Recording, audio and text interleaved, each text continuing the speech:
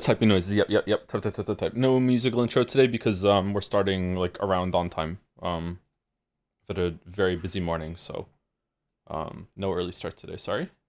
Can't wait for Fire Emblem Three Houses. Oh, I can. Did you take a shower? I had a shower last night, so I'm still fresh from last night. Although maybe not as fresh as it could be because I was tossing and turning a lot in bed. So Stinky Joe, it's if you have a shower for bed, you don't need a shower in the morning. I smell fine. I've got some fresh clothes on.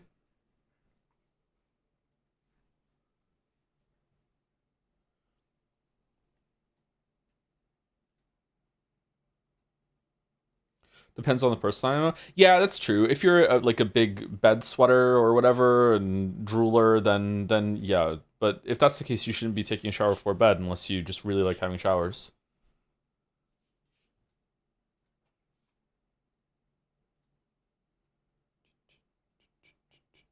What? Like sweating in bed. Like some people have a lot of temperature control regulation problems. Um, yeah.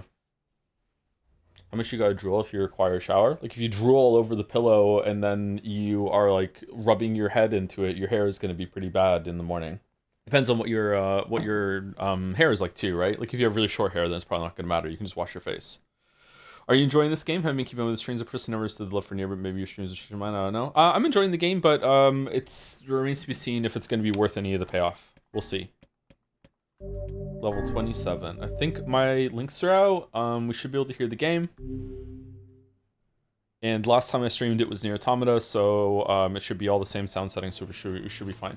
I found a GQ article in the top 10 100 video games that'd be more rage baited in my life with their picks. Oh, what were the bad ones? Was Expedition 33 worth the end? You mean worth the build up? So I don't know what the terminology would be for a game like this, but Nier is like the TV show Lost, which is that it spends a shit ton more time building up a lot of questions and mysteries and layering them on over and over and over and over and over again. The genius of Lost is that it had a lot of character development and drama and payoff with those revelations. That's why Lost was such a good show. People might not like the week-to-week episodic format when it was out, but now like watching it back, it's like really cool to see like, oh, it's gonna be like a John Locke episode. It's gonna be a Jack episode. You know, it was a really good format. It worked really well and had some interesting characters. So it's kind of like that, whereas like it's just layering up questions upon questions upon questions without giving anything away. And usually that's leading to like a couple big moments in the story where it starts to answer those questions and you're meant to be like, oh my god, that means this, holy shit. And sometimes that could be some of the best storytelling that there is for me, but other times if those, oh my god, holy shit, are really bad, like it was in VLR, it can loop around to being good again because it's just so funny. So like I don't know, we'll see how it is. Do we have to go through what's the side quest that we're doing? We don't need to do any of the fishing ones. Where's the other cargo for the seafront lady? Learning a trade. With a nudge and wink, the younger brother sold you some toad oil. All right, we got that already. I prefer coconut oil myself. Find 1 memory alloy, 10 titanium alloys, and 10 broken motors. All right, we don't have to do this one, right? I don't think we need to go do 10 titanium alloys. Moonflower seeds we can't do. Damage map. Bring them to the Strange Things store. Okay, so we have to go to the Strange Things store. The man is dead. Report back to the client. Okay, and that's in Seafront, right? Eye power can apparently be found in the lost roof of the lost. Oh, we need to go to the lost shrine again. Magical stone. Can we do that without triggering the main quest? Fuck titanium alloys. Yeah. What is it? Like evolve idol and Nier replicant man, and making it so that you get angry at titanium. He's been dead all along. Poor guy. One could say he received his just reward. He's dead. Still, he was with the woman he loved at the very end.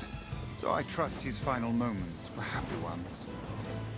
There's nothing happy about dying. I suppose this means the matter will always be a mystery to us. What do you think of the new Yeek changes watching the first 4 hours again? I think, obviously, this is like just me being in ideal conditions because like budgets are a limiter on a lot of creative pursuits. The new stuff that they added to Yeek is so much of a step up in every single way compared to the old stuff that ideally they would have remade the whole thing from the ground up. It is really obvious, like when it gets back into original Yeek compared to new Yeek. I'm not saying the new Yeek is going to be like great at the end or anything like that, or it's going to be like, you know, really like a good game or anything like that. Remains to be seen. But there's a lot more confidence in the new stuff. It's like really well presented, even within limitations of like still looking like the original game. Yeah, it's been a really interesting experience seeing the updates and everything like that. Cargo's here. Oh, is it really? Isn't this? Oh. Looks like this is one of the pieces of cargo that washed ashore.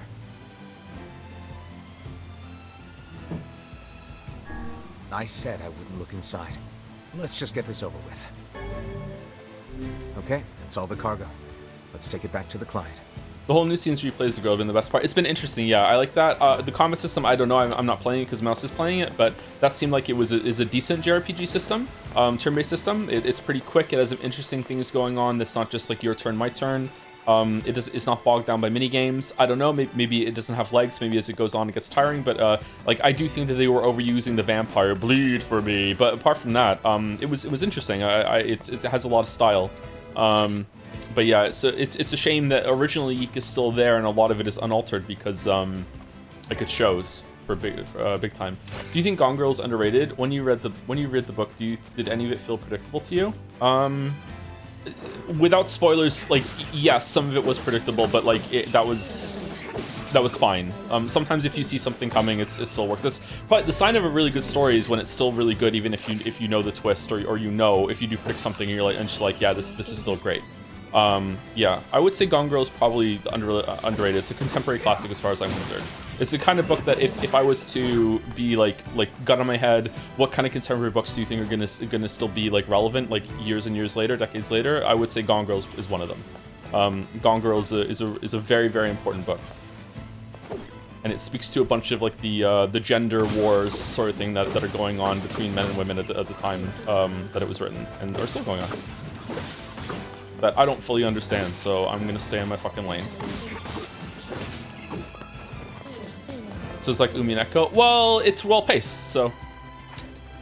That said, Gone Girl is not flawless. Gone Girl is I do have some problems for Gone Girl, and most of them are around not the ending, but the part that comes before the ending. Yeah, but I still like it. Abiok Factor is now my game of the year 2025, but the combat is no Expedition 33. Yes, I'm at the part of Abiok Factor where it's just like, it's all about the combat now, and a lot of the cracks in the combat system are starting to show. I also think that, I don't know if maybe it's because of the way I'm playing it, but right now my biggest criticism for Abiok Factor is that it's too long. I feel like it has too much content, especially in the area that I'm in right now. I just finished Reactors, and I wish Reactors was maybe a quarter of the size that Reactors was. Reactors took a long ass time, and some of the things that it's asking you to fight now are not very fun to fight for me, but maybe I'm playing it wrong, I'm not sure. But hey, it's still a great game. I hardly recommend it. Maybe I'd like it on another playthrough a little bit more now that I know some more of the stuff that's going on. They added this system. There's energy weapons in the game, and then there's a later version on top of energy weapons that are laser weapons. And some of the enemies that I'm fighting are so difficult that I have to have laser weapons to kill them. And so a lot of my run right now is that I have to like use my laser weapons, and the only way to recharge a laser weapon is to go back to like a laser battery that's in your base, or you have to plug it into a wall somewhere. It's kind of a pain in the ass to set up, and then I have to go like recharge the fucking laser weapon after I kill like 2 enemies. So yeah, I don't know. Have you watched RT's Minecraft video? He said you helped him in the video. I don't think I did. Spiritually? Good morning, Joe. Sorry if somebody told you about AO3 has updated, but it seems actually functional. Oh, does it really? When we go back to the dolls, maybe we'll check it out then. He meant spiritually or romantically, I was about to say. Oh, romantically. Ooh. I agree 100%. I played the Eek update after watching a stream the initial game and wondered why didn't they just redo the entire game. To me, it felt as though new content would conflict with the original content at times. It's clear the developer learned from the problems originally. Yes, and it's really good to see. Just redo the entire game, Llama. Like, it's game dev is incredibly expensive. Like, just anything, especially if you want to pay people fairly, is expensive. That said, the bee in my bonnet about Twitch streamers specifically is whenever anyone does any art for you as a streamer, like from what I hear about other people and other streamers, I don't know why the fuck other streamers like try to penny pinch when it comes to paying artists, especially for emotes and stuff. Like, what are you doing? The amount of value, if anything, I feel like I still underpay people. It's just like, fucking hell, the amount of value you get from emotes and shit is just ridiculous. Well, there are also issues with Alex's VA. Yeah, they would have to recast the VA. Yeah, and all of them would have to be redone. Some people even pay their mods. Yeah, I wish I could pay the mods. I think you have to be in the like one, maybe even like higher than 1% to justify paying your mods. Like, it's like if I pay my mods, I wouldn't be able to stream. That's one of the reasons why I say to the mods on Discord as well. Like, if moderation ever becomes like stressful, or you're spending like an appreciable amount of time, or any amount of time really that's getting in the way of your life or whatever, then you know, just we need to add more people to the team. I haven't said that to them recently though. Yeah. The idea behind Twitch mods is that if you're a really engaged person in the community and you're going to be for every stream anyway, and you just want to hang out, and if you see something bad happen, then go for it. Just 1% confirmed. I think I might be in the 1% on Twitch, but I'm not in the 0.1% or whatever. You know what I mean? Like, there's like 0.1% is when you're regularly getting like five figures of viewers every single day. You know, like Northernline is right in that. Like, he usually averages around like 10,000 now, right? And then there's other people that get like Queso, who gets like 30k, 40k. Like, it scales like really high, even in the top 1% of people on Twitch, right? Maybe I'm only top 10%. I'm not sure. I know it's at 5k right now. Didn't he just start though? I checked Twitch yesterday, and he was doing his normal stream on Monday, and he was at 10k. I was surprised because I was seeing everyone like streaming High Guard, and some of those promoted streams were like 20k, and I was just sitting doing his usual shit at 10k, and I was like, oh shit. In terms of how good your community is, you're easily 0.01%. Aw, thank you, member of the community. Obama meme, nice. Man, hot take, and I'm gonna get a lot of shit for this, but aren't you guys just the best and the greatest? Damn. Expecting downvotes for this, but I just really love you guys. Oh there. Are you a Morrowind fan just playing Tamriel and I'm having a good time, I think it said? It scrolled up. I have never played Morrowind for more than an hour. Morrowind came with the first computer I ever got. It was back in the day, you used to get free games with your graphics cards. I know. They would come on special discs that were promotional discs that came with it, and you get like 4 or 5 free games with your graphics card. Sometimes you got a coupon, you got a free game, and Morrowind was the game that came free with my first computer's graphics card. And I tried to play it, and I was too stupid to understand it. I wish I had played it. I was a Baldur's Gate 2 person instead. You still do? I got Avatar game and never installed. Oh, really? Oh, that's cool. I've never gotten a free game with my graphics cards that I've bought in recent times. Alex VA, he broke NDA voicing Byleth, MC, in Three Houses and got replaced in the first patch after release. You can still hear his lines on the cartridge version. Three Houses, you just don't update. I thought it was more than that he was like accused of some sort of deviancy or something like that. I don't know. Mouse brought it up, but also said that she didn't want to talk about it too much because she wasn't sure about the details. It was just something that was told to her. She saw at a glance.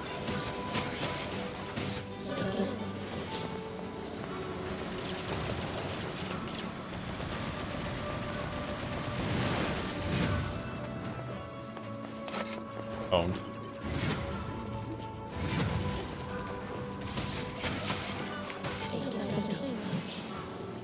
I was playing Hunt Drown this morning, and I had a fight in Port Rico after killing a Scrap Beak against this duo that came in right after I banished. And they ran in, they were super aggressive. I killed one guy, then the other guy was a Kane, and he was just like a godlike shot. He kept pushing me back. He managed to get his friend up, and then it went back to a 2v1. I kept getting damaged. I'm like out of resources and healing. I kill the Kane finally, and then the other guy kills me in the next shot. So I managed to kill each of them, and then they got up, and then I self-revived because I'm a solo, and then they killed me as soon as I stood up again. I'm like, okay, whatever, well played. I look at their profile afterwards, and the Kane had over 3 million bounty extracted, and the other guy had 2.5 million bounty extracted. And I just gotta ask, what is it like when you are a player that has that much experience and have played the game for that much? We're talking about like easily like 4 times the amount of time in the game that I do. And you go up against a 2v1 against someone who is like so little experience compared to you, like, and you still almost lost. I don't understand. I fucking wish that Hunt Showdown had a better MMR, so like people who have played the game for a lot longer could go up against other people like that. Is that high? It's pretty high, yeah. I think the highest I've ever seen is 5 million. I have 700,000. Doesn't Hunt Showdown still have a cheater issue? Yeah, but it's in certain brackets, and if you can stay around like 4 or 5 stars, you don't see them as much, and they come back for a lot of the updates. So yeah. I have to go up to the roof, right? Sounds to me like the MMR was match. I don't know. That Kane just didn't miss a single shot, so I don't know. I felt really outgunned. I felt lucky that I was able to take them down. So does the MMR IE skill equate to time spent with the game? Yes and no. Like, it's hard to judge. MMR is a flawed system. So like, if the I usually float around a 4-star. I have been 5 stars. I've never been 6 stars. 6 stars is the highest it goes. So lowest is I don't think you go to 0 star. I think it's 1 star. 6 stars the highest is as high as it goes. The highest I've ever been is 5 star. I've never been higher. I've never been in 6 star. Usually I float around 4 star. And sometimes I dip down to 3. But usually after I dip down to 3, I'm right back to 4 right away. So 4 stars is around where I am. Sometimes when I'm playing, I will still get people who are 6 stars in my lobbies. And it's not just solos either. Sometimes it is duos or, you know, trios. Like, there will be 6-star players in my lobbies. So there's a huge swing on that. But like, I don't know, MMR is kind of flawed. Just because you recently have like lost some MMR from dying to someone who's a lot lower than you, or, you know, you're on a losing streak or whatever. Like, if you've played the game for like literally 4,000 more hours than someone else, like, you just have that map knowledge baked in, right? I don't know. It just feels frustrating. I'm just salty that I lost. Is this the way to the top? You don't actually pronounce every letter MMR. You're supposed to say it like a purring cat. Mrrr. Alright. Brrr is flawed. There you go. Not doing anything for you, Cheddar? Wait, this isn't Pathologic. No, we're going to do Pathologic on Saturdays from now on, and it should be starting this Saturday.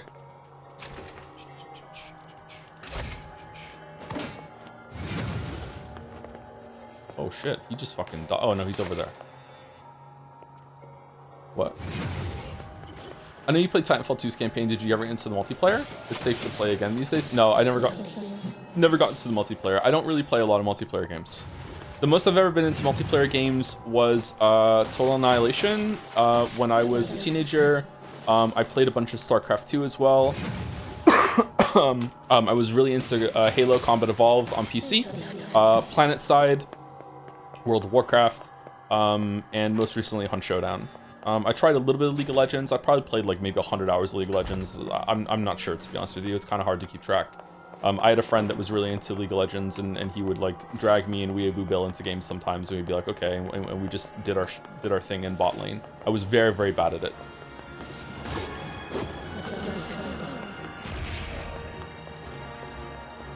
So you're so far into the game, do you have any theories about what the ending will be? Want to see how far off the mark you are? I have a feeling that there's some sort of like soul well collection sort of thing, and that's what the shades are. Some sort of remnants of humanity. Like, something happened. I don't know if there's some sort of infection, or like, definitely the shades are probably like people, but not really. I'm gonna guess that we're probably not human, or we're something like that's kind of like human, because replicants right in the name. But like, I don't know, I'm probably getting some like stuff mixed up with Automata, because I know stuff about Automata, right? Like, the people should be gone. I'm gonna guess that the person that kidnapped Yona and the Shadow Lord is actually a version of us, or, you know, isn't actually that bad, and maybe had something going right all along, or, you know, has the right idea but is doing it with bad reasons. I have no idea where the books come in, though. Maybe this is all just some sort of like experiment to see if we can generate a solution to some sort of problem. I don't know. I actually really don't know. I don't really have much of an idea what's going on. I know that it's something dark and kind of fucked up because a lot of the game has had like sudden tone shifts into like, oh, you thought this was like light and fun, but no, there's death. Here we go. The fact that the shades bleed is suspicious as well. Is this the path up to the roof? I don't want to go too far and trigger the main quest.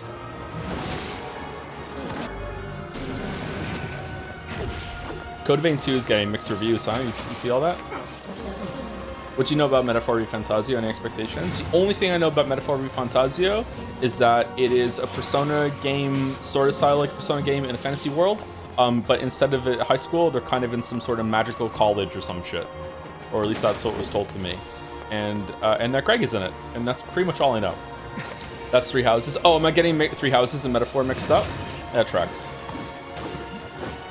When are you playing High Guard? I didn't get the Jeff check to play High Guard, so I'm not playing it. Maybe I should check my email and see if I got a Jeff check. Why'd you like Weave games so much? Because my audience really likes them, and it makes me money. Money's good. You need it for goods and services. Speaking of money, thank you to Dieter477. Thank you to Vulgus Banga for the 38 months as well. Boy, I hope it's Pizza Friday. 'Tis Friday then. Maybe it could be pizza. It could be Pizza Tuesday. What's your favorite amount of money? $999,999 dollars, because it is a lot of money, but it's still not enough to make me continue reading Steins Gate. Oh, sorry, Emil, I thought you were a bad guy. Basically, he's a weed prostitute. Yeah, like, what was I said the other day about, it's like I'm OnlyFans, but I play anime games and stuff. When Pathologic stream, man. Saturday, we're going to be starting the Haru playthrough on Saturday. When I win big, you'll regret your words, anime man. Oh no, don't give me $1 million for me to read a VN on stream. No, that would be awful. No, oh no, I'm so owned. Oh no. Call me Pollyanna, but I think Joe's gonna like Metaphor. Pollyanna. Okay, Pollyanna. Is it Patho 1 Haru or Patho 2 Haru? Patho 1. I want to play them in order. So we're going to be doing Pathologic on Saturday for the foreseeable future. We're going to do Haru Specs into Changeling, and then after that, we're going to do Pathologic 2 Haru Specs, and then Pathologic 3 Bachelor. Now, that said, if I play, like, if I start Haru on Saturday and it's miserable and I'm like, I don't have this in me, then I will just go to the other ones. But same thing if we get to Changeling. But yeah, 20 more streams. Oh yeah, it's going to be an investment, but like, I would like to give the game its due respect. Seems to be a big one for a lot of people. All right, so this thing is on the roof somewhere. Where? Chat, for fuck's sake, don't make him play Metaphor on hard. It's going to take forever. Have you considered that it doesn't matter what chat thinks right now? All it takes is one guy in the chat to say no balls, and then we're on hard. I've forgotten how to get up here. Okay, I got up here. Sorry, I still have a little bit of cough somehow. I don't understand how, but I do. Why am I stuck? Will your opinion and or enjoyment from Steins Gate increase because you're getting paid $1 million, or maybe you think you'll be able to remain impartial? It doesn't matter, because at that point I'm rich, so my opinion, no matter what it is, will automatically be more interesting. So I'm good. It's smooth sailing from then on.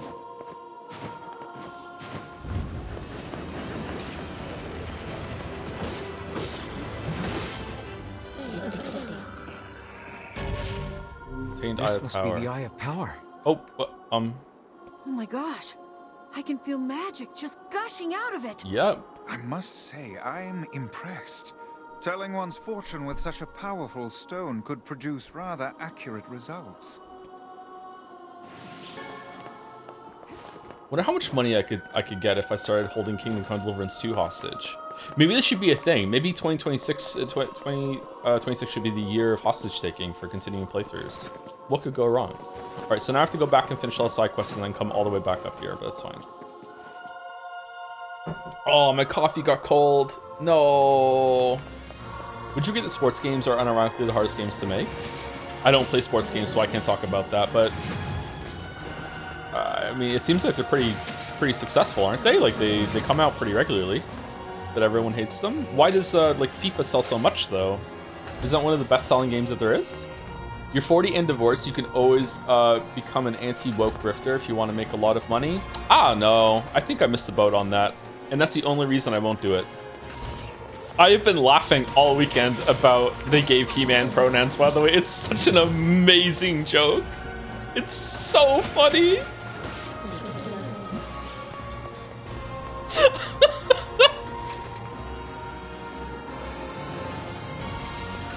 He, him, man.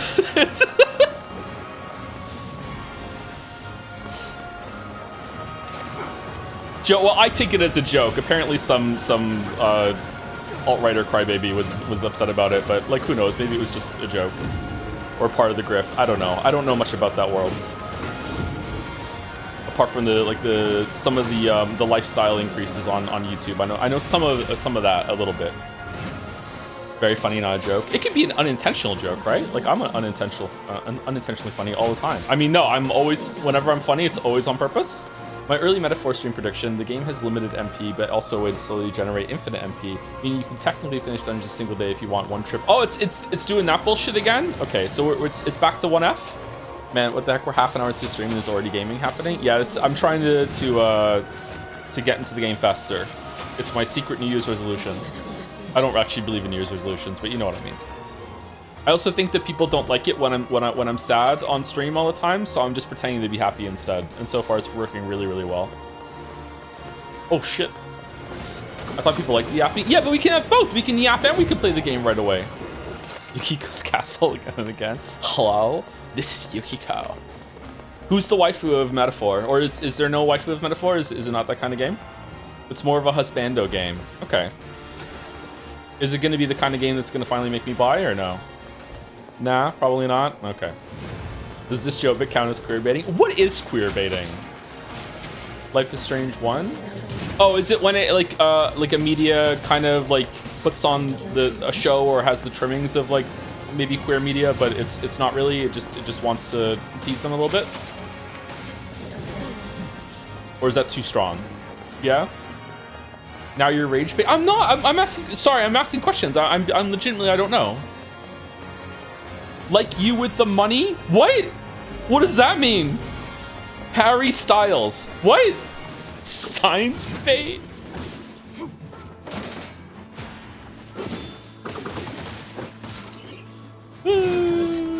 Genuine question. I remember you saying that you put in genuine effort to be funnier, more entertaining. What did you actually do? Took my filter off, but you know what? I don't think that really went. There was a time where I was making too many pervy jokes on stream. I know some people might be like, you still are, but no, I was leaning way too into a lot of the perviness before. And I tried to like walk away from that a little bit. I think I did. This chatter is talking about something that I said I think maybe like 6 years ago or something like that. Yeah, just trying to take my filter off a little bit. One of the things that I did take my filter off, and I think it's a good thing, is that even if I'm the only one that's gonna find it funny, I'll say it anyway. And I take more shots rather than thinking in my head and overthinking. Oh, is that gonna be funny? I don't know. Maybe. It just right now. I just just fucking say it. An example of that in the video is in the Witcher 2 video when I talked about Cynthia in the Vergen section, and I said Cynthia's a really cool dancer, and I said yes, I just hit you with a Rugrats reference. Before that, I would have been like, no one's gonna know Rugrats. I shouldn't make that joke. That's gonna be a joke for like 10 people. And now I'm like, fuck it, I'm just gonna do it. And if people don't get it, then I don't give a shit. But I do it more on stream than I do in videos. Hi, I'm Joe. You can cure me. Yeah, that sort of thing. Yeah. I don't usually try to be funny. My brain just kind of stims my way into thinking that something's funny, and then I just say it, and sometimes it's funny and sometimes it's not. So yeah, it's fine. That's just comedy for you. Oh there. Oh there. Desert? Like when I said last stream, hi ho, off the twerk I go. Look, to me that's really funny, but most of the chat was like, what? So like I'll just fucking say it. Who are you? What are you doing in the middle of the desert? Yeah, Oh, just tracking wolves. They've been on the move lately, so I was curious. Didn't we kill the wolves? Well, be careful. Is that? Yeah, Treasure? it's the girl who was almost killed by her lover. There can be no reason for her to Oh. be wandering alone in the desert. I'm Huh. sure there's a reason. Grown-ups always have reasons for stuff like that. A bit of a simplistic analysis, but perhaps true nonetheless. And seeing how our little group is often a half step from madness, I suppose we've little room to give advice on such matters. Wonder if everyone's a shade, and it's just some shades are more sentient than others. And like, if a shade stays alive long enough or kills other shades like Highlander, they become more sentient? I don't know. Huh. But it's like, Kane is definitely a shade, but she is the Black Scrawl. Do we have the Black Scrawl and we just don't know it yet? We tanked a lot of damage at the end of Act 1. It's surprising that we didn't die there. Like, we got skewered right through the chest. Like, that killed Kane, it didn't kill us. Thank you, Boko's been tipped for the 12 months. Thank you very much for the 1 year. 1 year with Joe, 9 months with Toe. Ooh. Has it been 9 months since I revealed my real name? I guess it has been, yeah. Thank you, Yu-Gi-Oh! Powerful first-time chat message. One of my favorite Merrick moments. Thank you, Yu-Gi-Oh! That doesn't help me, Merrick. Why would you think that would help me? This is the seed person, right? Okay, we want to go to the Strange Things store. Thank you, Sabletooth, for the 14 months as well. Between Nier and Yeek, which has the more emotionally impactful story? Clearly, it's Yeek, right? Clearly. Well, Nier isn't over yet, so it's hard to know. I don't know. I feel like I have high hopes that... Well, not high hopes. I have a secret hope that 1.5 Yeek is going to have a more emotional catharsis at the end, because the original Yeek does not. The original Yeek comes across as pretty pointless and makes me feel silly and stupid because I don't get it. I got the materials you needed. Not that I have any idea how they're supposed to be helpful. One moment, please. You see, the machine oil loosens the grime while the eggplant absorbs it. I can then use the goat hide to repair the damaged sections. It's a book. There you are. Your book is restored. This looks great. Let's get it back to the client. What kind of book is it?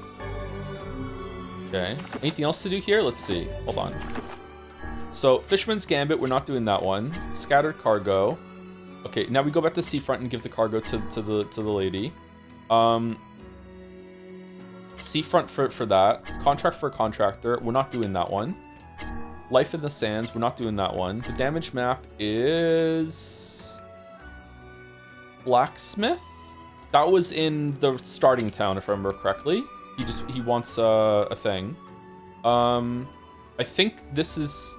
The woman sitting diagonally across from the weapon shop asked you to find a young man wearing a gold necklace. Okay, it's either Seafront or the starting town, so maybe we'll just find him in the starting town. Magical Stone, that's in Forest of Myth. Yes, it's up there.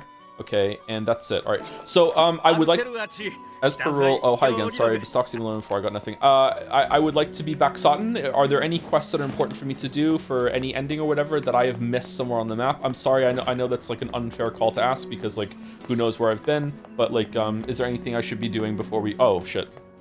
We have a problem. A great number of people have gone missing in the sandstorm That's lately. not good. You have any idea why? No, let's also investigate, but they didn't find anything. Except the quest. The treasure map is needed. Thank you, 2B's girl. Come, I'll go and hand it in. Excuse me, sir, I've What is request. We received word that bandits are breaking into the Baron Temple. However, the rules prevent us from entering the temple and dispatching the intruders. Therefore, we'd like you to eliminate the thieves on our stead. All right, is this quest needed? Sounds like my kind of job. Please be careful. It's bad enough that the bandits are in a most sacred place, but they were touch a seal. The seal. Legend tells us a powerful shit has been locked away in a section of the temple. If we stumble across it during the search for treasure. Yes, that would be bad. And for the bandits as well. Let's go. How far are we into the game? I think, from what I've been told, Replicant has a similar structure to Automata, but the loops are faster when you play the game again, and also you do not have to do the side quests again. So we should be probably, I'm guessing, around halfway, maybe a little bit above halfway, but I don't know for sure. But I really, really want to finish it this week, so I will do extra time this week if it's necessary. Like, I'll start earlier and I'll go a bit longer, like on both ends, like an hour each side, if it means that we will finish. Because I really, really, really want to finish this game.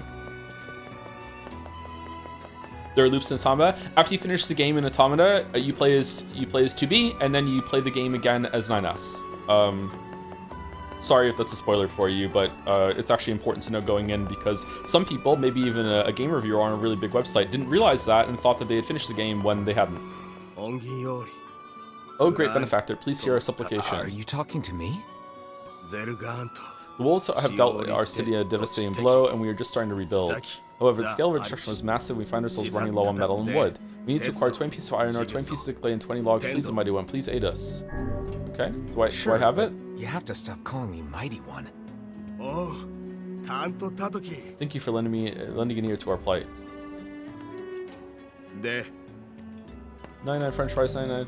Okay, we have to go to the King's Mansion apparently and get a thing from him. I said thank you to Sabletooth, right? Yeah, I did. Yeah, it was a message about you. Thank you. Izilla is here for the 4 months. 6 months, sorry. Wow, that was a fast 2 months. Thank you very much, Izilla is here. Hope you're well. Happy New Year still. We can say this for another couple days. January just flew by. I can't believe how sick I was. I'm still coughing a little bit. Man, oh man, I just lost so much time. It doesn't feel like it's the end of January to me. I'm so sorry if like you were expecting DMs and shit from me this month. I've just been out of it. Big time. Thank you, Fail Druidy, for the 44 months as well. Hype for Metaphor. It's a pretty good game. And yet you said Metaphor. How suspicious? Which side are you on, Fail Druidy? There are multiple factions surrounding Metaphor in chat right now. I wonder what the weebs are planning.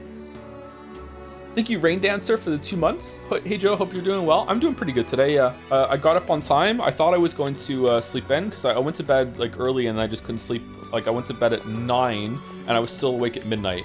I don't quite know when I fell asleep properly, and then I woke up before my alarm went off. So yeah, I had a pretty good morning.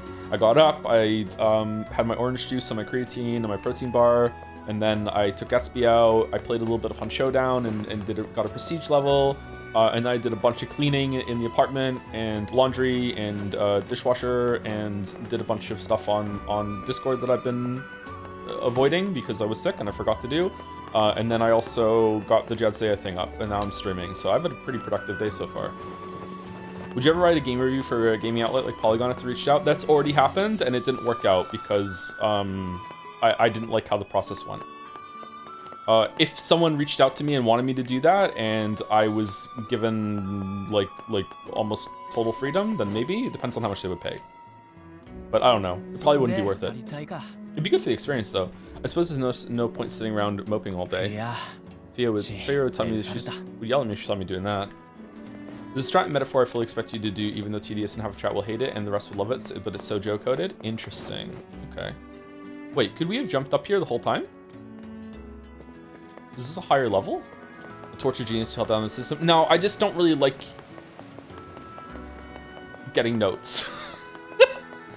I like to be like, I like to edit myself, don't get me wrong, but like yeah, I like to be it's me, and I don't like to be filtered, and that's probably a flaw of mine, to be honest. But is there something up there I can do? Is there like a secret quest on the upper tier that I can only get to through the King's Palace, or what?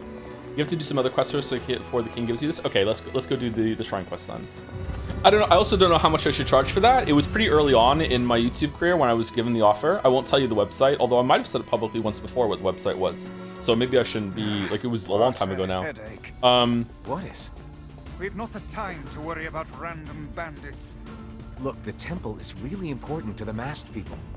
Then perhaps they should go inside and protect it themselves. Quit being difficult, Vice. You know there are rules about that. And thus my headache. And thus my headache. Stop bitching and get moving. Everybody in Facade seemed kind of depressed. Little surprise when they were attacked by wolves and their queen lies dead. They all really loved Fira, didn't they? Yeah, they did. We should help them if we can. They've earned that much. You're right, Kaine. There's... I hate it when characters are talking in a game and it's meant to fill in like the trip that you're going on. It's good. It's a good inclusion. But then there's someone to talk to like just ahead, or there might be some quest trigger that's gonna go if you go too far and you're not gonna hear it. I hate just having to sit around and just like and wait for them to finish talking. I wish there was a better way to communicate that in games, but I guess not. Anyway, it was they wanted the website wanted a 10 to 20 minute video on a general gaming topic. I think I even wrote the script. And during the meeting I had with their editing team, at the end of it they were like, how much do you want for the video? And I said to them, I have no idea. I've never done anything like this before, so you could really take advantage of me if you want. And the guy just bursts out laughing. Hey, I remember you. Are you still tracking wolves? Yeah, And they came with an offer that was, I think it was reasonable. No, I've moved on to Shays. You've been pretty active lately. Well, be careful, all right? She is closer to the village now. I think I sent you something like that in our last DM. Yeah, it's hard to know, like, how much you're worth. No, she's definitely closer. Are we to arrest the poor girl for loitering? I don't know if it's good that I do this, by the way, but whenever I have a commission and they come at me with a price, and the price is really, really low, I just flat out tell them that's ridiculously too low. Like, you should value your work more. Like I don't know. Maybe I'm setting them up for like a bad expectation going forward or whatever. But I'm like no. Like, what you did is worth way more than what you're asking for. That's a good thing, is it? I don't know. It's like, it's a good thing for this interaction, but like what if it means that they have trouble getting work in the future or whatever? Can you commission a Sax Elephant email? I still need to go through those, actually. I forgot about that. 2025 was a very difficult year. It was a pretty bad year, but the years before were worse in a lot of ways, but 2025 was still very, very difficult. Did we get platinum ingots yet? I feel like that's a reference to something.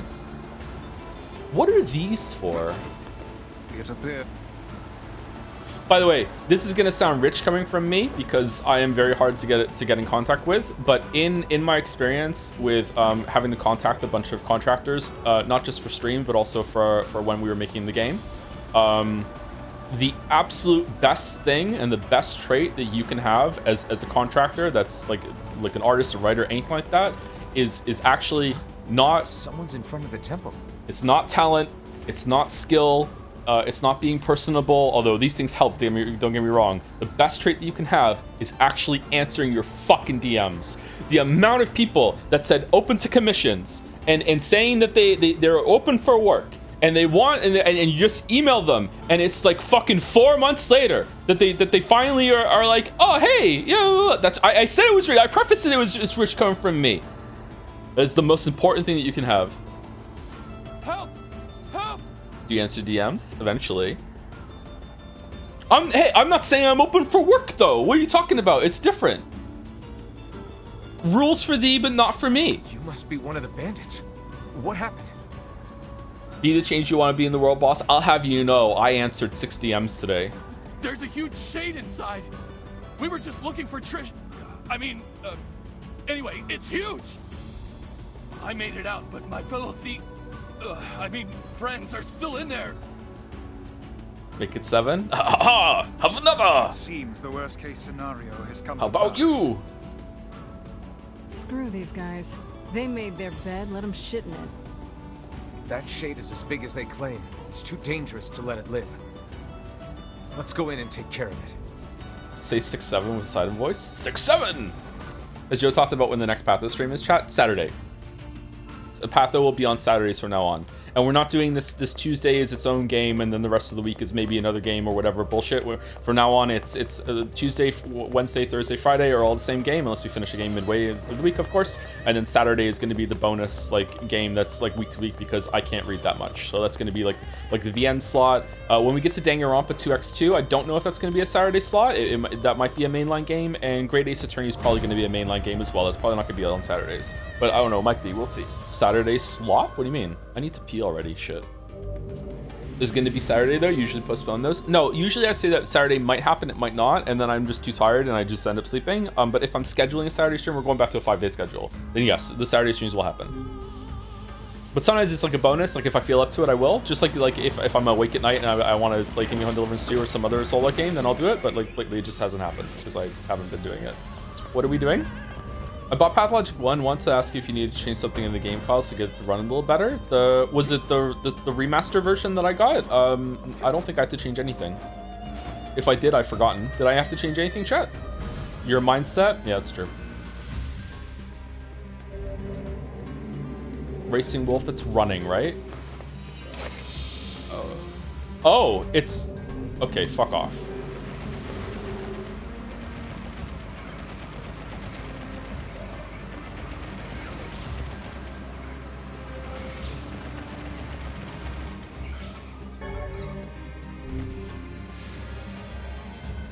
There was an issue with the cursor going onto your other monitor.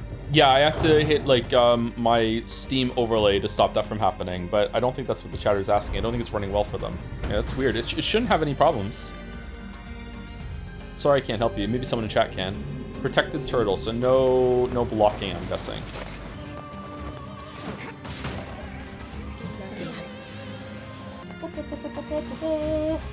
Thank you, Rain Dancer, for the 2 months. Hey, Joe, hope you're doing well. I'm doing okay. Thank you, Rain Dancer. Did I say thank you, Rain Dancer already? I don't think so. Was there multiple? Hey, Joe, hope you're doing well. No, I already read this one. I'm sorry. Well, have a second thank you. How about 2? Thank you, Kappa Calculus, for the 38 months. Oh, it's Kappa Calculus. Hope you're well, Kappa Calculus. Love this name. Blast from our past chatter. Thank you, Paramanata, for the 110 bits. Hi, Joe. I'm pretty sure you don't remember that I told you that I lost my job back in December, but I got a new one and started today. So to celebrate, I'm being irresponsible with my money as usual and giving you bits. Congratulations on the new job. Hope it's better than the last one.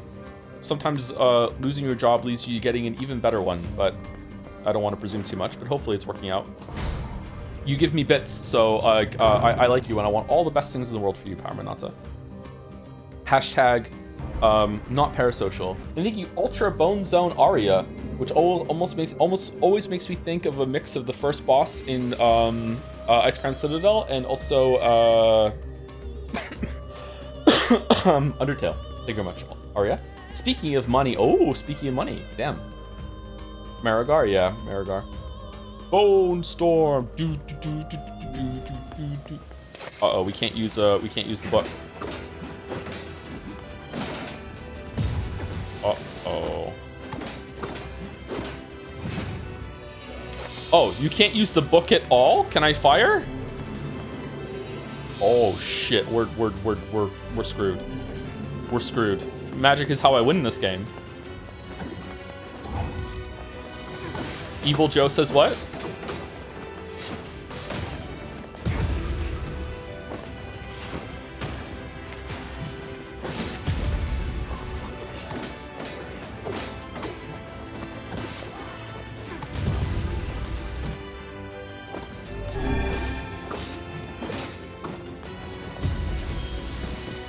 Okay, you can't block that.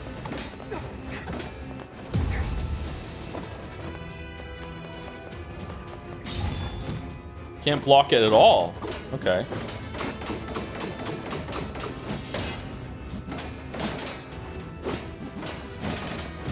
Well, how come he can block? That doesn't seem very fair.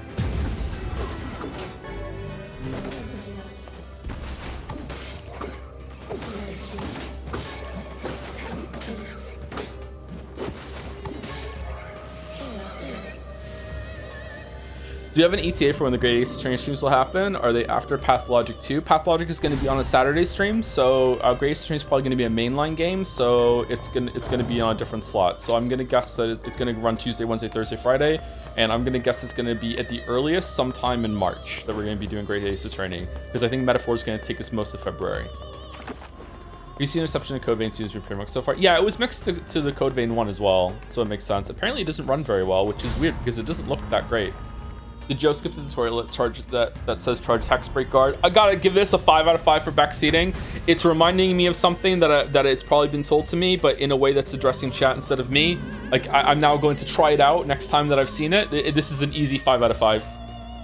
Vote it for best backseating in Jet State 2026. Blade wielding tiger. Okay, what does that mean? I can't use the weapons. Masterfully done, chatter. Makes me feel good about remembering something, like you're putting the blame on the game instead of me. It's like, okay, sure, I'll try it out. An example of this being done poorly would be, excuse me, streamer, why aren't you using the charge attack to break the fucking guards like the game told you to back in the tutorial? Oh, shit. Oh, great. Covered in sand. Diving How much do you like Code Vein 1? An excellent way to lose 6 out of 10? health. Do try to be more careful. Trash Shine was the best part. Are you playing Resident Evil on release day? If not, close to it. Evasive Mouse. Thank you, Quartz Quasar, for the 10 months. Hey, Joe, thanks for streaming Abiotic Factor. Somehow I convinced 7 of my other friends and we made a server to run for all of us. Turns out the game is a lot harder when you have no water. Yeah, that'll do it. You can have 8 people playing at once, or is it like a drop in, drop out sort of thing where like there could be like 4 of you and you can't all play at the same time? That is I didn't realize you could go that high with a multiplayer. How does it run? 6 is by default, but you can mod in more. Oh, okay. Does it scale the enemy's health and everything with more people, or no? Thank you, Concentrate, like concentrate, but with a little bit. Concentrate. Okay, there we go for the 2 months. I just learned about BK Off Snow. This is to pay my due respects. Really going through the stream lore there. I'm surprised that BK Off Snow is still relevant all this time later, and had a star moment in Jed Say 2025. Thank you very much. The genesis of Bikoi during the Hatsune Miku main menu stream. So many chatters don't know. Thank you, Maximum Fool, for the 13 months. I started playing AI by Factor because of your stream, and I encountered the table yesterday. Fuck that shit. Yup. Oh, the fucking table. See red when I see the table. Let's not think about the table. Let's move on. Thank you, Maximum Fool. Thank you, I'll tell RRR for the 14 months. Crazy that anime race has been up for almost 4 years now. It doesn't feel like that at all. Any ideas for the next character on stick? Probably something to do with games, but I'm kind of scared to do that because it might end up like locking in so many games that it'll be dictated for years, and we won't have to do another voted game. And I would like to do something with in the voting game area, but we'll see.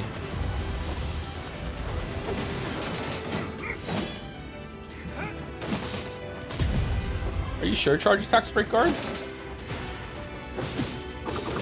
Well, he stopped his guard, so. Well, Master of the Trial is a time for devote yourself to the next role. Do it to a chance again. Yeah, we could do a chance, and it's gonna have to be really expensive though, and it might be less fun. Whereas everyone seems like they're contributing to a goal. So I don't know. Maybe there's some sort of anime game thing that we could think of. Chad, is he still on hard difficulty? No, we turned it back to normal, down to normal on the first stream. I don't remember this room. Time for getting monkey. What does that mean? There's a time limit.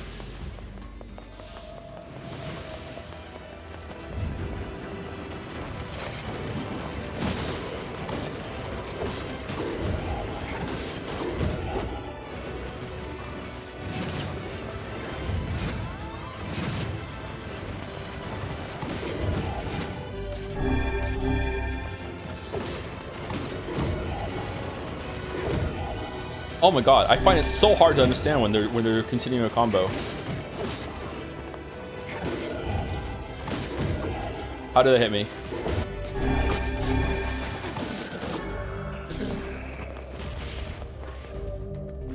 Okay, it's not that then.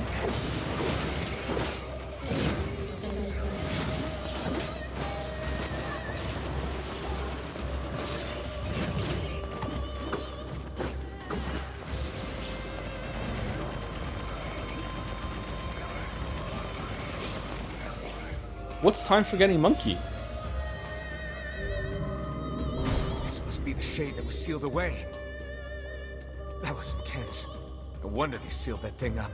Still, it was no match for our combined might. True enough. Let's grab the surviving bandit and take him back to Facade.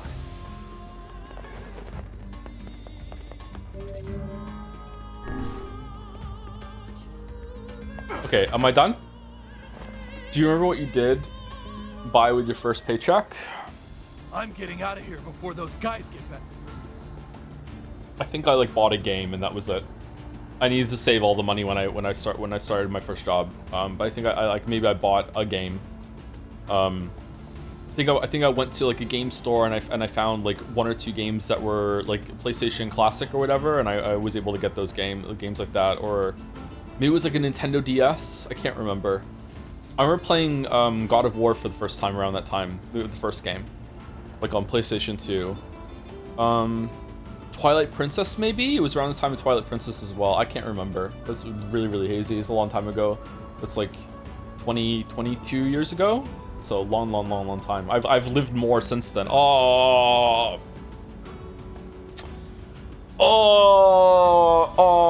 fucking hell. Oh, God. Oh, thank you, Zuggerwow, for the 13 months. Time for the second year of being subscribed to Joe, and for the first year of me being an uncle. Congrats on being an uncle, which is different than being an unk, chat tells me. Congratulations, Uncle Zuggerwow. Being an uncle is fun. Thank you, Part PC for the 4 months. So I've decided to use my sub message to document my progress catching up on VODs and stream memes. Recently I've noticed you seem much happier than some of the old streams I've been watching. Oh, really? Glad to see you're doing better. Or it could be just that I'm working my way through Life is Strange Cal. Like, there's the punchline. God, they were bad. Oh, I'm afraid you came up with that brilliant scheme a little too late. Damn it. What are we doing? We're just committing a murder.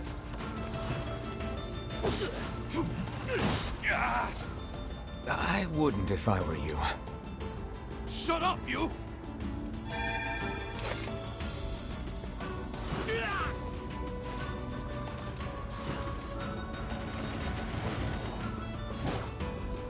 How come Kanye gets magic without a book? I'll get you for this! Shut the hell up before I tear off your arms, ram a stick up your ass, and turn you into a kebab. You promise? Keep her away from me! That you were able to restrain that hooligan with words alone is testament to your vulgar speech and vile character. Cram it up your index, book. Yeah. If you guys are done snarking at each other, let's tie this guy up and get back already. Would you rate Before the Storm a 1 out of 10? No, like a 3 or a 4. Like it's functional. Like you have to be really bad to get a 1 out of 10. Not even Gollum would get a 1 out of 10 for me, I think. Although it's close. Gollum, I think, is like a 2 or a 3. Gollum was barely functional.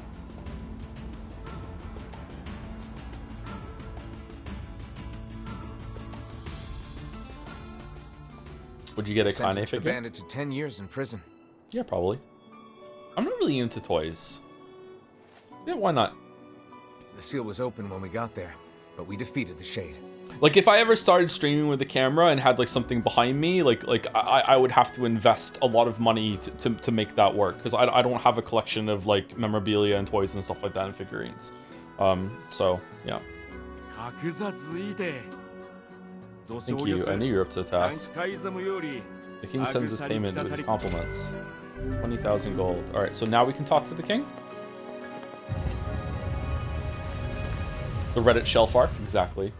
Thank you, Coke Monster, for 42 months with a Yuki-Jo. Yuki-Jo is still... Oh, shit, we went to the wrong place. Yuki-Jo is still around? I thought we retired that emote. What are you doing out here? Nothing special. The recent behavior has been curious, Saul. Sorry, whose behavior? The townspeople. Are you an idiot or Watch something? out. This thing is a Shade. There's more of them nearby. Uh-oh. They couldn't be here. Stop with the bullshit and just kill them all! The hussy is correct. We must eliminate these beasts. But I... Neil, if you don't fight, they're gonna kill you!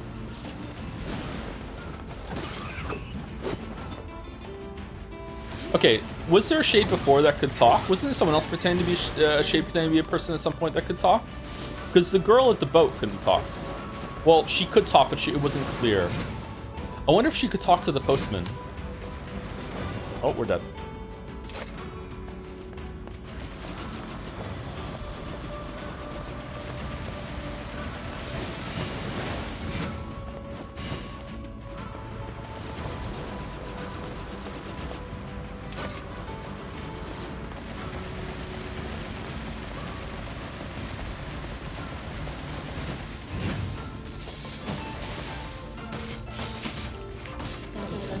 Shades of the Area could talk. Yeah, Shades of the Area could talk. That's true. What? It duplicated? Triplicated? What the fuck is going on?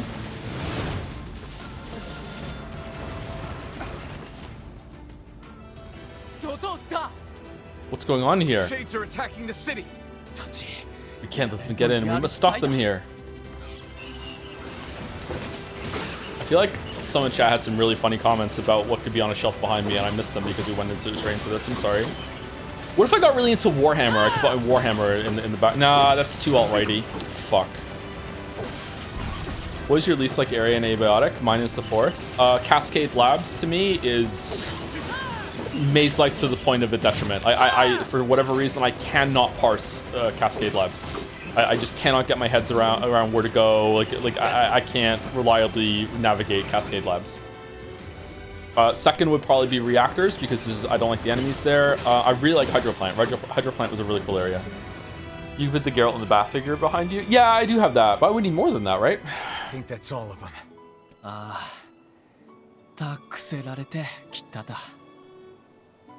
Seems our people owe you another dead outsider. At this rate, I may have to make you a king and be done with it. It's no big deal. But there's something you should know.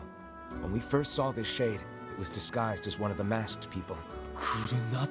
What? Are you saying there may be shades among my own people? It's possible. Maybe I'm a shade. You probably want to keep an eye out. Curse shades, I won't you lay a single claw on my people. Here's a small reward for you. Please take it. Least abiotic factor enemy so far. It's a tie between the enemy types that if you try to melee them, they will grab your neck, lift you up, and throw you across the room, so you can't really safely and reliably melee them. They can do that shit through a wall, so there's a lot of hit detection, sort of like Witcher 2 issues with the combat and abiotic factor, which is, it's passable because combat is not the real focus, but yeah, it's annoying. And also the Exars that have spears because they can teleport on top of you and be doing damage to you, so you take unavoidable damage if they just so happen to teleport like that. Really, really irritating. I don't like unavoidable damage in video games. Oh yeah, we need that shit. What's your favorite Asian dish? I don't know. Probably something really basic. Just like chicken fried rice or something like that. I don't know. Does that even count? I don't know. I don't know much about Asian cuisine, sorry. What are we going to do? What's wrong? Thanks to those thieves who unlocked the seal, the Baron Temple is crawling with shades. You can't just ignore them, but they sealed for a reason and very strong. We'll take care of it. We have to go back into the town. Rest easy, good king. We are quite used to this manner of thing by now. Wish we could help you for a change. Really?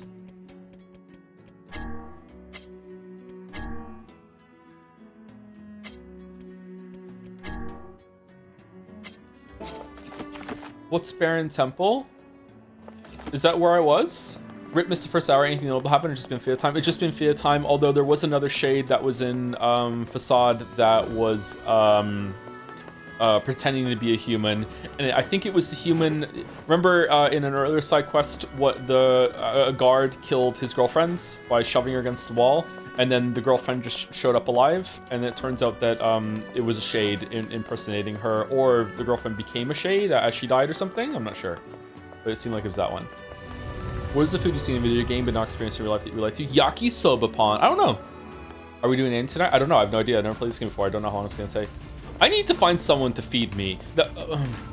I need to find someone to cook me a variety of dishes in a reasonable rate that will broaden my horizons in a way that is still keeping me in a calorie deficit, because it's got nothing to do with the kind of feed that Chad is thinking about now with question marks.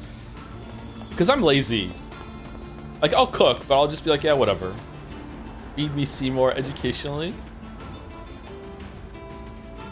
Is that a Pet Shop of Horrors reference? Is this a segue into Factor sponsorship? Nah, I don't go into that. Little Shop of Horrors, yeah. It's called Restaurants They're Not Gluten-Free. I need someone to feed me because I'm lazy. No, I can feed myself. I'm talking about trying new foods. It's a big commitment. And I'll probably fuck it up the first few times. HelloFresh. HelloFresh can fuck off. Okay, people are going missing. I wonder if they're over here. I can't believe it's sending me to the Baron Temple twice in a row. How many times do you eat pizza a week? 0.25? I think I've only had pizza.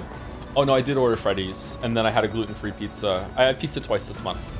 Okay, hold on. If I get a pizza and I eat the pizza multiple times, do you want to count that individually as a different meal? Or is it just like, are you asking how many pizzas did I eat this month? Because I ate 2 pizzas this month.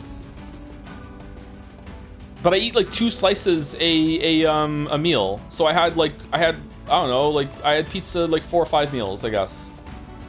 2 slices, they're big slices. Hello Joe, I know people have asked about Final Fantasy VII Remake series before, but it occurs to me that both Remake and Rebirth were nominated for Game of the Year, so it might be worth playing the OG sometime so you're not trapped as a sudden announcement. Oh shit. Is that really gonna get nominated? Fuck.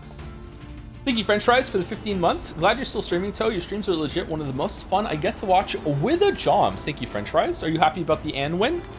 Is there some any, what's the word? Kinship there?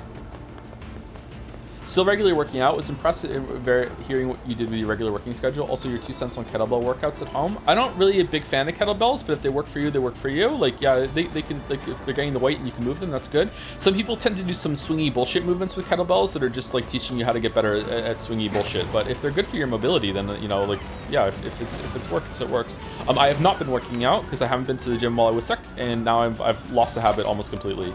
So I need to get back onto that. It's also really, really snowy here, and it's kind of hard to get to the gym. And those are my excuses, and I'm sticking with them. I also like to not work out. I don't like to go to the gym for the first like 2 weeks, maybe sometimes even all of January, because of how busy it will be with the new year. But I have to go. I haven't put on any weight though, so that's good. I lost some weight. I'll probably get back into it next week.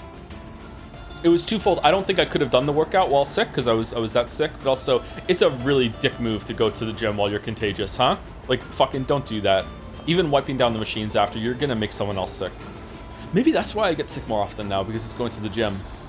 Have you ever prepared some answers for random ass questions chat or potentially asked you in your free time? Nope. I have like thought of some bits as I'm walking around being like, a chat did this, or maybe I can move chat in direction that I want to bring up a topic so I can like unload a bit, but it's pretty rare. Like, I mean, I can count on like one hand the amount of times that it's happened. Follow-up, no situation, what do you motivate yourself to get back into it? Self-improvement is one of the best addictions you can have, but it probably still is an addiction. It's very intoxicating to see yourself change. Like, it's really empowering to make that kind of progress at the gym, and you just feel so much better having done it. Leaping rabbit. Okay, am I going the right way for here or no?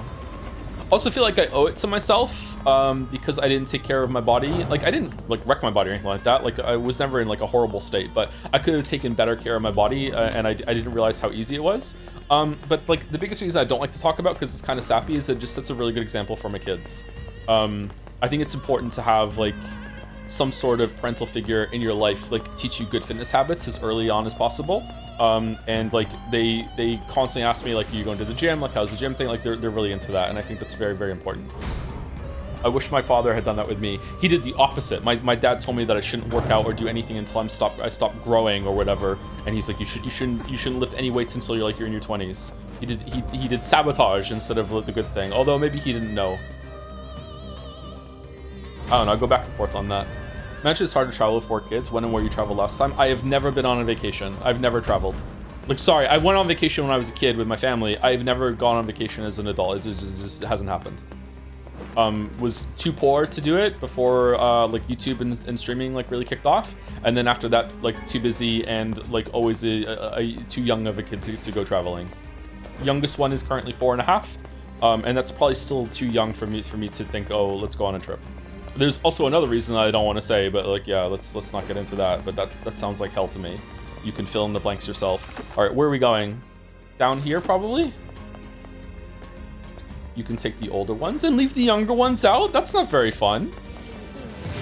Remember when I was in school, boomers telling me don't start working out till you've been through the teenage? Yeah, I don't think this is like my dad was especially bad with this advice. I think it was just like what he was told, so he was just repeating it without really knowing any research about it or whatever like that. Yeah, but I showed a big interest in exercising and lifting weights when I was a teenager, around like 13, 14, and he told me not to do it until I finished growing.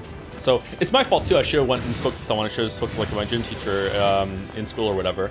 But like, I just trusted my dad. Okay, armor's coming off this one. Okay, you cannot block this one.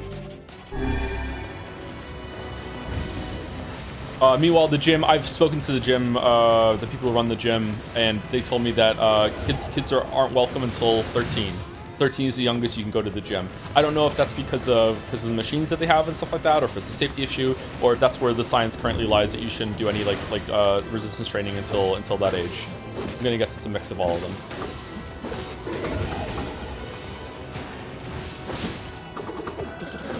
All right, is this the quest? No, maybe. I live in Europe and Canada. Seems like the perfect place for hiking. You're just walking in nature, probably in summer though. Moncton's actually pretty good for that. There's a lot of nature trails, even some within the city itself. I found a new one this October actually when I took the kids to the Halloween store, the costume store. So yeah, there is one of the positives of Moncton. Yeah, there's a lot of like nice nature trails to walk around. There's one nearby my apartment actually, and in the summer and spring I did a shit ton of walking last year with Gatsby. Unfortunately I can't do it now because it's too cold and icy. Well, the cold is not really the big thing, although on Saturday it was minus 19, but with the wind chill it was like minus 33, and it is one of the rare times, maybe even the worst I've ever experienced in my entire life. It physically hurt to be outside. Like I was walking home and like I was holding up my gloves to my face to cover my eyes because my eyes and my cheeks were just burning with cold as I was coming home. So yeah, the cold can get that bad, but not really that bad.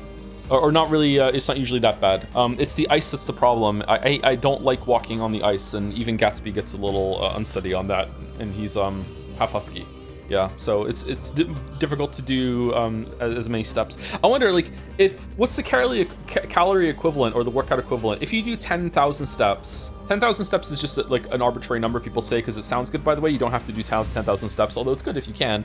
Some people should do more than that. Some people should do less. What, like 10,000 steps, like in normal weather in the spring or summer, what is that compared to like walking through snow? Is each step worth double when you're walking through like snow that's up to your knees or maybe up to your ankles? I guess it depends. Like walking through snow is appreciably harder. Like you really feel it. When I go to the grocery store when it's snowing outside, it takes me a lot longer, and I really feel the strain of walking through 3 or 4 times. Really, you think it's that much? Damn. If that's true, then maybe I should still be going on my walks. It's almost like stairs. It is like stairs. Yeah, you're right. Yeah. When we get heavy snowfall, I like to run out and faceplant in the snow. It's usually enjoyable, but I did it during the snowstorm this weekend and it fucking sucked. Oh, I'm sorry. Thank you, Meki Kiko, for the 7 months. I have no witty rejoinder from my sub message. The past week of Sub-Zero attempts has stolen my remaining brain cells with the jobs. Oh, this is appropriate for what we're talking about. Yeah, it's been pretty cold here. It's very snowy here today, but it's actually quite warm despite the snow. I find that it's warmer when it's snowing. Anyone else feel that? I wonder why that is. Like it is absolute coldest when the snow is already been done and then it's windy like the next day or whatever. Like it is so much colder like that. But when it's actually snowing, it's usually quite comfortable, even though it's cold. Yeah, but there's a lot of snow out today and it's sunny, and I actually had the windows open earlier because it wasn't too cold. You're welcome to change, but never let this merciless world erase you. Do I have to promise? The wind makes it so much worse. Wow, a sub before first time chat. Yeah, the wind does make it so much worse. Yeah, it blows through you. I'm not a special kind of person that doesn't like to wear a winter coat either. I just put more layers under my winter hoodie. I have a hoodie that I wear, like a fur-lined hoodie that I wear all winter. It's really comfy, and I just put like more and more shirt layers underneath my hoodie when I go out with gloves on, and usually that works out. I don't really like wearing a winter coat. It's too clunky or whatever. That seems annoying. Yeah, probably to some people, but I prefer it. I do have a winter coat for when it gets really bad. Don't get me wrong, but yeah, usually I'm fine. That's insane. Why? I'm fine. That's why you're cold, Joe. It was only my face that was cold. Usually I'm fine. It's a thick hoodie, chat. It's not just like a thin hoodie that you can feel your fingers through when you're like rubbing the fabric. It's a really thick hoodie. It's waterproof too. What temperature do you consider warm? I don't know. I'm usually too warm. I'm that kind of person. I like it when it's a bit colder. So, but I don't know what the temperature is. I've never really looked at it. As a parent, does saying maybe or we will see secretly mean no? Not always. It means that it depends on factors that are too hard to explain. So like, Kate recently asked me, could she play Five Nights at Freddy's after a couple birthdays? And I said, maybe we'll see, because I don't know what her maturity level is going to be like, if she's going to be able to handle Five Nights at Freddy's. It's not no, it's like, I don't know. So not always, but sometimes it does mean like no, but I don't want to tell you no because I don't want to have to deal with the meltdown right now. Yeah.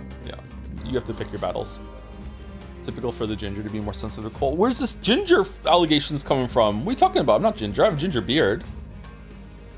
This is a great stream, but it would go even crazier if it had an active Windows watermark in the bottom right corner. How's it going, Blue SR? Let's fucking go. I got another one. Nice. It's my first new message bit. Bald people have a harder time than cold, so it must be rough for Joe. Bald and ginger, yep, that's me. Please do not gaslight myself about my hair color, by the way. I know what color my hair is. I do have some red in my hair, but I'm not ginger.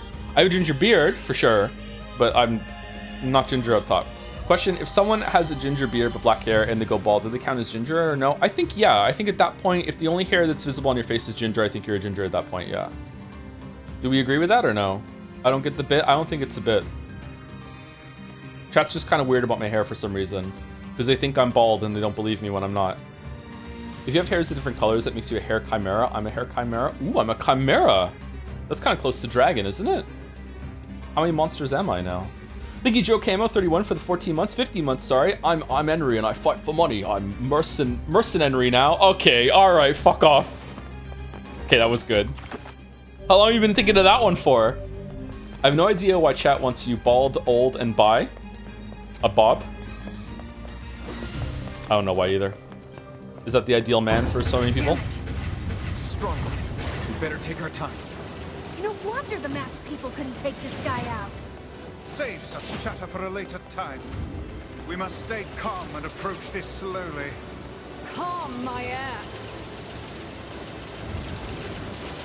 You promise? Just turning him into NL? Isn't NL even straighter than I am? 10% gay? Okay.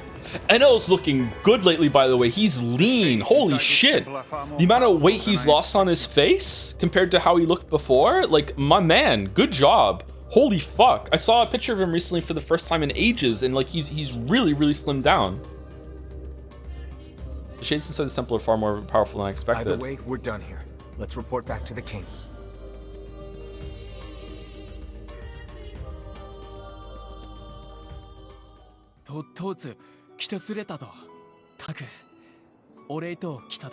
The bald bit calling someone who is very clearly not bald may have migrated from Doug, by the way. I don't know who Doug is, I think, or maybe I do, and I've forgotten. Thank you for dispatching the shades. Here's a small reward for your work. Obtain the two-handed sword labyrinth. Oh, we need to do this one for the sword. We need all weapons for the true ending in the game for some reason. I don't know why. The weapons have stories on them. Is it maybe you're supposed to read the stories? Doug follows your Twitch account, which is not info you can do anything, but it's just a fact. Oh, really? Huh. Maybe I do know who they are and I've forgotten. It's a German bit originally, I believe, like +2. +2 is a German bit? It's a Jackengard reference, I think. Being bald. Reaction videos are in right now. You could co-watch Heated Rivalry with NL, just an idea. Let me pick up my NL phone and ask him.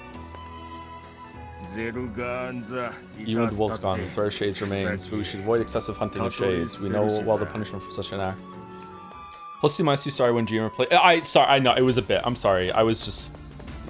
No, it was a bad joke. My bad. Yeah, I do know, yeah. I had to explain it to chat a couple times, yeah. I know. It's kind of funny how that's like Twitch-wide now. Twitch-wide with the +2/2. I said, no, it's okay. It was my fault for having like I'm pretending to be stupid. Is Horseshoe more bald than full bald? I do think that there is an amount of hair that you still have on your head that can make you look more bald than just shaving it all off and being bald, yes.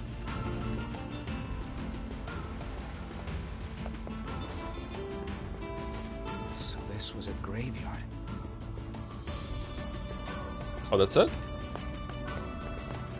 Should I try Finasteride, chat? If you went bald, what type of hat would you get? Ron McDonald's forcing you to be a hat wearer. A beanie. I'll wear a beanie now. I'm Beanie Henry. No, use Dutastride instead. Is it better? If you don't know, Finasteride is one of the leading. Is it a pill you take, or is it? I don't know how you take it. It's a hair regrowth thing. Is a beanie a hat? Fuck off. Actually, I just remembered someone who wears a beanie. I'm not gonna wear a beanie. Fucking hell. Oh my god. No beanie. I don't know what kind of hat I would wear. A toque? Yep, chat knows who I'm talking about. I'd rather be Deadpool. Oh, fucking hell. Thank you, Chefin, for the 25 months. Yearly reminder to buy the Natsuno figurine. Did I promise a Natsuno figurine, or did I just promise a 13 Sentinels figurine? I can't remember. Duastride is good, but might fill out your boobs some. I've heard that there are some bad side effects with some of the hair growth pills. Yeah, doesn't Finasteride kind of mess with your pee-pee a little bit? Oh, wow, we are really powerful now. Levels matter a lot here. In a good way? I mean, it could be a good way, yeah. I don't know. Yeah, it messes with your testosterone. I don't know if it's like enough to matter though. Look, I heard the side effects are really, really, really uncommon. Like, it's fucking rare. The natural side effects are over-exaggerated. Yeah, that's what I've heard too. But, it, you know, maybe I'm the Megiddo that gets it, right? Minoxidil works really well as far as I know, but you have to take it forever. Doesn't that just prevent you from getting more hair loss? I take that already, by the way, but I thought that's something that prevents you from losing more hair rather than it coming back. That was my understanding of that. Joe, have you ever been on R-Ball? That's incredible. I've been on there maybe once or twice, yeah. Oh, you mean visiting to read it? Thank you. Thank you, Anticity, for the new sub. Thank you very much. See, stemmed into that joke. Say, is it gonna land? I don't know. Probably didn't, but like, yeah, whatever. Thank you, Anticity, for the new sub. Welcome, welcome. Loves Nier Replicant. Hope you're well. Happy New Year. Only got a couple of days left to say it. Thank you, Henry White, for the bits. I don't know if it's too late to ask, but why Shades shooting red caviar at you? Are they rich? I've never had caviar. It's a very strong tasting thing, isn't it? I probably wouldn't like it. It's so great. Yeah, I don't think I'd like it either. Where are we going? We're going to Forest of Myth. It's pretty bad. It's delicious. Is it an acquired taste, or is it how it's prepared or something like that? The treasure map? That's in the, You know what? Let's just hand in the ones that are in the city right now, just in case one of us sends us to the Forest of Myth. Yeah, that's a good idea.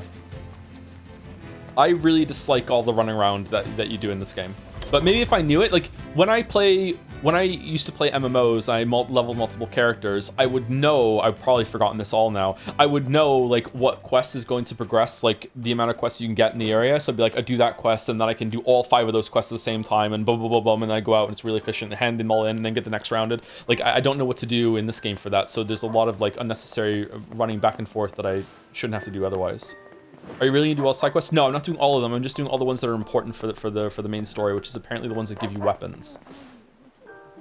Hey, I tracked down your boyfriend. If it's really annoying, I basically just ask chat, hey, do I need to do this one? And they tell me yes or no. You did? Where is he?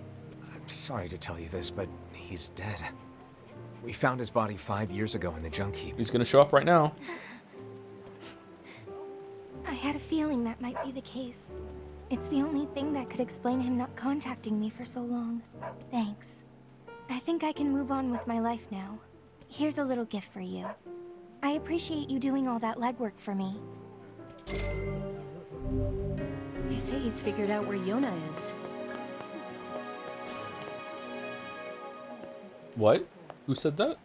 What are you playing after Metaphor if it's been decided? Probably Resident Evil 9, Curse of the Golden Idol, and The Forgotten City. There might be some other game that's prominent. We really need to get back on Metal Gear Solid as well, but I need to get Peace Walker. Is your husband around?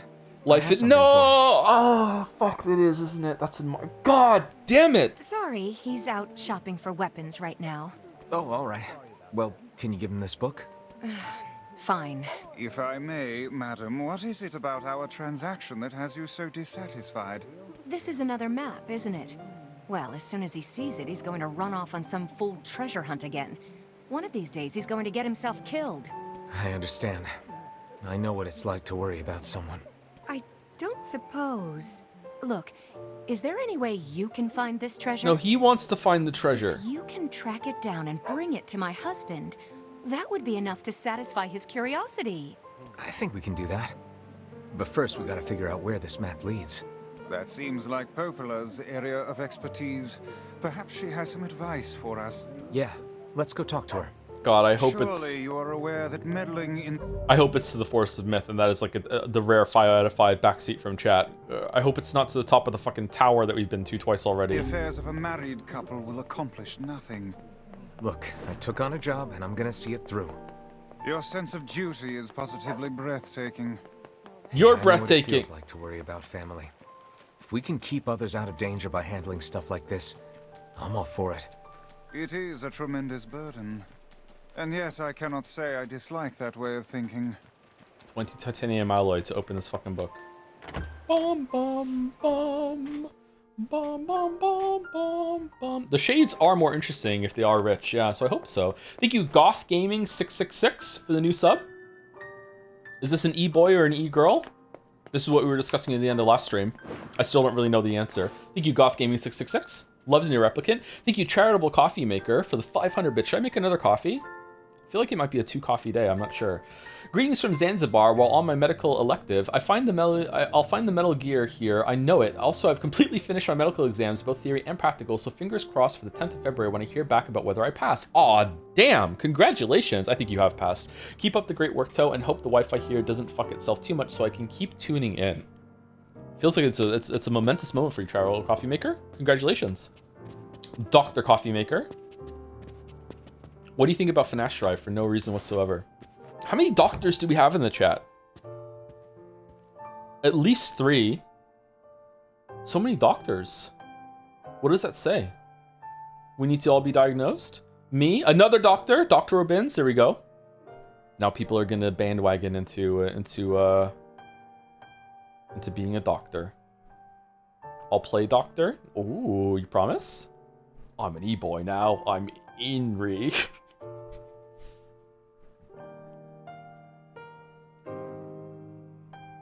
It's used for a large prostate, so I don't think you have that unless you're incontinent. I don't think so. Is that what it treats? But is it like off-brand, the hair thing, or no? Am I saying the wrong medication? Maybe I'm saying the wrong medication. Oh, shit. That was the worst one yet. I know it's great, isn't it? Which consonant? Fucking hell. Would you take Finasteride? Then you'd really be furry. I'm finally at the top of my list. It took a while to get through this today as I'm playing the game. I don't know. Do we like this better when I'm trying to like play the game in between saying thank you, or do we like it in a batch? I'm not sure. Maybe I could have done it better. Thank you, Soulstreak. HD. Thank you, Zorgox, for 2 rounds of bits with the message.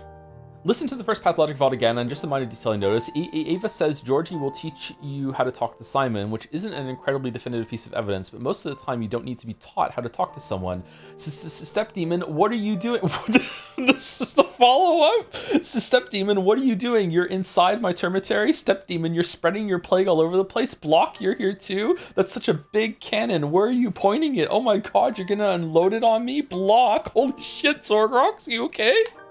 Hey, got a minute? I have a map I need your help with. Sure. What kind of map? Zorgrox made a New Year's resolution for 2026. I believe Finasteride is used to suppress testosterone production to make your prostate shrink. It takes about 6 months to work, but I don't know about hair regrowth properties. Oh, okay, fair enough. I think it's something about like as some men get older, testosterone, or maybe it's all men, but just some are more susceptible to it. Testosterone receptors like kick into high gear around the scalp, which causes more hair loss. But it's also the same thing that causes you to grow more body hair and also hair around your face. So as a lot of people, as they go bald on top of their head, they start to thicken their beard and stuff like that too, to make up for it. At least that's what I read. I don't know if that's true or not. Here, let me show you. This looks like a map of the Lost Shrine. Apparently, No, this leads to some unidentified object of great importance. No fucking way. It also talks about a hidden room in the Lost Shrine where sunlight doesn't reach. I'd bet that's where your secret treasure is hiding. A hidden room in the Lost Shrine, huh? Thanks for the help. Oh, not at all. Glad to be of service. Sorry when I was 22, 25, but it hasn't changed much since then. I started going gray a few years ago, and then I just stopped. Now I just have like a couple of gray beard hairs, and that's it. I don't think I have any gray in my hair whatsoever. That's kind of aura. I'd like to go gray, actually. I think I would be interested to see going gray.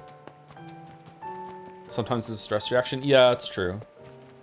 Okay, so we're gonna go to Northern Plains. We're gonna go to the Forest of Myth, and then we're gonna go to the Lost Shrine, I guess, again. Unless chat tells me I don't have to do this one. Why does being gray make you look rich? A little bit, yeah.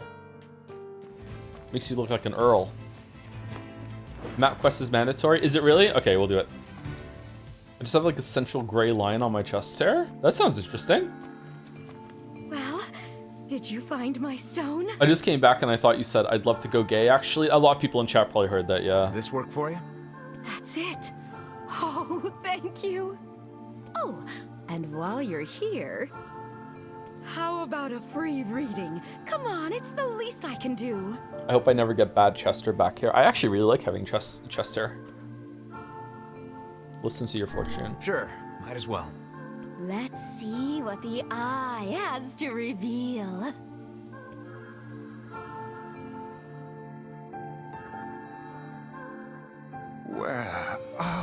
What the fuck? I don't know. I've never seen this place before. Shit! In our dreams? What cheek. Dreams? I refuse to believe that we were simply whisked off to some alien land. Yeah, I suppose. Back hair sucks. I don't have much back hair, but I would agree that probably sucked to get. Anyone else have like horizontal scars on their back from when they grew too fast when they were a teenager? Do you know what I'm talking about? Anyone else have those? Stretch marks? They don't look like stretch marks on me. They look like scars. Maybe mine are just deeper than most, I guess. Why are we here? What are we doing? Like in the middle of the back? Mine are like middle lower back. Yeah, I have 4 or 5 of them. Like mine are big enough I can stick my fingers in them. It's like a much like softer batch of skin. Like it's not like a pocket. I just can't. Hold on. That's big. Yeah, that's what I mean. It's more like they're scars than stretch marks. I don't know. When you say stick your fingers in it, like yeah, it's where I keep my sandwiches. Ancient NL bit. Okay. Fuck off. There's no way. Unless you think just mentioning sandwiches is an NL bit. Oh, someone said sandwiches, getting some big NL vibes. That motherfucker loves his Subway.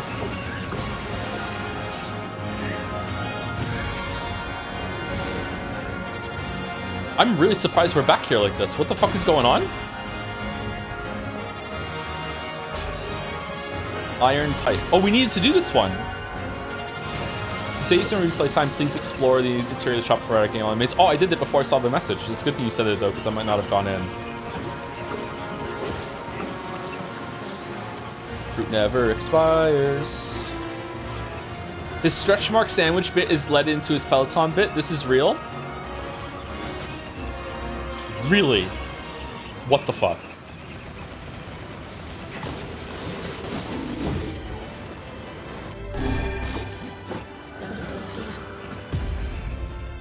I didn't watch the new Somnium game streams. Was it good? If you like the first 2, then it's worth watching. If you just like to watch some of the anime games and see what you're on, then I think you could skip it. It had some funny moments, but yeah, it was alright. Definitely not as good as the other 2. What was that? I cannot say, but I doubt it was a mere daydream if all of us experienced it as one. I think I've seen that before. Wow. I don't know what happened, but you guys look pretty shaken up. Yeah. There's a deep inner meaning behind this fortune, but I'm not really sure what it is. I guess I need more practice. Anyway, thanks again for the help. Stop by anytime. I think I'll pass for now. What was that all about? I don't know. It gave me some serious deja vu. Did it now? Yeah, like I'd been there before or something. But at the same time, it felt like something was pushing down on my chest. Well, it was just a dream. Best to put it out of your mind. Daydream. I fell asleep beneath the flowers for a couple of hours. What a beautiful day. All right, what did we get? We got a weapon. Iron pipe. Oh, it sucks. Okay, maybe it's good when you upgrade it. What's the story on the iron pipe? May 21st, we finally ran out of money. Food just costs a lot more nowadays because of the war. We tried begging at the church, but they have their hands full caring for the wounded and can't spare anything. Yona's really lost a lot of weight. I wish we could get her something to eat. Is there some sort of cheat that I can have to have all the stories so I can get them all without having to upgrade them? Because I'd like to read these, but I don't want to put all of us through upgrading them all, but they seem interesting to me. You can read the wiki. I guess we can just read the wiki then. Yeah, okay. Anyway, we're overdue for break. We're at 2 hours and 4 minutes, and I have needed to pee for the last hour, so we're back. I'm gonna go get some water and a cookie. I got some gluten-free cookies. I have a snack. Did I mute the microphone when I left? Yes, because I just unmuted it now. Okay, cool. Paradise Killer gave me evil motion sickness and almost killed me. I've heard mixed things about that game. I'd like to check it out. GeForce Driver available. Huh. I had 3 cookies. Don't judge me, chat. They're small cookies, though.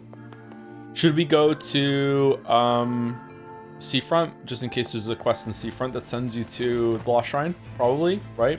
Let's do it. Only 3. I tried to ration out the cookies. They're a little bit pricey because they're gluten-free, which sucks. Fave chips. I'm not really into chips. When I do have a chip, it's usually like a like Lay's sour cream. Sometimes salt and vinegar kind of irritates my tongue a little bit for some reason. I don't know. Probably sour cream. What's your take on scarves? Pretty good fashion choice. They look pretty good. They do the job, but I don't find them all that comfortable. So I tend not to wear scarves. I need one memory. You meant crisps? Yeah, I understood the question. Like crisps and chips, yeah. No ketchup, no all dressed. Are you even Canadian? I do not like ketchup chips. Although I would eat them in a pinch. All dressed are okay, I think. Yeah, I'm not big into chips or crisps. Sorry, like I'm not really into that.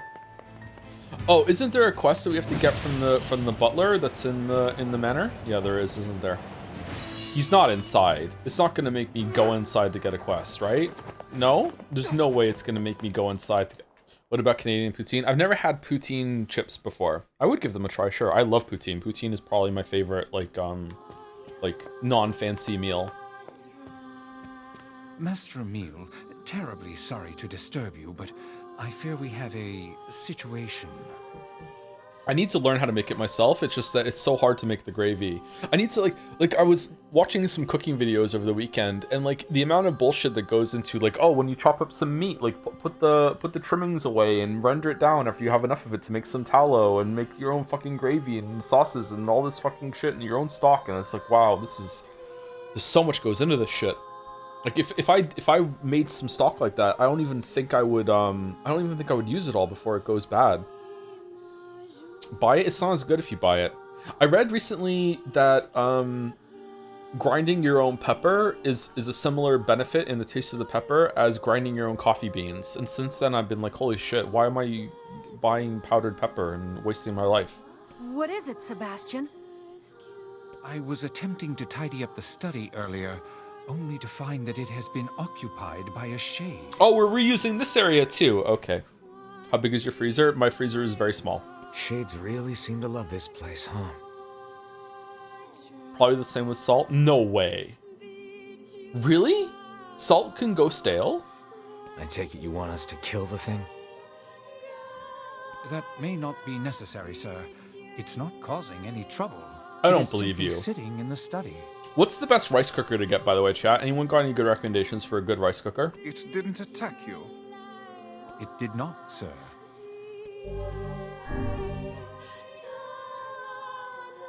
Well, I don't care if it's wearing a tuxedo and drinking a cocktail. If it's a shade, I'm gonna kill it. Salt can get wet and clump, but it's still salt. Yeah, all seasonings and spices can happen with that. If you've ever wondered why, I learned this recently, and I was like, oh, I'm fucking so stupid.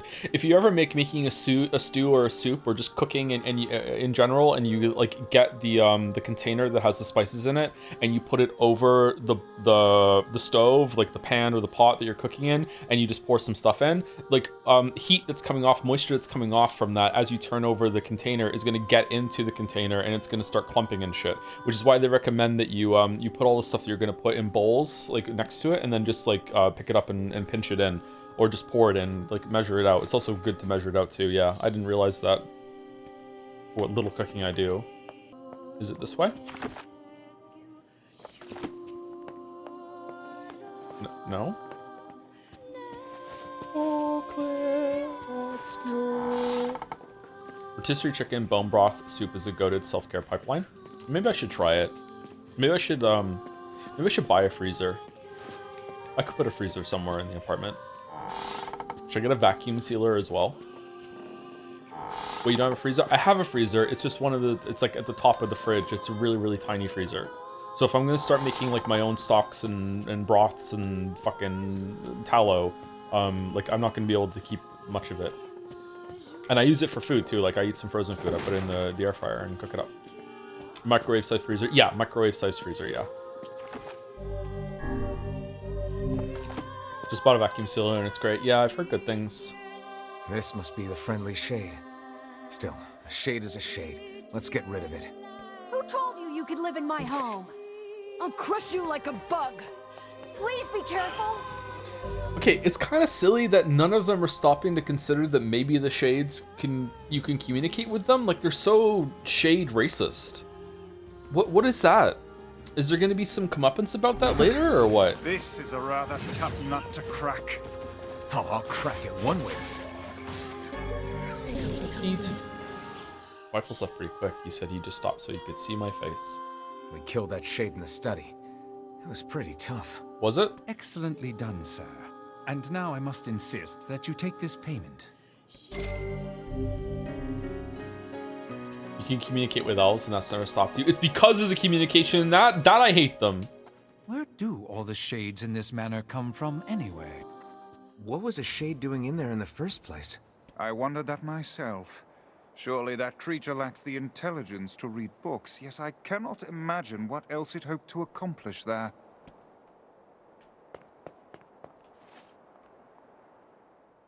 I'll just have a gamer sense that there's going to be a follow-up quest if I go back in. Welcome back, Master Emile. Hello, Sebastian. I'm glad you're doing well. Is something the matter, Butler? I am searching, sir, for a way to restore Master Emile's body to its previous state. Oh, Sebastian. Regrettably, the above-ground archives are somewhat limited. I wasn't spoiled by this. That was legitimate gamer senses. According to my information, the records related to Master Emile are stored on the second basement floor. Things would be easier if I could delve Second into the floor manor's basement? underground research facilities, but what with all the creatures there... We're reusing that! You want us to go down there and take out some shades? Oh, no. I can't let you do that to me. Emile, cut it out. We're friends. This is what friends do. I'm upset. Let's go this way. We can't. There's no door here. Okay. Wasn't there a door here before?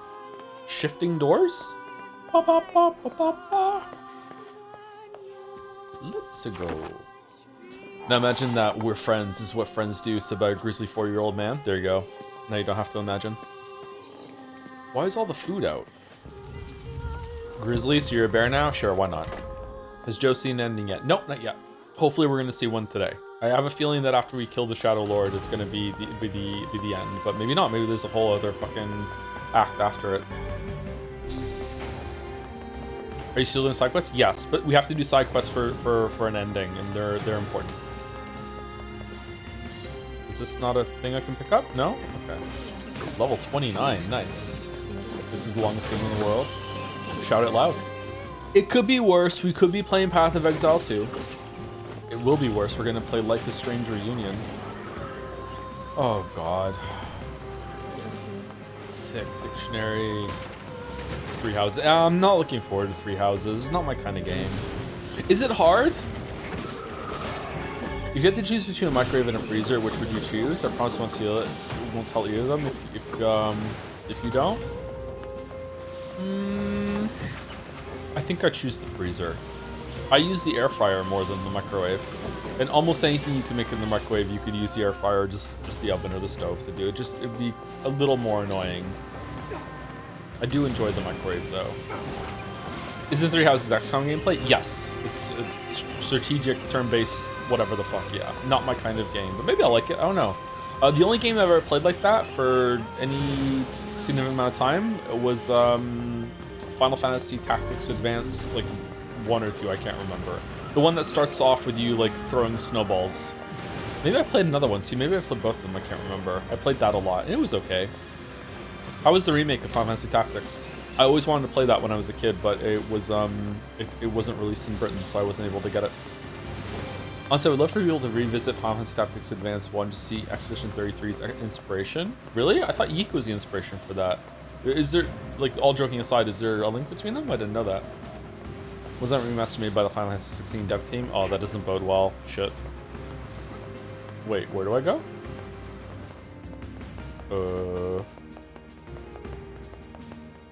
No. Did I miss a button? Button. Who's got the button? Oh, I bet I can go into that building, and I just didn't go far enough down for it to change.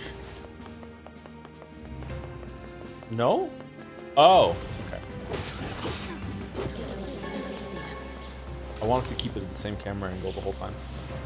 Joe, would you play the original Fable on stream? Yeah, if enough you wanted me to, sure. I don't know if I would like it or not. I don't know, man. Like, I feel like for me, you can be like a progression sort of chill out cozy game, or you can be like a this is all about the gameplay game. And not many games can really pull off both, and that seems to be a game that's trying to do both. Like if you want like the progression has to be really interesting or the gameplay has to be really interesting, and there's no way, right? It appears to be a list of names and addresses. Perhaps they were employed at the laboratory. The text is half faded, but I see one woman used to live in a coastal town. A coastal town? They must mean seafront. The woman is most likely dead by now, but perhaps a search of her home will turn up something. Ah! Why are we leaving? Why are we leaving? Why are we leaving? We're not done yet. We have to kill all the people. Maybe we'll learn something about Emil over in seafront. Okay, that's it. We didn't have to beat all the shades. We just have to go back down and get that. Okay, I thought we were being all the shades so the butler could go down. Do you have a favorite from among the voted games we made you play? I don't know. They've all kind of meshed together now that I can't really remember what was voted. I guess if you put them all in front of me, I could pick a favorite. The paper mentions a house right above the entrance to a coastal town. Undertale was not a voted game. The chat did make me play it by asking, but that was way before the voted game. What's your favorite white-haired character in any media? Geralt, for sure. A bunch of townspeople disappeared along with that massive shipwreck. Uh-oh. 13 Sentinels. Was 13 Sentinels a voted game? Or did people just ask me to play it? I can't remember. 13 Sentinels might be up there then. 13 Sentinels was really good. I like that a lot. Zero Escape was a voted game, right? And that was really entertaining, but it's not like a favorite on its own. You've got your cargo. As a stream, they were really fun. Ah, excellent. And everything seems to be in good condition, too. Here is your payment. Please take it. Also, I know the owner of the item shop in this town. I think you should find your future transactions there a bit more welcoming. Steins Gate was a voted game. It's not. What style of hair do you like the best on Geralt? Short hair is strangely really good on him. I like his base hair. I think it looks good. Some people don't like it, I know, but I like his base hair. That's good news. I hate it with his hair entirely down. He looks really weird with his hair down. Oh, you know how it is. In my line of work, people tend to owe you favors. Anyway, I'd best be off. Sorry if you can answer this because it's about Witcher, but do you agree that Dandelion is flanderized in the games? It's like the book Dandelion is completely a different character. I can't remember if I used that exact phrase in the video. I might, but yes, I agree that a game Dandelion is not good at all. Which game has the best Dandelion? Probably 2. In 1, he's just brain dead like everyone else in this like bizarro world. 3, it's like a joke version of him. 2 is probably the best. Here's your toad oil. Great. And here's your fee. This is the key to my seasickness medicine. Ha! Oh, whoops. The next morning. Hey there. Any luck with the new medicine? Not quite. It seems this time I've somehow concocted a potent sleep prevention drug. With this, you could stay awake for a week straight. I call it Sleepy Gone. Maybe you should quit this sailing thing and become an apothecary. You know, that's not a bad idea. All right, then. From now on, I'm out of the trading business and opening a pharmacy. Okay, do you need a bunch of materials to do the pharmacy? Right. Well, good luck with that. That man certainly has a gift for odd medications. Yep. Imagine a drug that lets you forego sleep for an entire week. Might you care to try it? Would love it. I'll pass, thanks. Would love it. Isn't Geralt like over 100? I remember him being magically older. He is older. It's hinted that he's like around that age or pushing 100. But the recent Witcher book that I haven't read yet apparently puts him as younger than that. So I don't know if Sapkowski changed his mind or if it's more misinformation. Like, I don't know. Yennefer is also older than she looks. What do you think? What do you think of Geralt's stupid bandana in the books? I hate it so much. I don't remember him having a bandana in the books. Maybe just deleted it in my mind. So she's a MILF? Explicitly not, actually. Specifically not. Sorry, Yennefer. Where are we meant to be going? Continue just a former researcher whose residence is located above the entrance to seafront. Okay, so it's over here somewhere.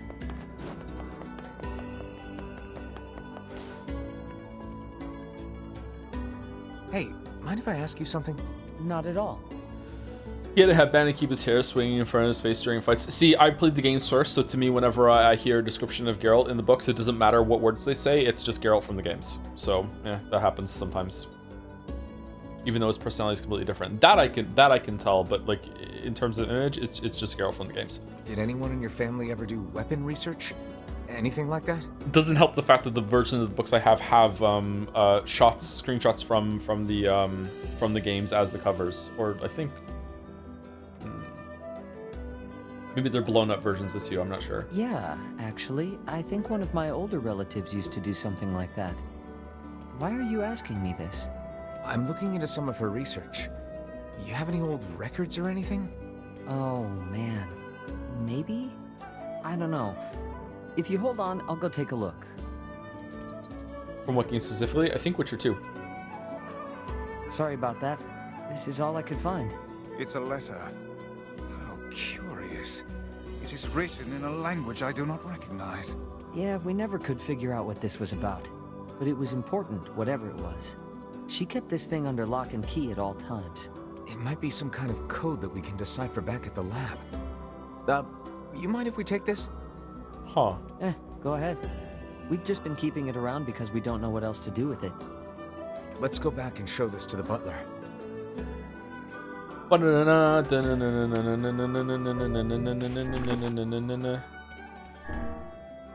Okay, so we're not doing that one. We're not doing that one. We are doing that one. We need to go to the Shadow Lord's place. We have to go back to the butler. We have to get clay, iron ore, and log. So let's go to the resource store while we're here and see if we need anything. Sandstorms people are going missing. I have no idea how to do that one. If anyone would be curious what a Final Fantasy 14 stream would be like, this is it. Just be thankful we're not doing that. If we ever do the Final Fantasy marathon of all the Final Fantasy games, we're gonna skip 14, right? We're not doing the MMOs? Thanks. You mean at Peak? Really? They don't sell any materials that I need here? What about weapons? Should we be buying some weapons from the weapons store? We've never even been into the weapons store, or the weapons store's open. Okay. Can you buy a weapon you already have? No. Alright. Dang. Wow, they're expensive. Which Final Fantasies have you not played before? I haven't played 1, 2, or 3. I didn't finish 4.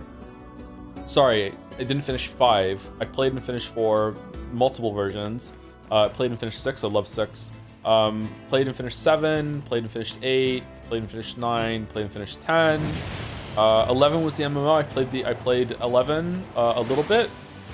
Or was 12 the MMO? I played 11 a little bit. Didn't really like it. I played 12, but I didn't finish it. I played 13, but I didn't finish it. Played some of 14. Haven't played 15. And I've played and finished 16 on stream.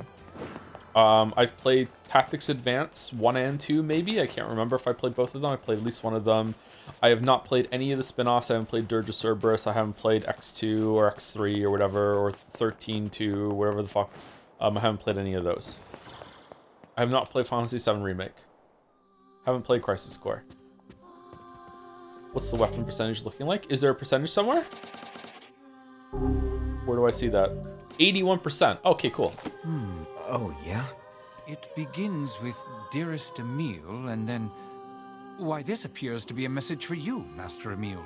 It's from Yona in the past. A letter, is it? Who's the better villain, G.O.D. or Bonnart? G.O.D. easily. Bonnart's okay. To me? Bonnart's probably the best villain in the books. Dearest Emile, you do not know me, but I know you. My research has twisted your life in unfathomable ways. You haven't played the Chaos game too? I have not played the Chaos game, that's true. I tried to make up for this by serving as your mother. But I know now that my efforts fell woefully short. I would have done anything to save you from this fate, and you will never know how guilty I feel that I could not. I remember her now. Hundreds of years ago, there was a woman who watched over me and my sister. The other scientists treated us like lab rats. But that woman, she was really nice. I think she kind of made me what I am today. Homelander vibes? Your mother, huh? You know, I didn't find a way to fix my body, but I don't care anymore. This letter helps me remember my mother, and that means more to me than anything. Aw. You're really old, Emil. Interesting. Any interest in Satisfactory? I played Satisfactory a lot. Yeah, I never streamed it, but I played it a bunch in my own time. I always... Every single time I play it, I get a little bit further in the tech tree, and I get more, like, exhausted and tired as it adds new stuff. There's something kind of tedious about what that game asks you to do because of the perspective. It's really hard to set up mega bases in Satisfactory, but I don't know, maybe skill issue. Do I just start with Vanilla Factorio, or should I get the DLC from the get-go? I don't think you can buy them cheaper bundled together, so if you're interested in Factorio, I would say just get the base version and then see. And then get the DLC if you really, really like it. But if they're cheaper together, the DLC is fantastic. Like, if you like base game Factorio, you will love the DLC. It's one of the best expansions ever. Like, it is such a good experience. If you like Factorio. If you don't like Factorio, it's not going to do anything for you. Do I need to go back to Seafront to get some more quests now that I just did a bunch of quests there, or no? I've used Satisfactory Blueprints so hard, I crammed the ugliest, most overlapping dog shit into those spaces, then walled it off like a cube of shame with a little output port that delivers modular frames. Oh, that's neat. The blueprints finally automatically set up all the conveyor belts. They wouldn't do that before. You have to go and manually tweak it after putting it down. That blueprint system kind of sucked. The blueprint system in Factorio and Dyson Space Factory are just so great quality of life things for that whole entire thing. Oh, we need to get the resources for the from the guy down here. They play Dyson Zero program? Yes. I haven't played it since the combat update, though. I don't know if I would like it with the combat update, but yeah, I played that a bunch. I really liked it. Again, though, it does get to a level, this is a trend in these games, where it just starts to ask a lot of you for very little return, and you just kind of look at it and go...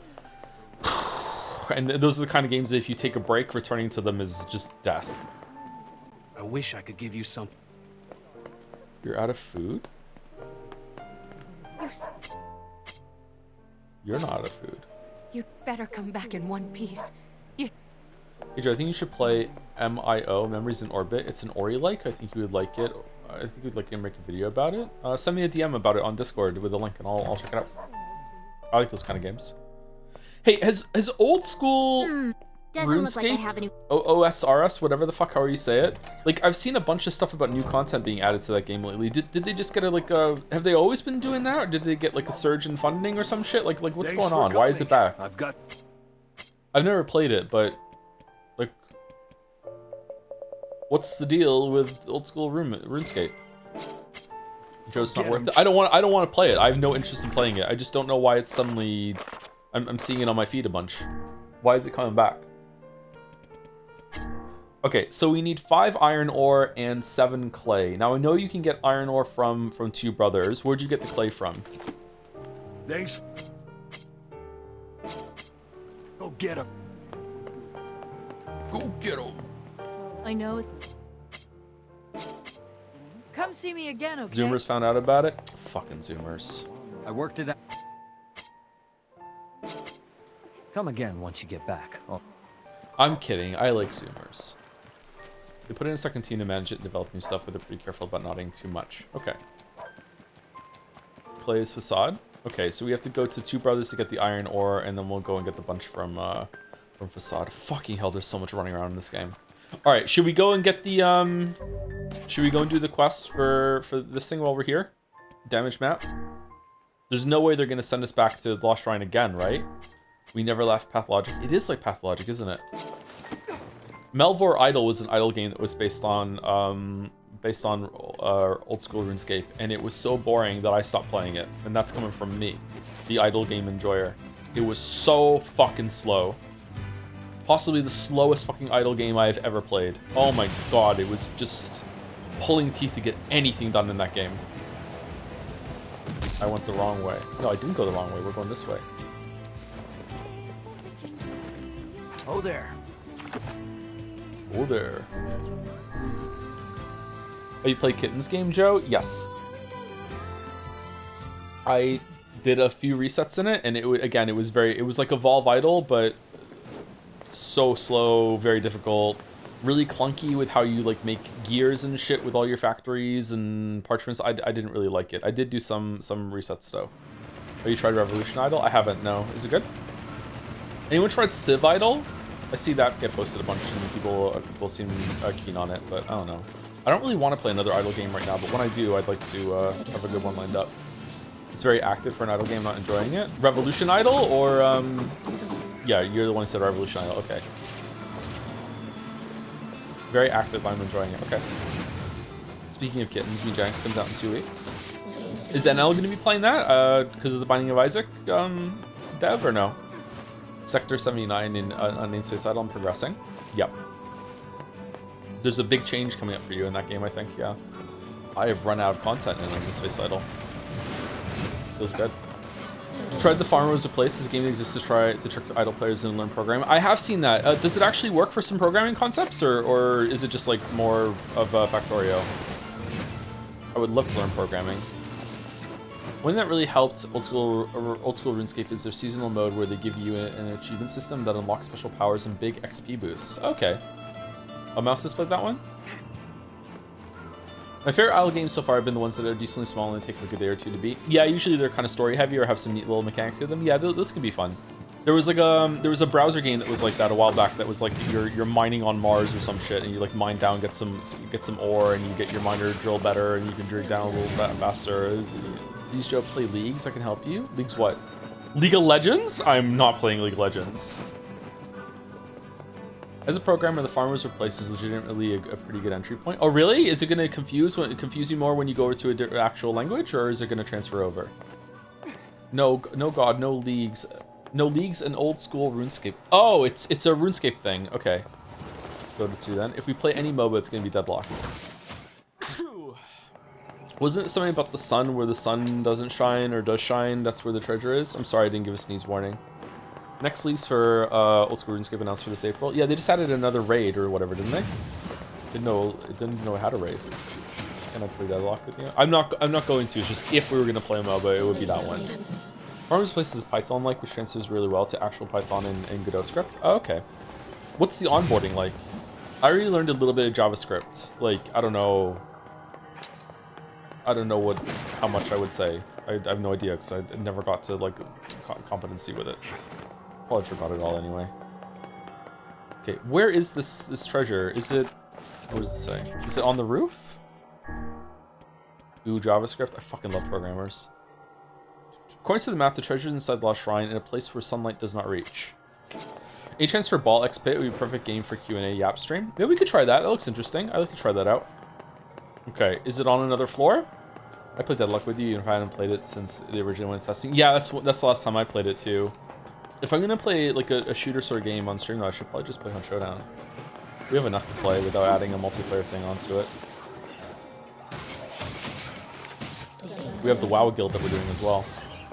Do you think playing Persona 5 Royal will be this year or no? I hope so, but I don't know. We're already fucking fully booked suddenly for the first 3 months of this fucking year, so that looks not really a shooter, to be honest. Yeah, it's MOBA shooter. Like, the shooting matters, but it doesn't matter that much, yeah. More of a situational awareness game and picking your shots on the creeps and shit. Nah, it's still a shooter. It's like fucking like at least 25% shooter, right? Like the shooting matters. Maybe you're so good at shooters that doesn't even compute how much the shooting matters. Maybe some people are like that. I'm jealous. I'm really bad at shooters. Situational awareness. Thank you, Sean Connery. I used the Farmer's Place again to Python, then follow traditional roguelike Python tutorial. Roguelike Python tutorial, and now I want to try making my own in Godot. Interesting. Okay, maybe it's worth checking that out then. Would it be fun to do on stream or no? Okay, where's this treasure? Is it in there? Is that the treasure? I see treasure. Is that treasure? Surely it would be on the bottom floor. How could treasure be buried on a floor up here? Is it on the roof? Not with chat? Wow. Is this the treasure? Why? Not but a pile of junk. It seems this treasure map was a ruse. Now what? His wife isn't gonna like this at all.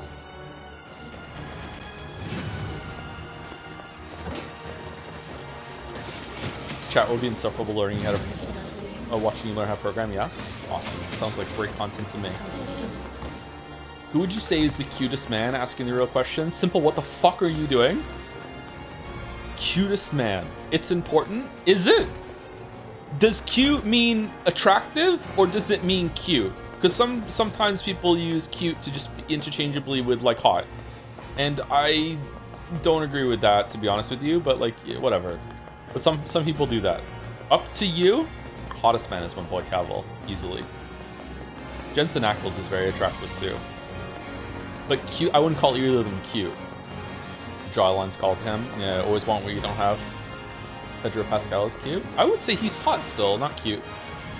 That's random, that's simple. I knew about Cavill before he was cool. I saw him in, the first thing I ever saw him in was The Tudors. When The Tudors was current. Before the Superman Witcher bullshit. Really? I had a crush on him even back then. Why is the stream so bisexual? I don't fucking know. So you are so there is magic.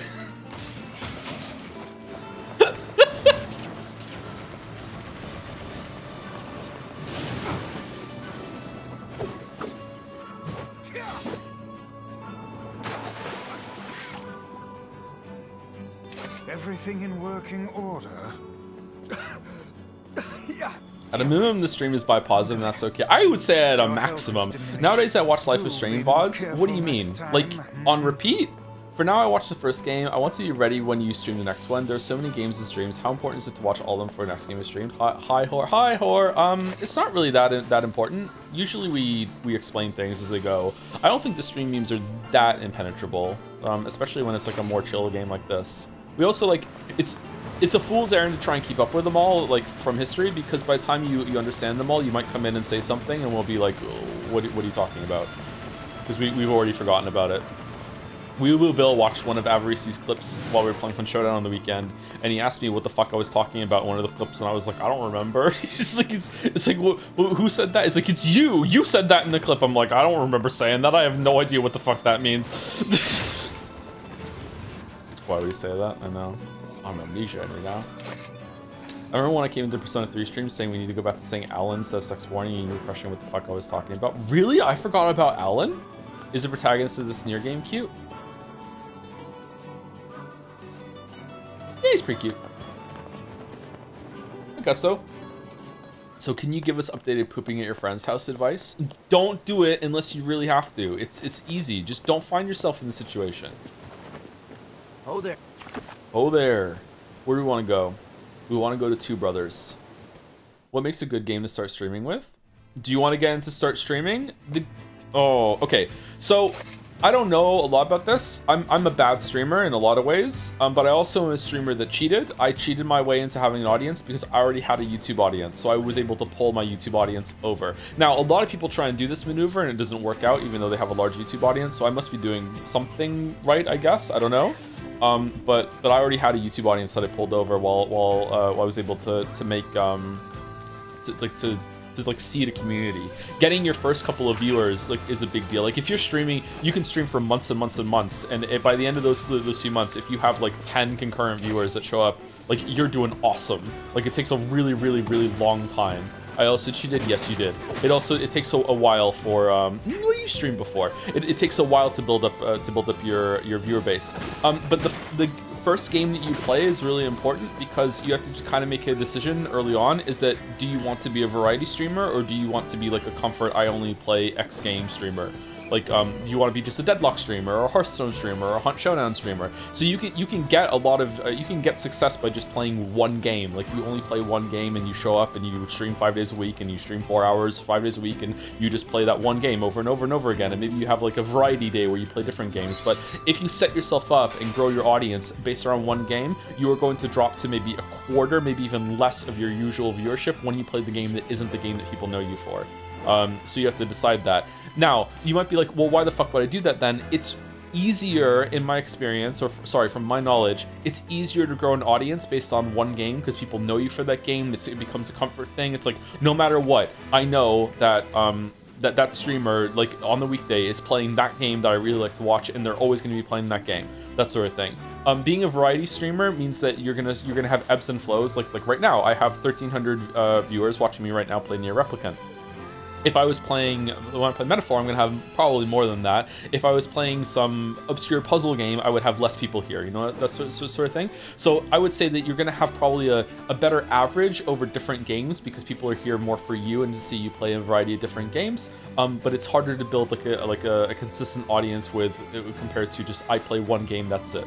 You also might have like you might have some hits where you like Expedition 33 did really well when it came to viewers, but there might be some stinkers where, like, you know, we committed to finishing a game and viewership is like piddling compared to what it usually is, that sort of thing. So yeah, it depends on what you want to go for. If you play Life is Strange, you will just lose concurrent viewers. Exactly. Is Joe this bored with Nier? No, there's a lot of running back and forth in this game, so we're just like we're just yapping a bit. It's iron ore, right? We want 5 iron ore. Should we just get them all up to 10 while we're here, just in case? Come back. I should have went in and I thought he was going to talk to me. I should have went in and got the iron ore while I was yapping instead of stimming while running around around here. I'm looking at the Pathologic streams with so few viewers, despite it winning by a lot and good save vote. Well, first of all, it's an obscure game that people want me to have opinions on and play more than actually watch me play it. Secondly, that's not the game they wanted. They wanted Pathologic 2. So we'll see how Pathologic 2 viewers are when we get there, and maybe we should mainline that one. I don't know. Maybe Pathologic 2 should become the main game while we get there. If I can stand reading it. Is there more reading in Pathologic 2, or is it more voice acted? What's the game that had the most brutally bad viewership numbers, if you don't mind asking? I don't know. Viewership is down in general. I remember the viewers we have right now, to me, is considered like it's good for the recent time, but like there was a time where I would consider this low viewership, and this is around the amount of viewers that we had for like Trolley Chan Saga, and I was surprised that the viewers were so low for during that. Anytime we're below 1,000, I'm kind of like, I'm a little bit like, oh god, like this is not doing well. But I don't know, maybe with the way Twitch changed how they show viewers, maybe there's more people here that are just listening instead of watching, and I shouldn't freak out about it. I don't know, what was the lowest viewership that we had? Baldur's Gate 3 got kind of low at one point. Umineko surprisingly had a really big lull toward the end. I think that we should have tried to finish Umineko faster. I think in general things can't go on for months and months and months. Probably Pentiment. Pentiment did okay for what it was. Helldivers got to down to 700. Well, that was an impromptu stream that was like with other people on stream, with me on a different stream setup, having just moved and everything like that. Like, it's fine. That was an odd one. I fell off Umineko, couldn't keep up with answers. Like, yeah. So that's what I mean. Like, is it better to go harder and people who fall off, or was it better to go slower and have people a chance to catch up? I feel like it was better to go harder than slower. What's a good number of viewer for you? I remember you liking chat being on the smaller size. Chat's really readable to me, but I've gotten better at reading chat. Like right now it seems pretty comfy, but sometimes they can go pretty quickly. I don't know. I've just kind of gotten used to it now. But generally, more viewers the better. The most stressful streams are when we start a new game and chat is moving so fast that I can't read it at all. But you know, it's also nice to have that level of engagement, right? It's like, okay, a lot of people here see me watch the game or play the game. How'd it go?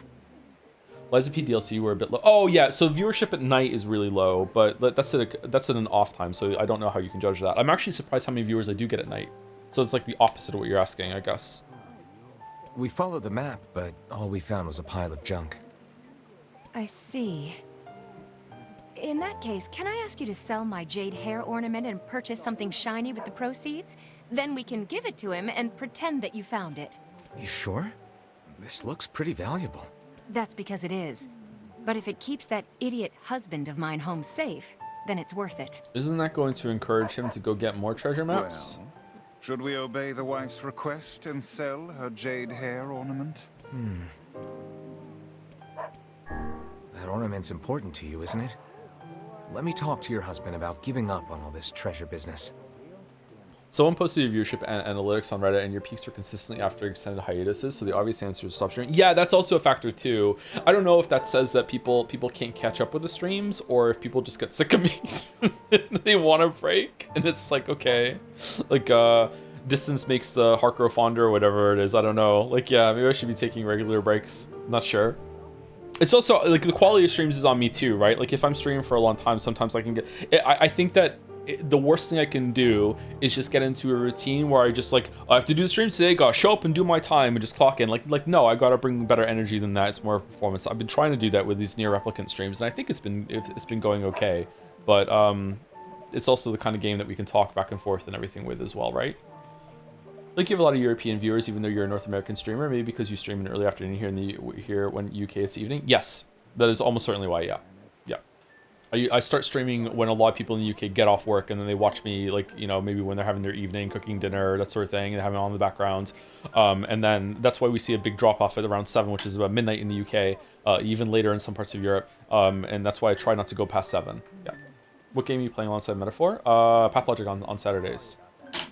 Just hard to jump into longer streaming series, especially if people don't catch up consistently. Yeah, I'm curious to see like what the longevity is on the VODs and stuff like that. Like, I wonder how many views Nadra got for the Baldur's Gate 3 ones. Wonder how much of Nadra's views are for that, people watching it back, or the highlights for that too. You streams are like that for a bit, stream to you barely. Well, that sleep disorder is pretty bad as well. Yeah. I can't really factor that in. I think people would rather have a somewhat sleepy stream than no stream at all, or a stream that's canceled at the last minute. I feel like there was a comment here that I wanted to read. You played No More Heroes? I haven't played No More Heroes, no. What's your rate for VA?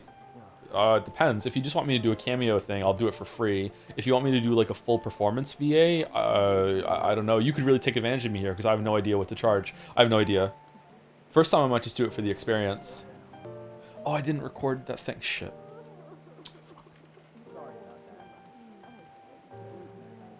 You do that? All right. Thank you.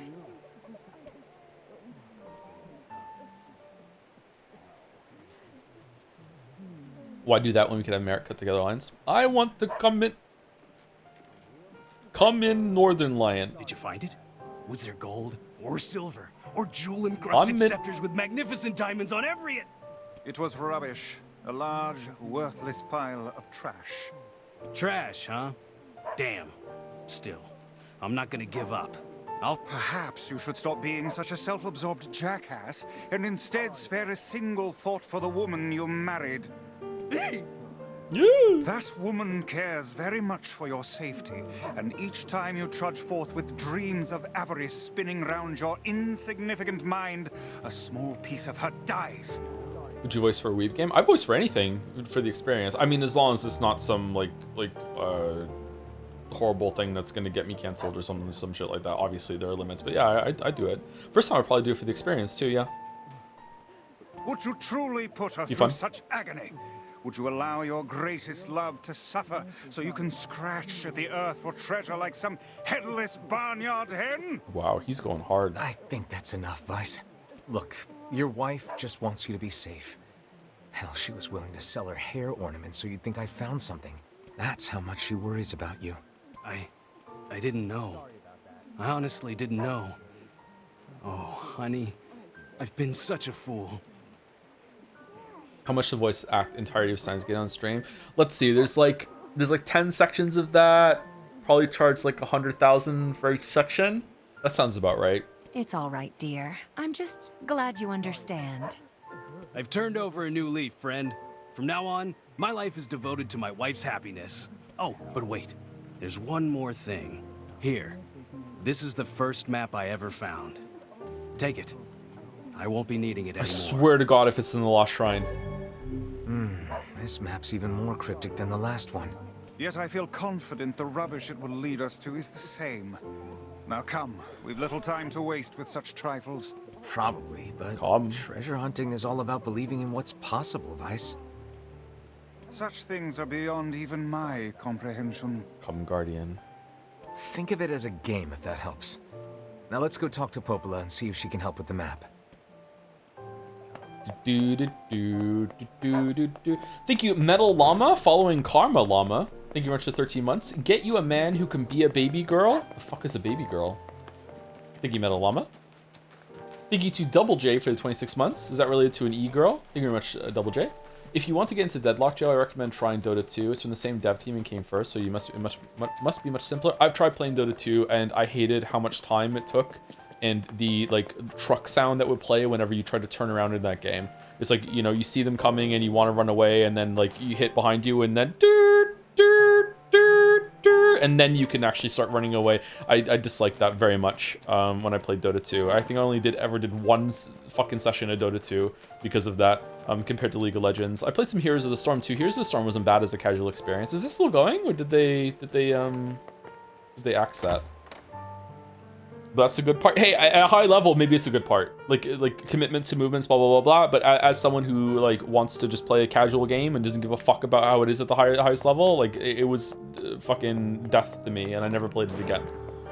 I just hate turning around. Thank you, FredBets96, not 69 for the 14 months. What's up? Not much. I'm doing okay today. I've had a very productive day. I don't know. You ever have a productive day and you're like, I wish all days could be like this? And then the next day you're just hit with this malaise that you just can't shake. Maybe I do need to go talk to the ADHD people. I don't know. Dota players just heard someone say the equivalent of I hate that Dark Souls makes you commit to attack me. Yeah, exactly. Yeah, I thought the same thing, actually. You're really in line with my thoughts sometimes, Merrick. What the fuck? Anyway, thank you, FredBet. Thank you, Yuri was taken for gifting a sub to Llama Llama, Double Llama. Thank you. And thank you, Yuri was taken for gifting a sub to the classic I Want to Come In Northern Lion. What do you think of people's hate toward The Witcher show? I've noticed that a lot comes from people who have only played the games, haven't read the books, and are angry that they aren't book accurate. I haven't watched the show or read the books, only played the games, but based on your videos, the games seem to heavily deviate from the source material as well, but people will give it a pass. Yes, this is a source of frustration. I think that it would have been interesting if the books were, if the show was faithful to the books. I would like to see a recreation of that. But all these Redditors who are like, oh, this show sucks because it's not faithful while they're playing the games and loving them is just absolutely hilarious to me. Similarly, what's really hilarious, we're going to talk about Nintendo, the fact that so many fucking Redditors fell for the line about Breath of the Wild being a return to Zelda's roots because of fucking Breath of the Wild is the most Zelda game ever because of the freeform, blah, blah, blah, blah, blah, blah, blah. The first Zelda game has dungeons, has items that you find in the dungeons, and has a progression on top of the open world, and yet everyone's like, no, this is actually all the other Zelda games between Breath of the Wild and the first Zelda, those were the ones that really weren't Zelda. Fucking, they just fall for the shit hook, line, and sinker. I think the problem with Witcher specifically, now correct me if I'm wrong, is that the what's it called, the show lead, the showrunner of Witcher specifically and explicitly said in interviews when the first season was coming out that they're not going to make big changes because they already have so much source material, so why would they bother doing that? And then they made changes over and over and over and over and over again. So yeah, Joe's take on Nintendo is so fun. This isn't about Nintendo, this is about Nintendo fans. Nintendo fans are way worse than Nintendo. Nintendo is borderline a moral fuck, so you know what, Nintendo's worse. But I'm putting Nintendo fans on blast here more than Nintendo. The Squirtle arm is so bad. Yes, there's lots to dislike about the Witcher show. I still liked it. I didn't love it. I liked it. 5 out of 10, 6 out of 10 enjoyment. Like it was an okay time. I didn't watch season 3. I only watched season 1 and 2. I thought that the people that played the main characters were well cast. Like I enjoyed them interacting with each other. Cavill kills it as Geralt. I really like Yennefer. I really like Ciri. I really like Dandelion. I really liked like a lot of the interactions. It's just fun to see like a live action version of characters that you've had in your head for so long and spend so much time with. But I didn't love the show. It was just, you know, it's okay. You know, it could have been way better. Did they do Zoltan? Geralt doesn't meet Zoltan until much later in the story. So I don't remember Zoltan being in the show. What's his face was in it though. Shit. What's the other dwarf's name? I can't remember his name now. I'm really surprised you think like that. Think like what? Yarpen, that's it, sorry. Aren't the Witcher games a more continuation of the story of the books? The TV show's retelling of the books. The TV show is meant to be a retelling of the books, yes, an adaptation of the books. The problem is that as a continuation of the books, the games don't do it properly. There's a lot of stuff that is incongruent with the books in the same way that the show is different. So they change a bunch of stuff that happened in the books, or maybe they didn't, and they're just pretending it didn't exist. And it is not faithful to the books, especially in 1 and 3. 2 is weirdly in the middle, the most faithful, and it is faithful in such a cool way because it's in the world building political side of it. It's really, really, really faithful. 1 and 3 with the characters is insane, just insane. Like Yennefer is a completely different person. The Emperor is a completely different person. Geralt is, Ciri kind of like the main conflict of Witcher 3 shouldn't even be a problem if it was operating by book rules. Yeah. Hey, I've got another map for you. All right, let me take a look. Here. Do you consider yourself a fan of anything in this day and age other than legs? I mean, I like butts too. And the part above the butt. I don't know. I'm probably still a Nintendo fan despite it all. I'm probably a FromSoft fan. I don't know. I don't really think of things like that. I don't know. Well, the code on this is pretty tricky, but I think it's a map of the Northern Plains. Interesting. It mentions something about the place where the Iron Bridge starts, but that's all I can make out. The part above the butt? You mean the rest of the body? Yeah. Sorry I can't be more help. No, this is great, Popola. Thanks. My ideal woman has no feet. Yeah. Just the legs and the butt and everything above the butt. That's it. Yeah. Bro wants to fuck a fish. What fish have legs, Chatter? Where are you going fishing? You downloading the better ass mod for Metaphor?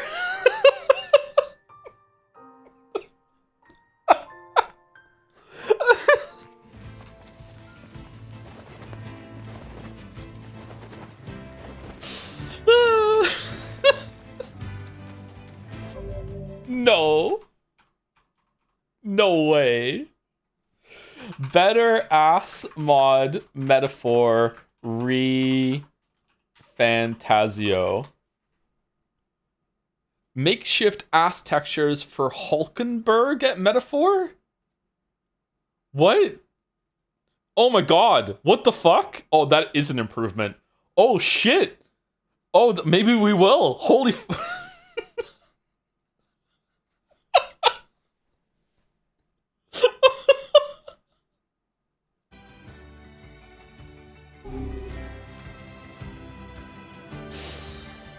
Show us? Nah, I don't want to break TOS. You're gonna have to do it yourself. The in-game texture is bugged. It shouldn't be the way it is. Oh, it's so it's a fix. Okay, all right. It's a load-bearing mod. Loading.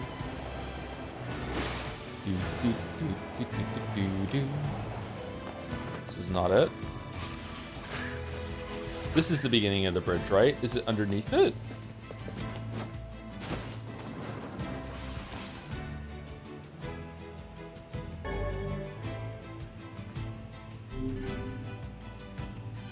Wow. It would appear this latest treasure map was the real thing. Yeah, I'd say this is an ample reward. Metaphor's characterizations are flat in more ways than one. Damn.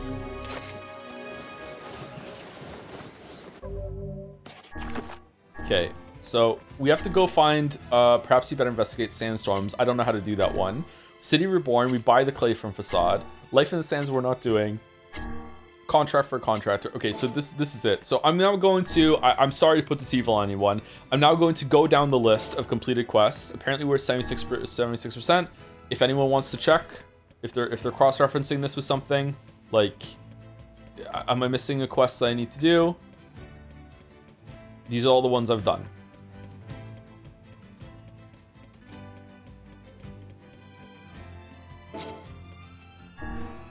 Oh, uncompletable. Signature dish. Shit. Alright, so how do we do the Facade one? Who would be the character in Nier most likely to breakdance? Probably Weifels. Weifels seems like he could pull out some breakdancing moves with how he moves with his attacks and shit.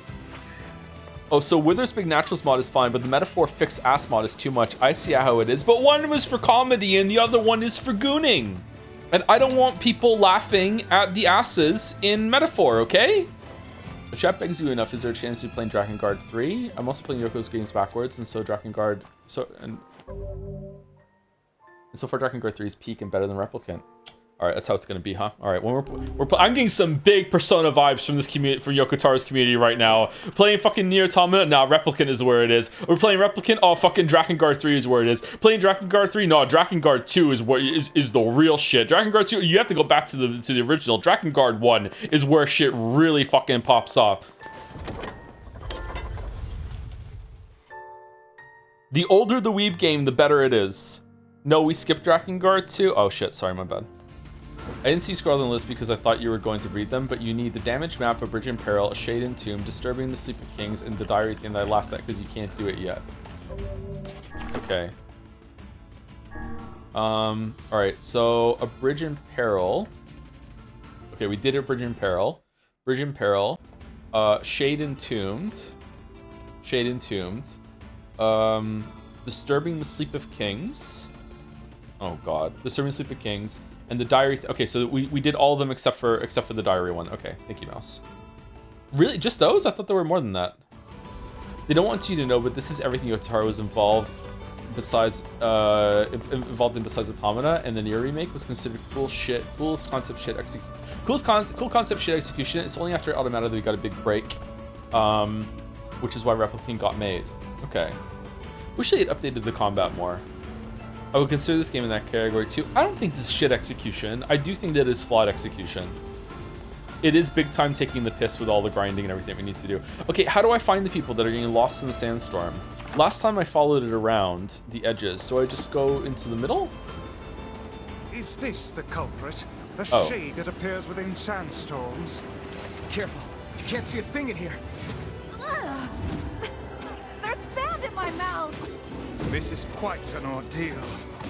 We just gotta get close enough to kill it. Oh, you can't parry. Okay. Let's get this over with.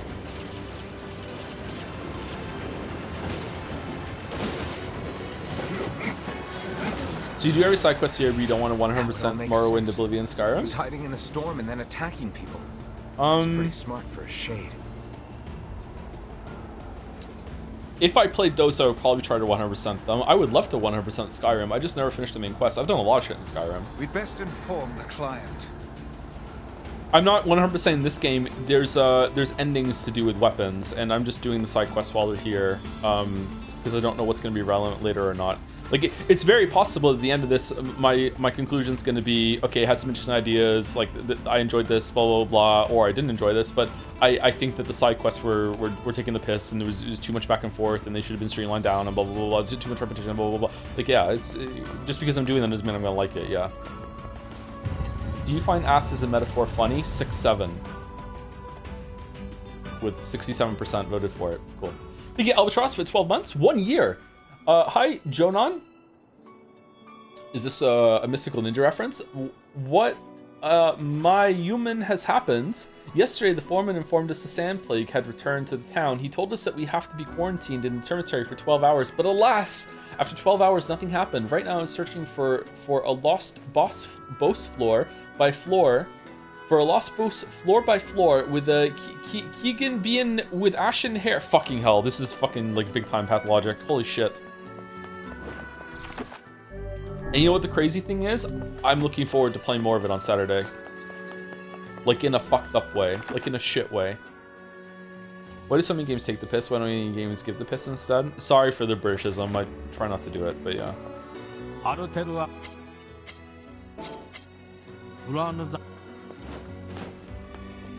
It's Pathoseki Mea. Wonder how economical I could illustrate a VN. Oh, I need to find the materials store. What's the potion store? I missed it. I went up. It's here. Would you write a VN? I would love to write a VN, yeah. Sekime is unironically quite inspiring for like creation of a VN, because I feel like it was very smart with its asset use. Like it did a lot with very little when it came to, well, not little, like it was a long story, and the amount of illustrations that it had never felt tiring, but it still got it across. I don't know. I feel like Umineko was in the middle ground. Sekime was definitely like an actual novel with some pictures that help now and then and to set the tone. The music in Sekime was really good. Whereas someone like Danganronpa is a VN and Ace Attorney is a VN, but it's definitely like at least half a visual component at the same time. You know what I mean?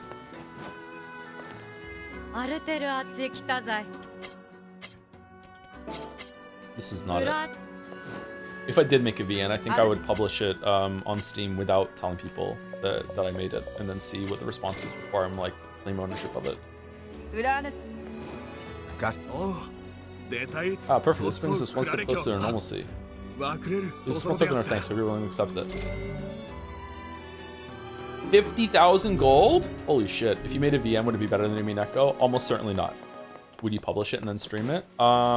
It would be unethical to stream something that I made without telling people that I made it.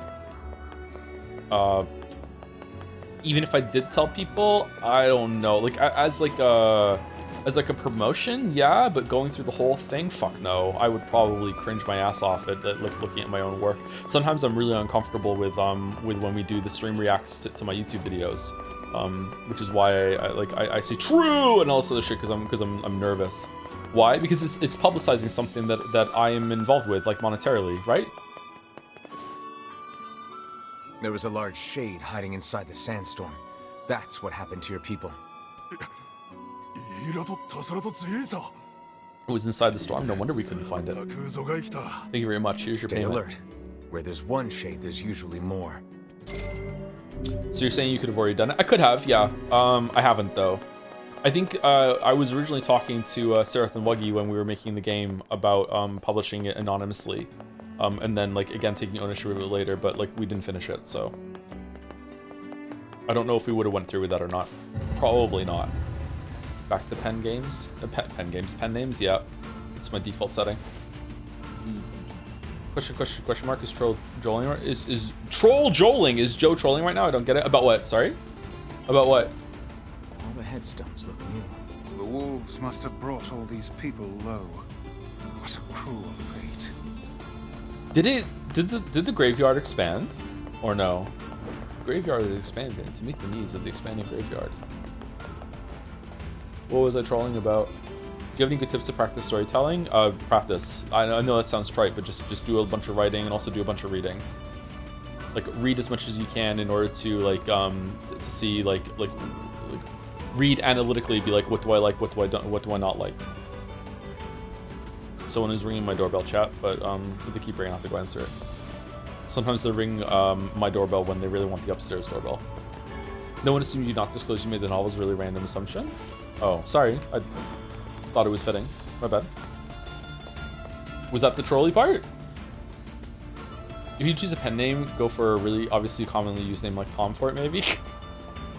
If you really want to make it as a writer, you should probably be writing every single day. Even if it's just an hour, even if it's just staring at the word processor and looking at the blinking cursor over and over and over and over again.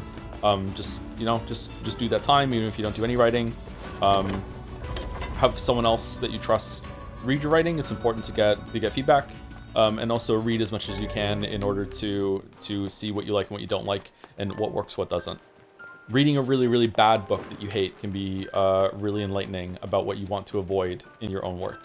Same with like playing a really, really bad game. There's a lot of value in that sort of thing. I think it's probably much easier to look at something that's bad and figure out why you don't like it than it is to play something that's really, really good and figure out why you do like it.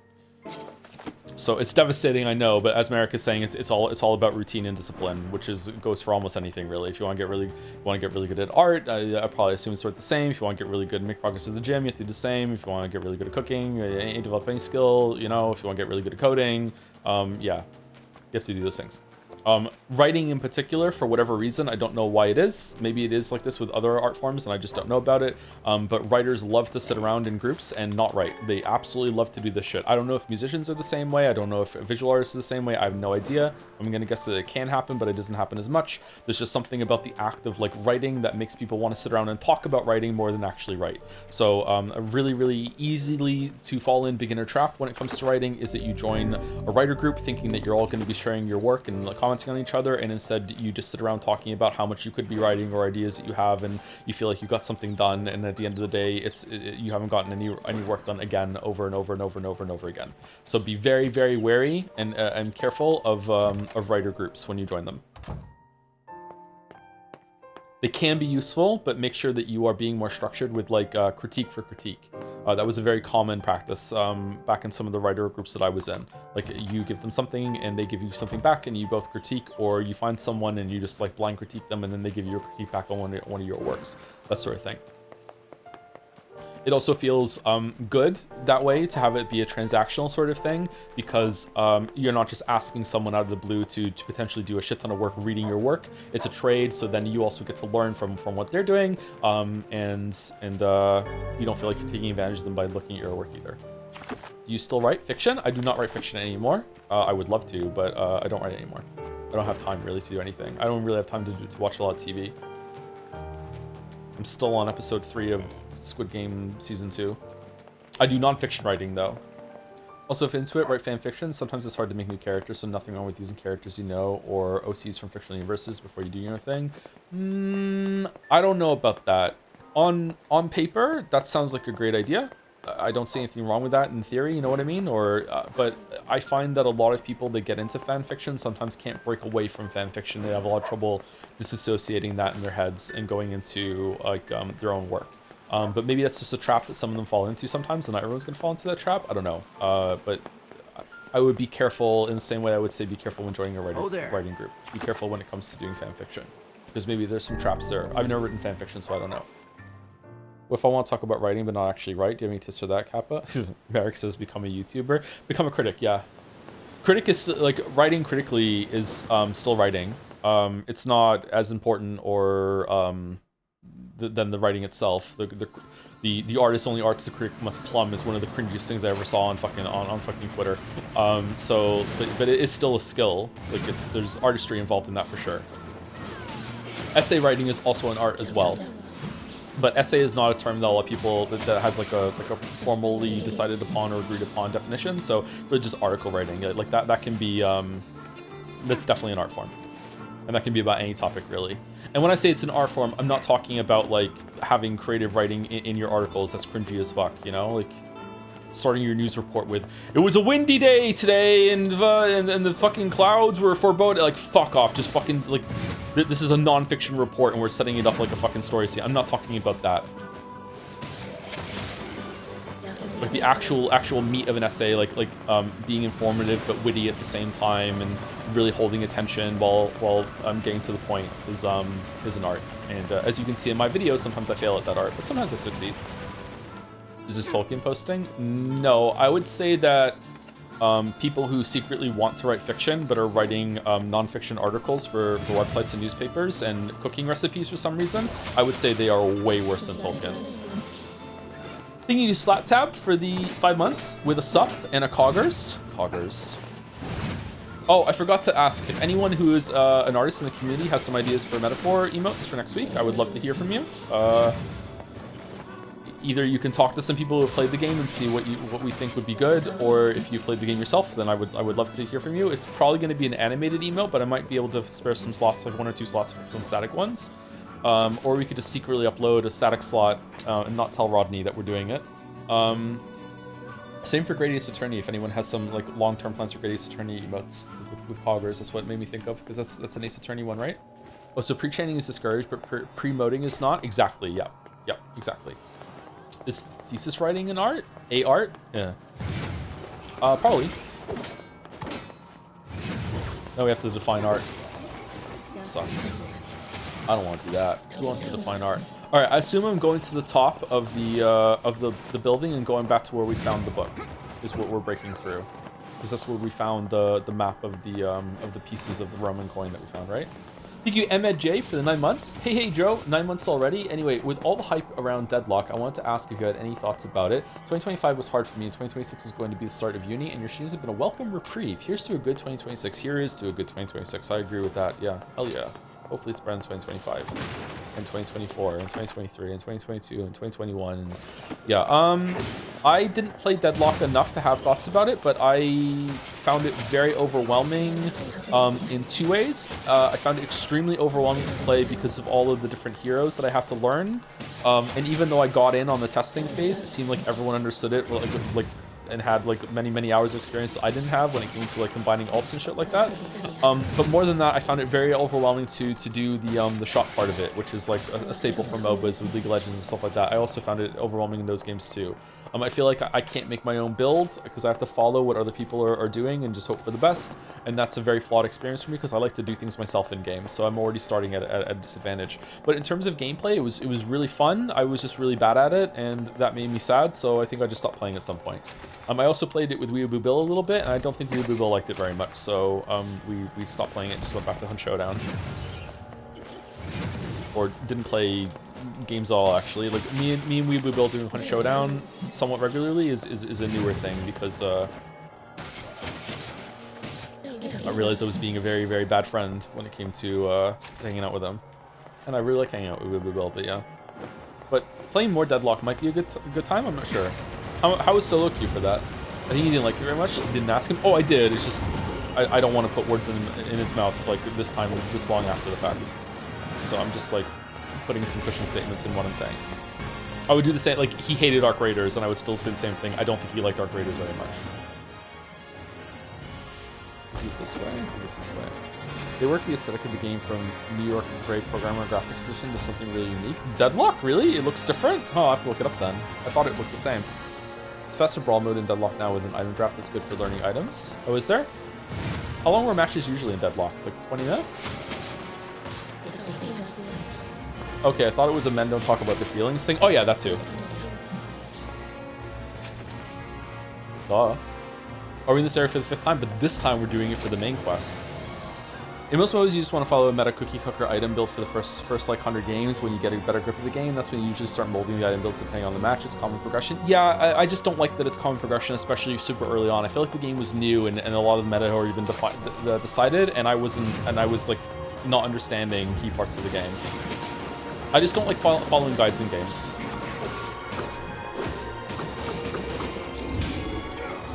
Wow, you can parry late. Holy shit. I'm crazy in making full-on release announcement page graphics developed despite not being officially announced. I mean, it's softly officially announced now, right?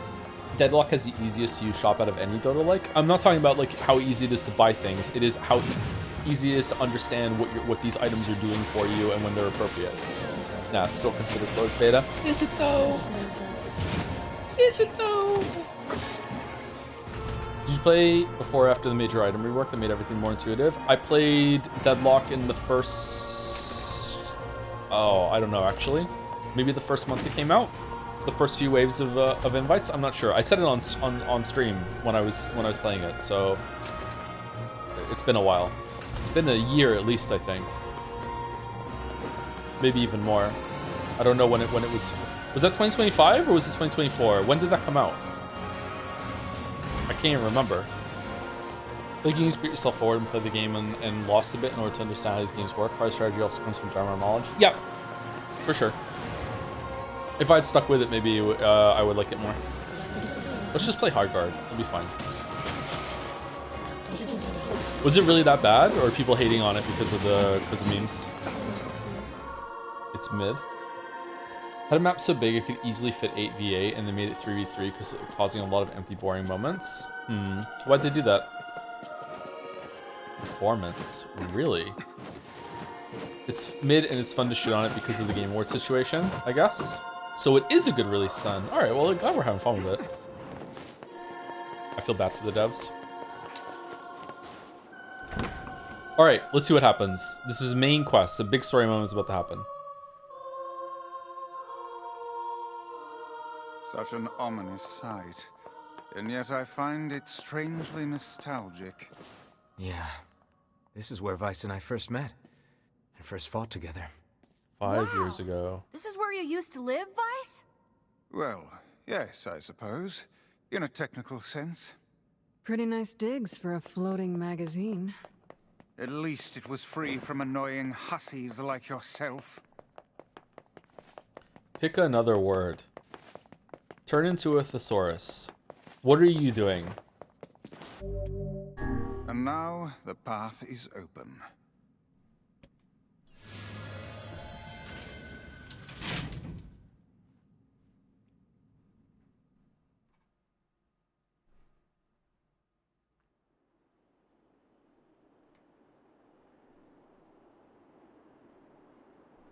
This is very automata. Okay.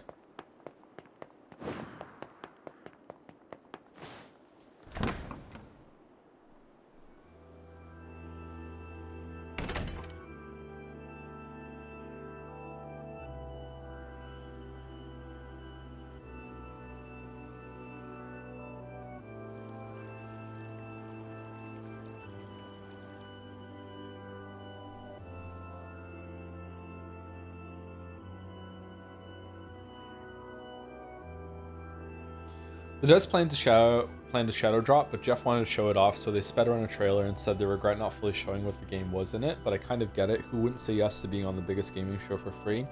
Man, if only Gabe Newell hadn't pulled out Half-Life 3 at the last minute and Jeff had to fill a spot like that. The dominoes that happened here. Expectations matter a lot, so it may be impossible for a lot of people to judge that game after what happened at the Game Awards show, in more ways than one. So, like, yeah, like that, the way that went down might have killed that release. If it had been shadow dropped, it might have been like received like not like, oh my god, best game ever, but like maybe a little bit more warmly and might have had a chance to grow in time. But like, yeah, probably not though. It probably would have just been, there's a lot of those games, so you have to stand out immediately. But yeah, who knows? Birds. To whom does the true voice speak? What? Vice, is this you? To whom does the true form show itself? You must answer. It can talk! It can talk. I ask. It can sing. Why did humans disappear from the world? The hell is this? I believe this is some manner of password. Password? Yes. The correct answer should grant us access to the castle. Password. I feel confident I've heard this somewhere before.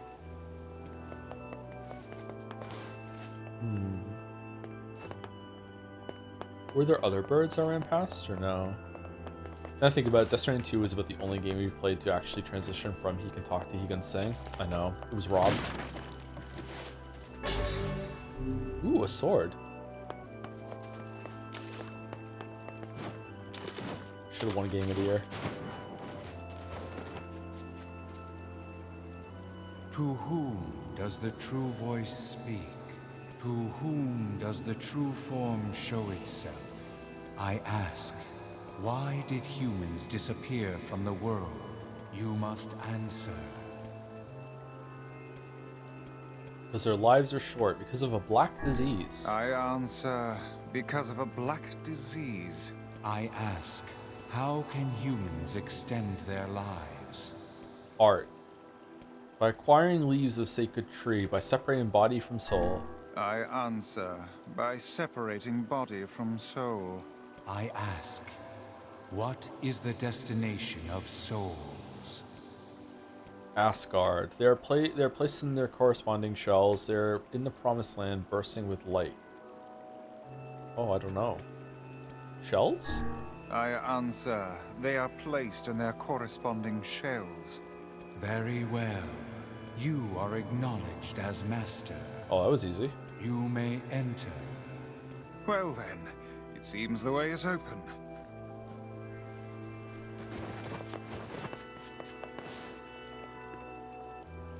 Have you ever played a Lego game? Nope.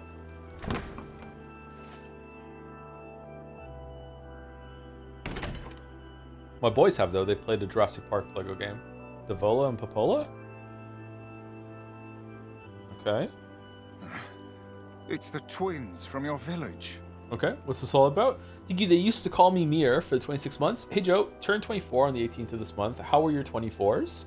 I'm finishing uni this year, 3 years later. It's a bit embarrassing. I'm planning a trip to Japan. Also, let me enrage chat by making you say Void Stranger for the second time this month. Void Stranger. 24? 24 wasn't bad. 24 was like really deep into the World of Warcraft addiction, I think. So not too bad in terms of enjoyment, but yeah, not great for productivity or anything like that. Enjoy your trip to Japan. I would like to go to Japan. I want to go to... Alright, what's going to happen here? Popola, Devila, what are you doing here? Hey, any chance you'll just go back to the village? This is a very dangerous place. Even if you can find Yona here, you probably can't get her out. How did you get here? Shh. We're asking the questions right now. Okay. We're here to rescue Yona. What are you two doing here? They're alright, let's go back to the village. Alright. What should I do? I want to pick we're here to rescue Yona. Follow your heart? Okay. We're here to rescue Yona. We're here to kill chaos. No dice, huh? Well, I guess we don't have a choice then. No, I suppose not. How sad.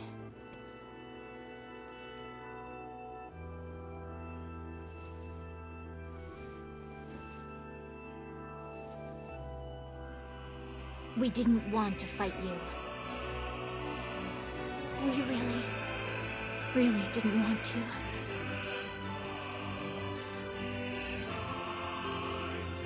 Do you think the twins are hot? Yeah, of course. Devil, what's happening? Sorry, but this fate was predetermined. Still, we spoke to truth. We really wanted to avoid this if possible. We were hoping to put it off for 100 years or so. Until the next generation came along. What are you talking about? Are they shades? I don't think so. It's a lie. I don't believe it.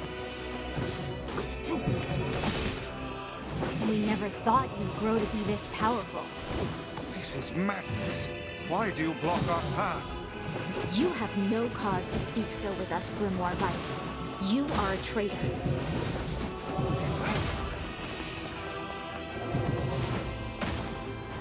Okay. What's going on? Oh, what now?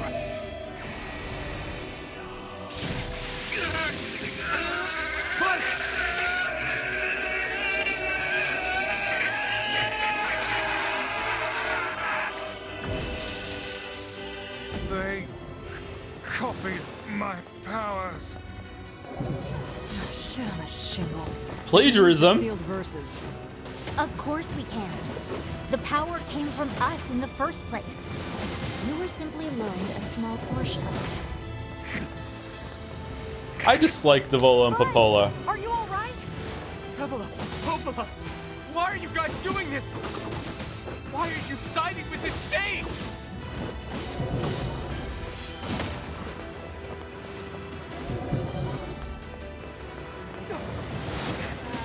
Imagine the twins calling her hussy too.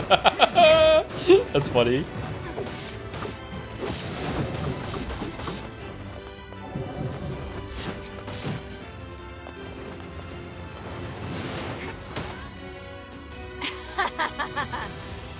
Why? The answer to every riddle lies within the heart of the Shadow Lord. Oh. Shadow Lord? So you've been on his side this whole time? You must search for that answer yourself. You've got to face your own truth now. Please, enter the Shadow Lord's castle.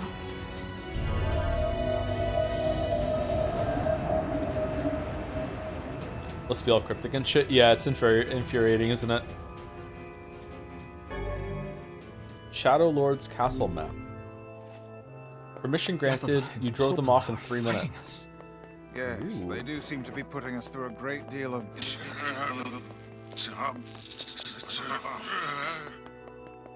You okay, Vice? What? How odd. For long years, my mind and tongue have been my greatest assets. but now the latter seems to be...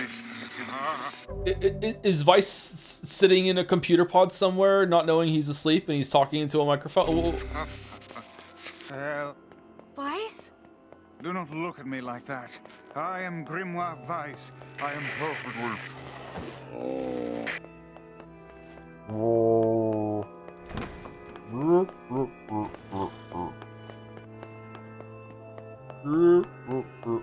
I think I hear a waltz.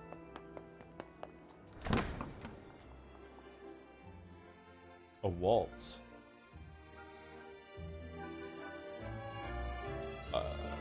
Okay. This is cool.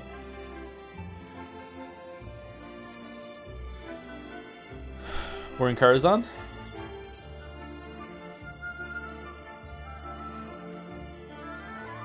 It certainly is a grand affair. It's locked. Bunch of dancing bastards. They're all shades.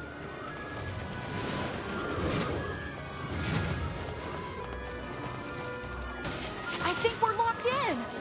It's not like I was Hell planning to leave. yeah. Locked in. Yeah, Oh, it's a that bit kind of late locked for in.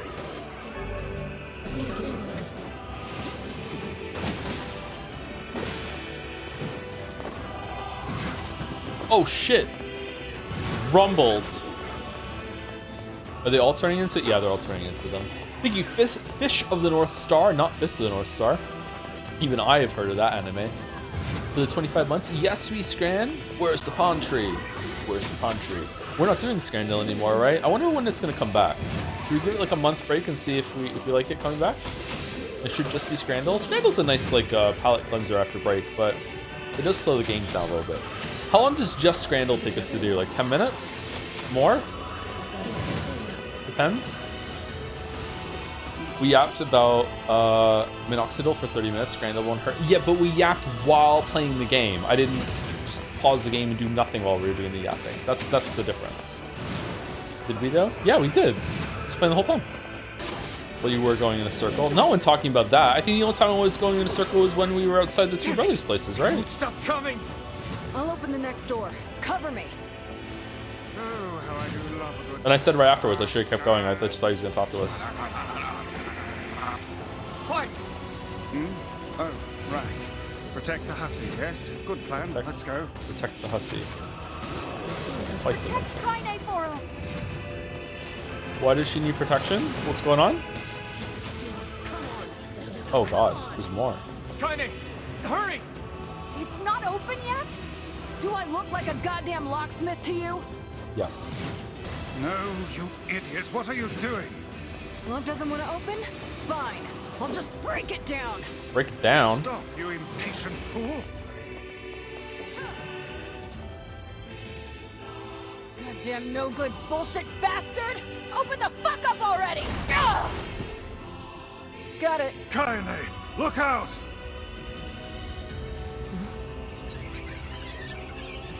Oh.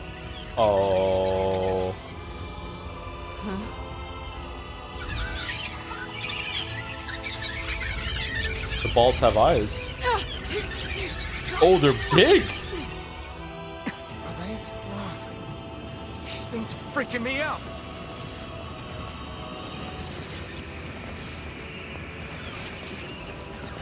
Kaine, what's wrong? We need to help Kaine.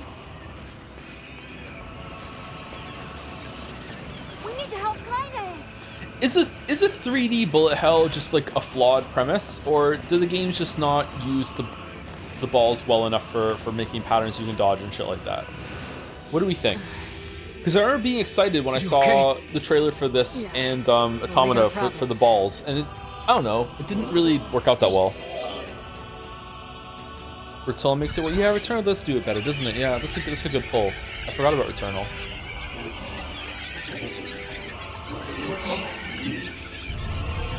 The balls. Fury exists. Well, Fury is 2D gameplay. 2D gameplay.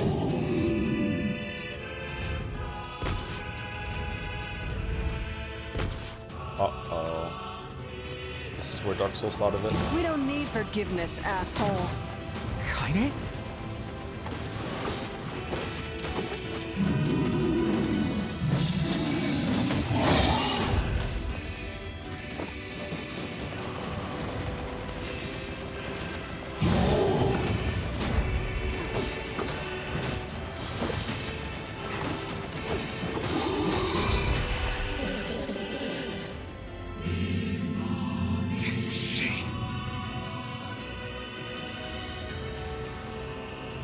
Oh dear. Boring. Ooh, it has armor now. This is where Dark Souls thought of it.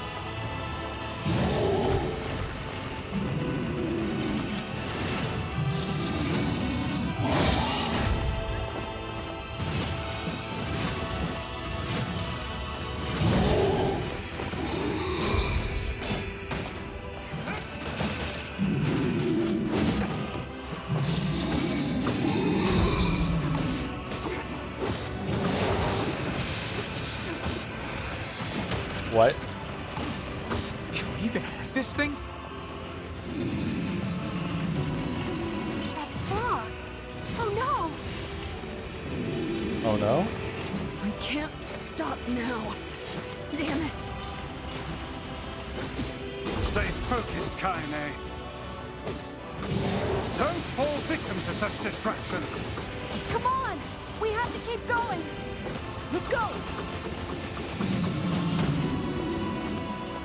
Huh? What are we doing? Are we leaving? Why did it change the camera? What are we doing? This way! Move! Oh, okay.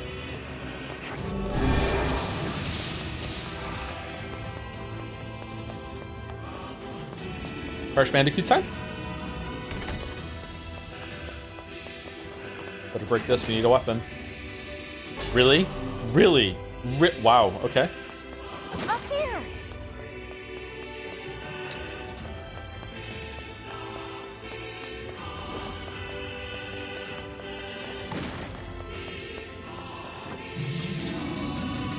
How can we deal with this thing?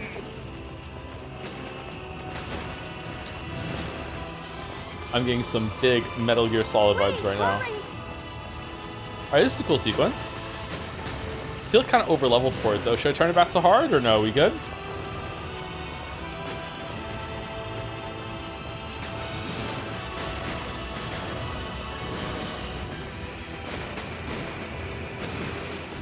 Oh shit!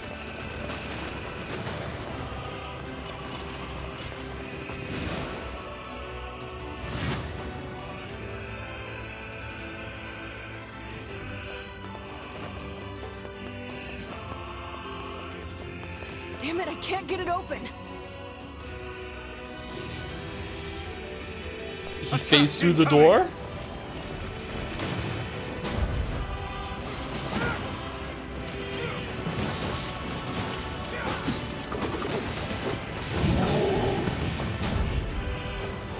The entrance is locked too! It seems we are in a bit of a predicament.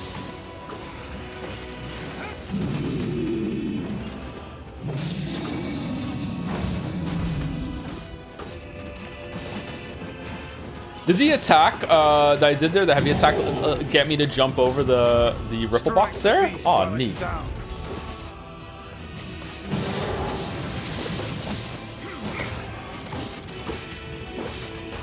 like it when games let you do that.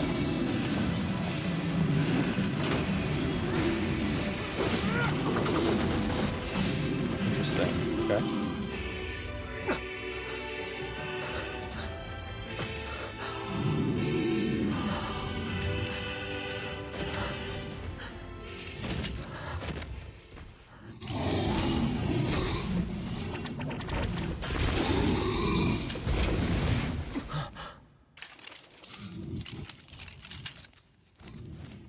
What? I'm surprised this one gave you so much trouble. What if we didn't do the side quest though? Oh no, it was a main quest with the wolf, wasn't it? Okay. Where do you guys come from? How did you get in here?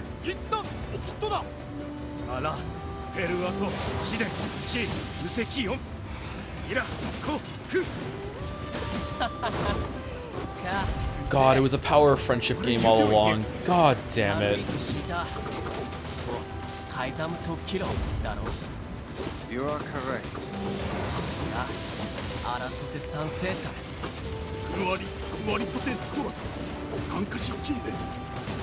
But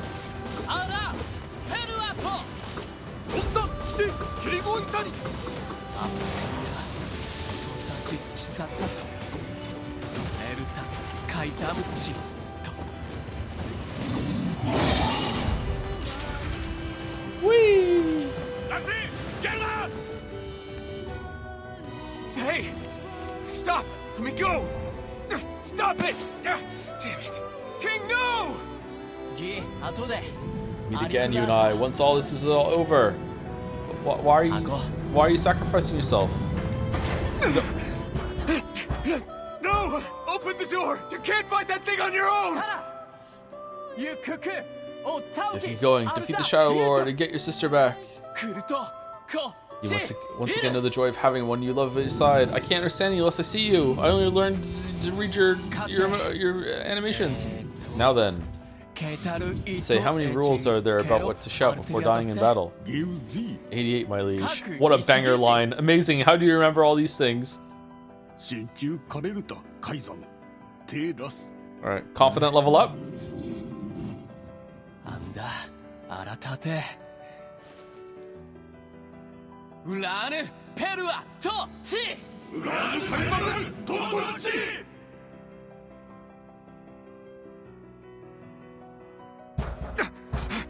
Open the damn door!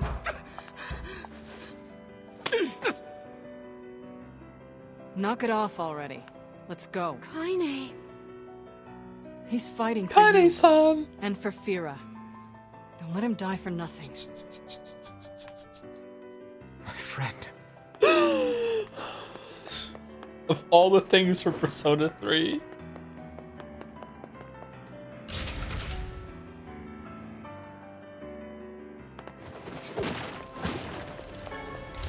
Recovery potion, cool.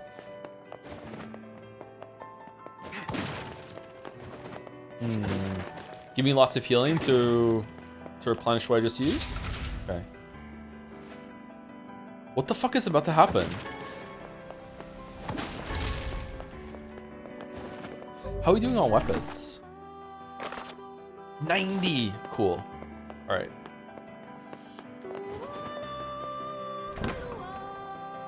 This makes me think of Chrono Trigger every single time in the music. The Senate? Wait, how is there like a city... Where are we?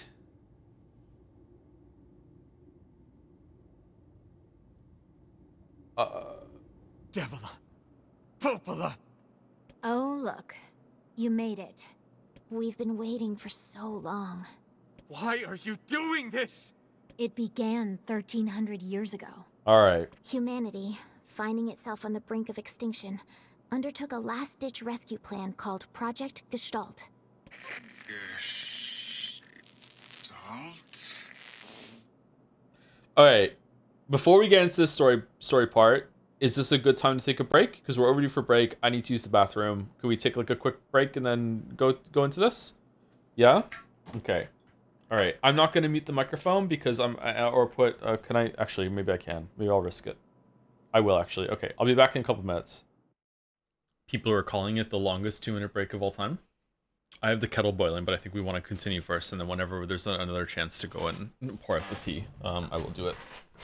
Thank you, Lord Fifth Izith. Before we get into this, for 29 months. Hi, Joe. Any plans on playing Of the Devil? It's a mix between Ace Attorney story and Danganronpa style, only this is well written and well paced. I think that's been brought up a couple times before. I have no plans, but it's possible we might get to it. Yeah. I think a bunch of people have said it. Yeah. It's not done yet, though, right? And we prefer to wait for things to be done before we start them, like fantasy books and Witcher videos. And we'll see how it goes. Anyway, let's continue. Gestalt. Persona. Do you still not remember, Grimoire Weiss? Then let's give you a refresher.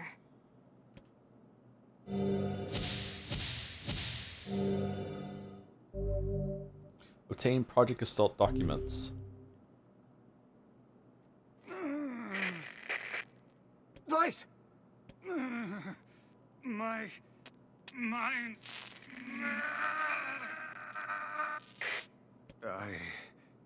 I remember. Devila. Popola. You are not human. In fact, Oh no.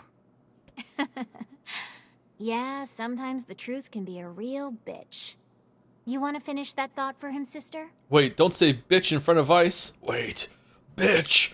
How dare you try to lure me into another stupor? All of us, every person standing in this room, are mere shells created by the true humans. Not me. What are you saying? You still don't get it? You aren't human. So then humans, I mean, the true humans, are extinct? No, they still live on. You know them as shades. Each shade is a twisted remnant of what was once a human being. Crazy, huh? Now let's skip the part where you stand there with your mouths agape and just get down to business. Why are they being so awful? Wait. Sorry, but we're gonna be needing that shell of yours. The rightful owner has been waiting for a very long time. Please don't be angry with us. We are only doing our duty. Duty. Our endless existences have a single purpose: to control the lives of others in accordance with the will of the true humans. You have your own motives, your own desires. And we have ours. I fear it really is just that simple. Don't speak such foolishness. Left one's better than the right one, we agree, right? Sorry.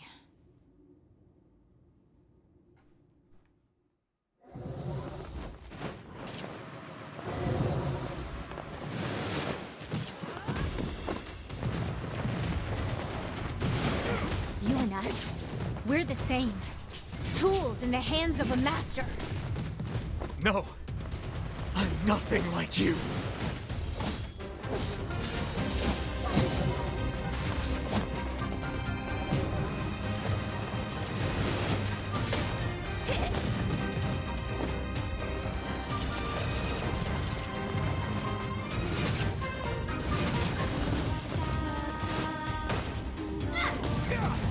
What if we can parry that?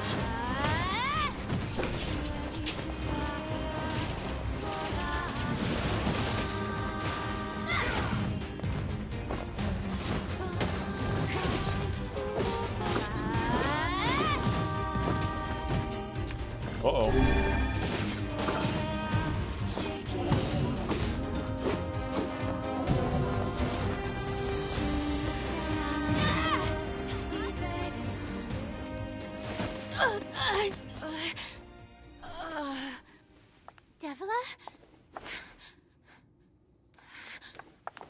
Devila? Oh, like the devil!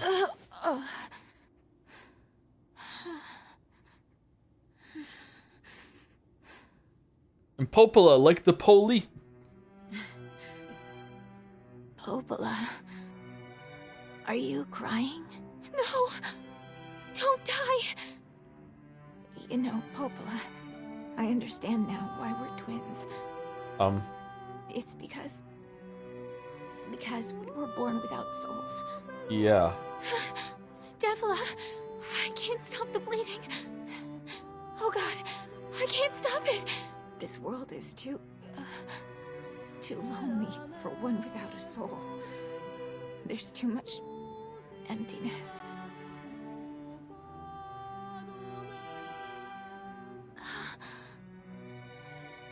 Our souls are missing. And yet somehow our tears still work. It's kind of weird. Sorry, So it's another ChatGPT game, okay. Devila! Devila! Uh-oh. Don't you go! No, I can't be alone! Devila! Is this determined by which one I killed, or is it always Devila?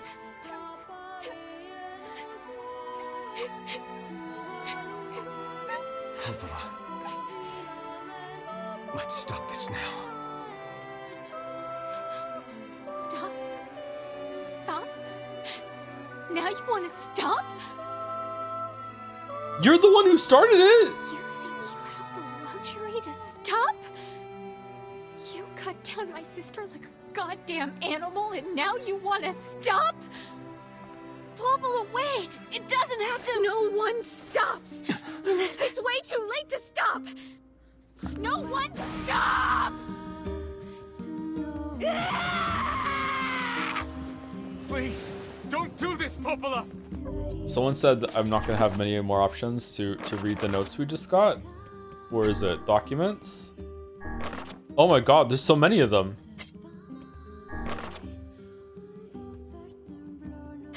Popola made a huge cake.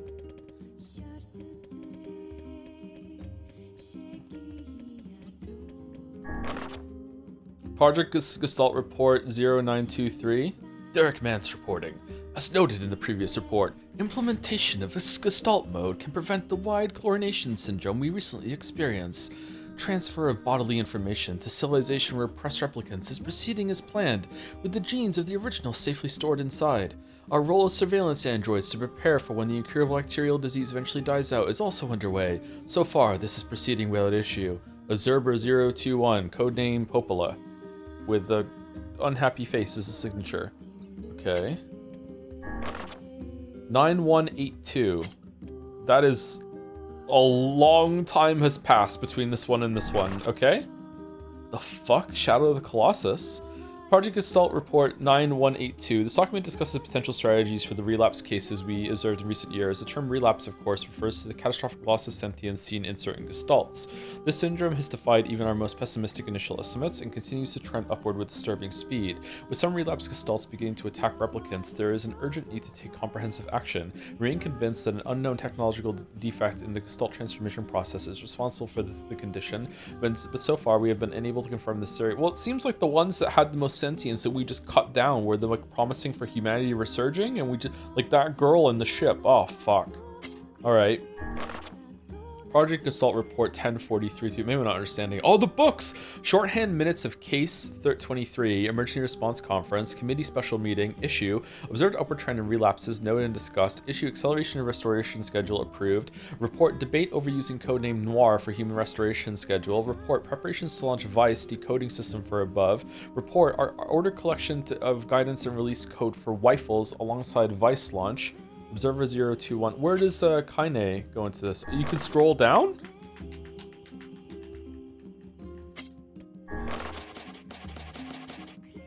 Oh shit, sorry. Research conditions now top priority. Looks likely to continue for some time. Observer 022, codename Devila. Okay, not this one though. Oh, they're both on that one. Okay. Project Gestalt. One numbers like wiped out there. Is that date 2035 or no, that can't be the date. Project Gestalt Report 11242. We've determined that the rise of relapses was due to an unexpected spike in the sentience of replicants, as well as a genetic instability within the original Gestalt. It seems the original's effects on bodies that have undergone the Gestalt process was not anticipated in advance. Immediate action must be undertaken to identify the links between this trend and the original Gestalt, along with its sister, the relapse case known as Yona. The observer contact group is growing uneasy, so finding a solution to the relapse issue should be considered top priority. See other reports for more details. Okay, so I'm still not really clear what's going on here. Is that intended, or am I being slow on the uptake? Yeah, that's okay. Okay, let me go pour my tea out real quick. 1 second. So there was some sort of disease. Humanity was wiped out, but they became sort of like digitized, for lack of a better word, into the shades. That's the humanity's essence, but they're not coming back with full humanity. And there were like synthetic humans that were there to look over that process, but some of them have developed consciousness and have forgotten it, and some of them relapse into I don't really know what the black scroll. I don't know. So that's okay. You and Devila were like parents to me. Those two have watched the world wither for time immemorial. The coolness of such a fate is difficult to imagine. I don't want to do this. I don't want to fight her. Stop bitching and start fighting. It's the only way.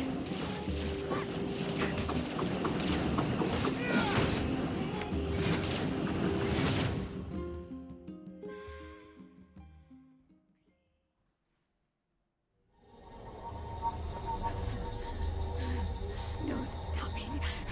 No no stopping ever.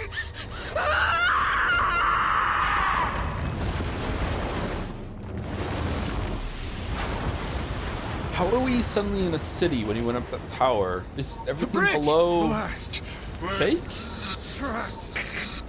I've got an idea. Oh yeah? Is it that you can fly? Because we can't. Oh, okay.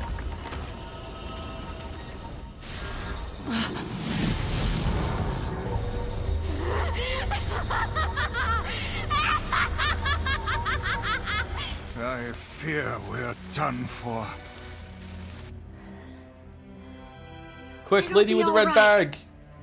Show up and save us. You know, when I was young, I hated my eyes.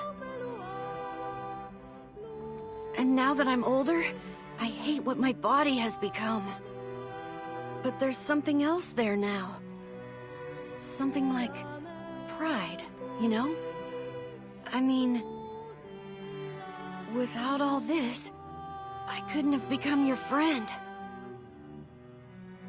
Goodbye, my friends. Thank you for everything. Emil! For so long, all I could do was destroy. But now, I have a chance to save something. No! Now get going, okay?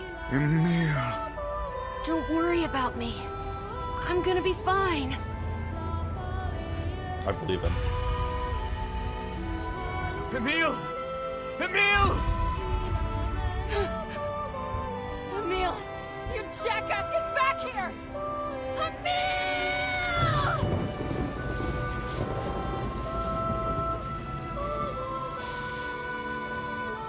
Oh dear. Kaine's so unstable, and Vice can't stop arguing with people. I hope they can hold it together once I'm gone. Well, I guess they'll just have to learn. That's a cool shot. Umineko?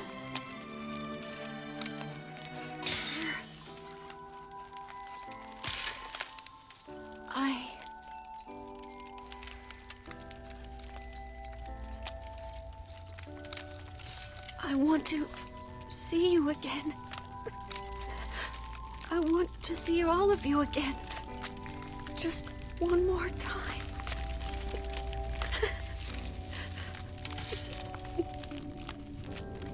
I'm scared. I don't want to die.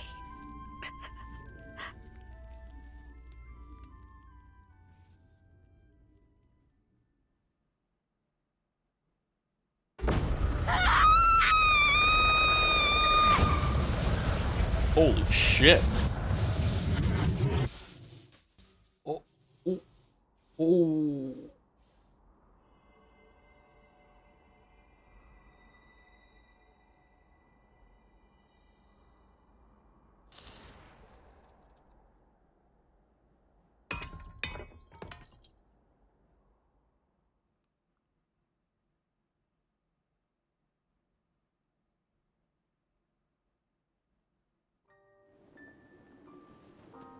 I mean, he's a weapon of mass destruction. Don't bring Persona 3 into this.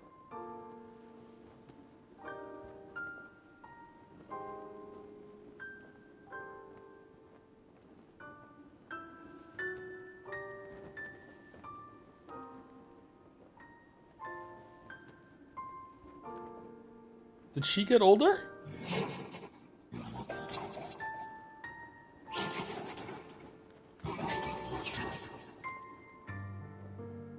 Oh, he's talking like the girl on the ship.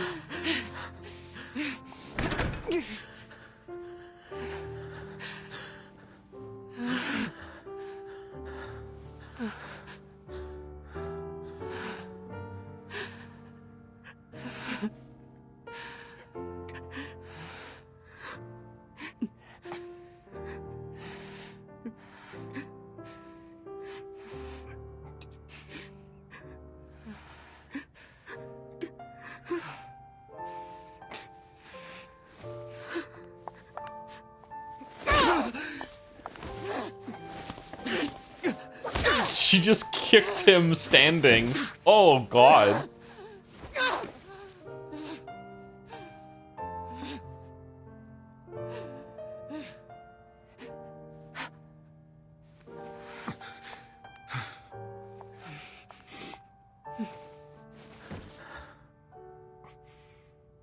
Let's go.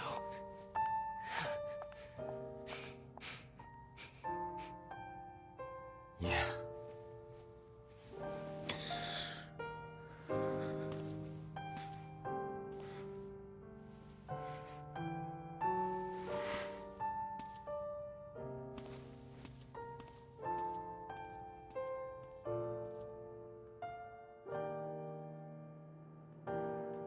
Man, what's Popula's problem? How are they so strong?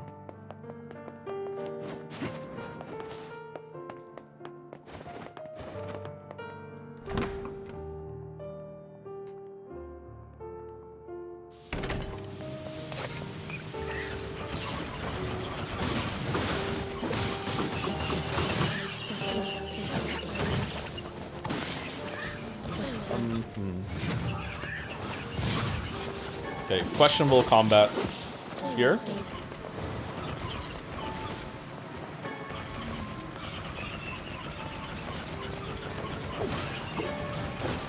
Go stop killing humans. I'm not a human, so I don't care.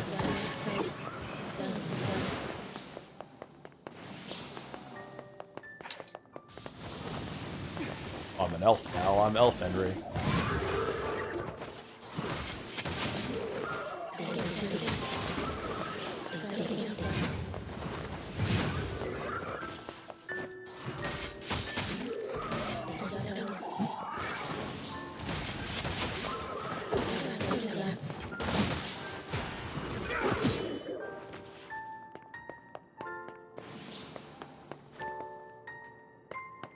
You ever think of a joke and go, what the fuck, brain? Yeah, it's streaming.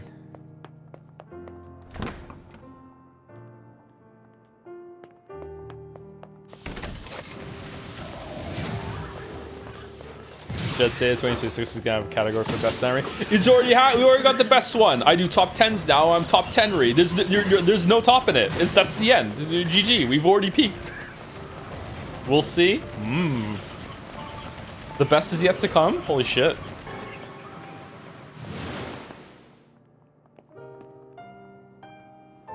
I'm a fan of February myself. I'm a month now. I'm February. So fucking stupid.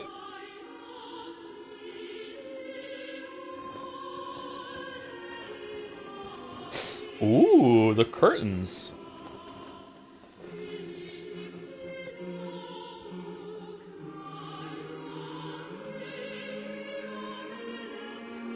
Yona!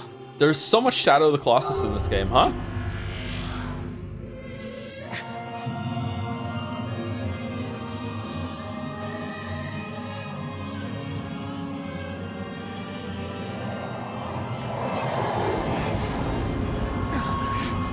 Uh-oh.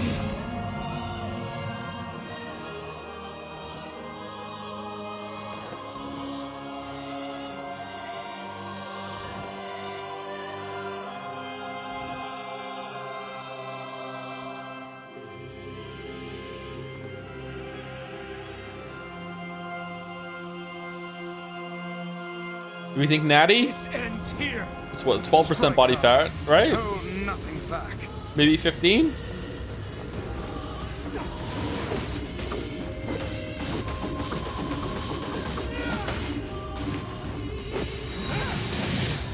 How can a mere tool hope to stand against the Shadow Lord? Why are you still calling him Shadow Lord? Fool, I am nothing like you.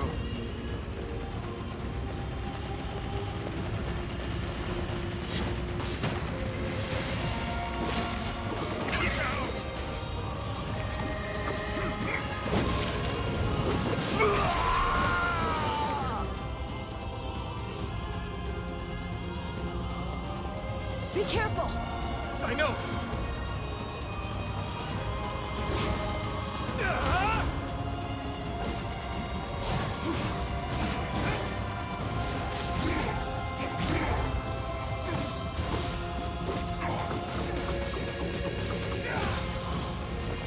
Oh shit. He's a tanky boy.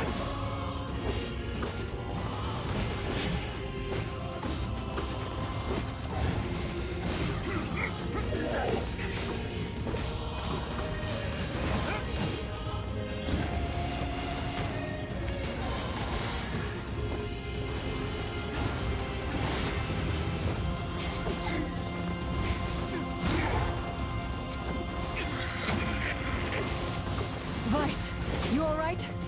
Naturally, I am as fit as a fit.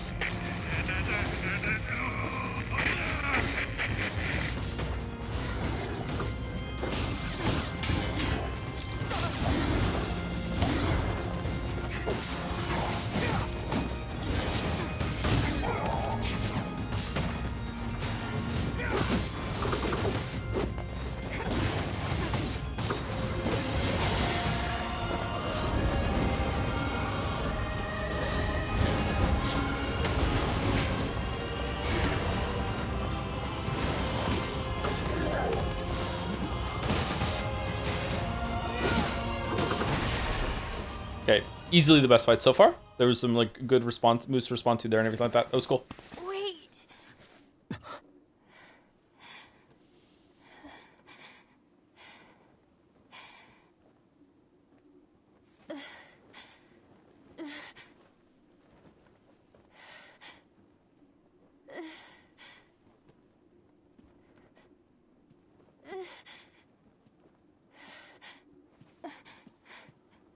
Brother?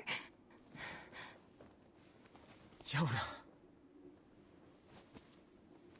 Uh-oh. Gonna walk past him to... Yep. Mm-hmm. Huh?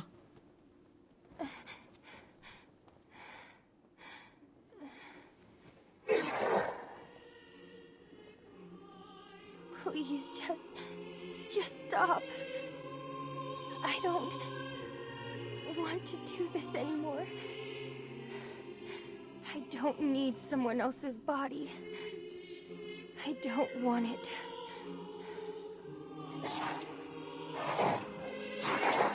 There's another girl inside this body.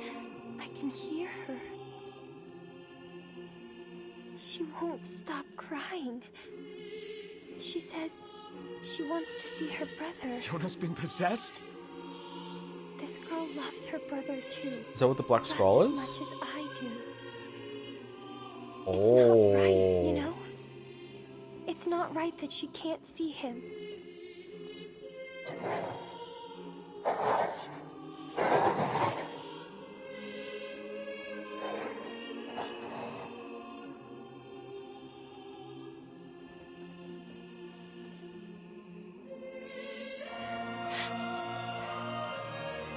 It's you, isn't it?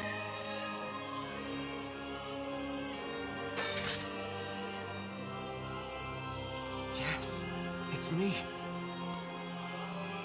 Let's go home.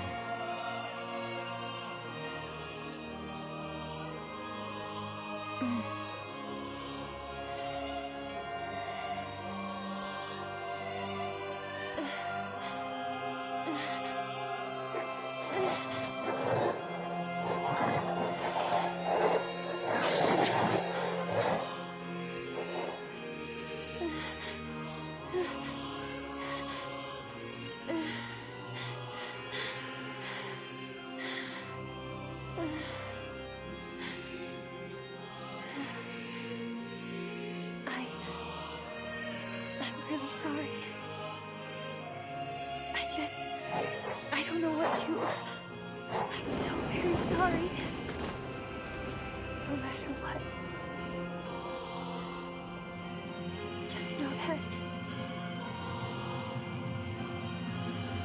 I love you.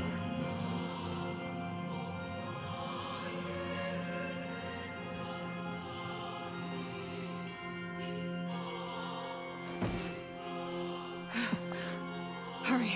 The shade that possessed her is gone.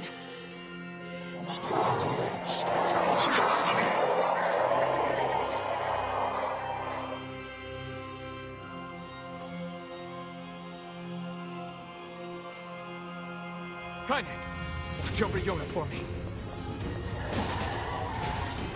don't understand your sadness. Oh, it's not taking damage. Oh, shit. Sister and my friends.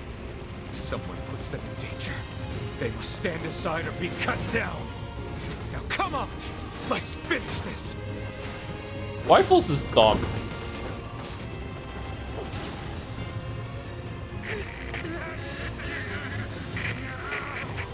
Weiss, what's wrong?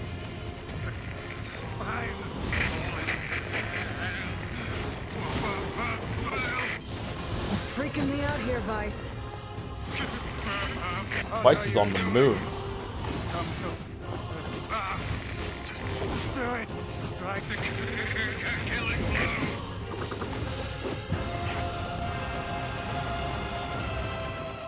Oh.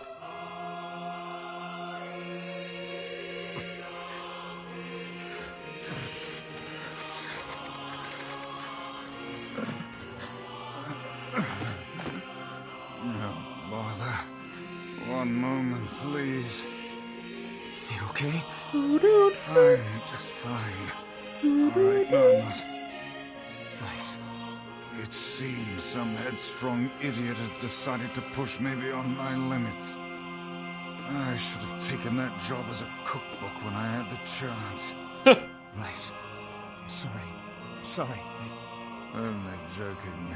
I hate cookbooks. Me too. But let's go. Out of the way. I have one final task to fulfill. Where are you going? Why, to stop him, of course. But after that, it's up to you. Only you can see this battle to its conclusion. I wish you luck, my friend. You can't. I swore I'd always fight by your side. You are an exceedingly stubborn lad. You know that, yes?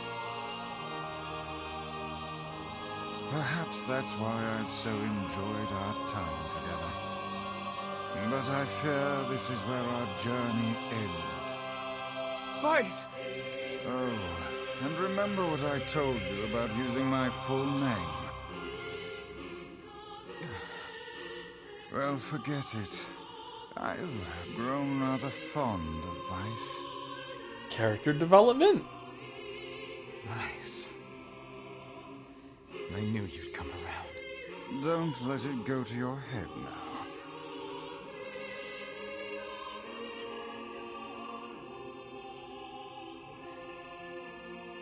Going back to my own world. I'm going back to my own world. Weiss has lost all his powers. Something to defend. I have a reason to live. Oh shit. Shut.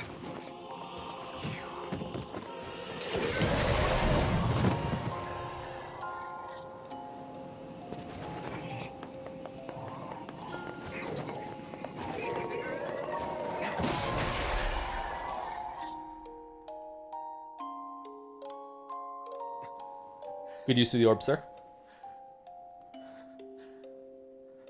I like that it has the weapon you've chosen in these scenes.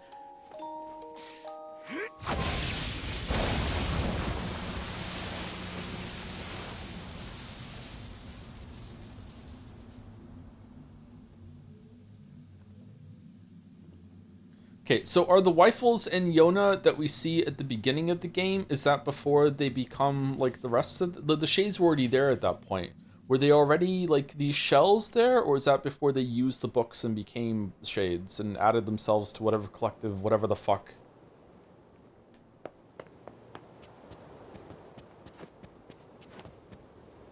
Oh, look at all the like artifacts that he found for her. And is the black scroll just when the human finds the appropriate shell that it can take over, but oops, the shells, we made them too good, they're sentient, so now there's like a sentient fucking struggle when it should have just been they can take it over? Uh-oh, like, A side quest now? All right. Bring me some melons. This is a cool room, I like this room a lot. Oh god, no. Oh, please, the girl is fine.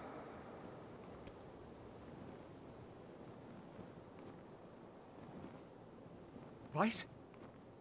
Where are you? Are you okay? I am as well as can be, considering I have lost my physical form. Doubtless my voice will be the next to go, so listen closely.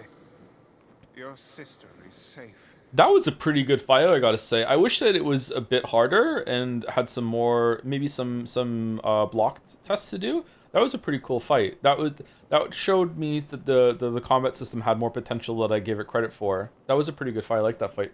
Do not mourn her, and do not give up hope. Instead, you must call her back to you. How? Use your memories. Recall the times you spent with her. Present her with proof that the two of you live still, and that your lives have meaning. I don't know. Typical. But take heart. I know you can do it.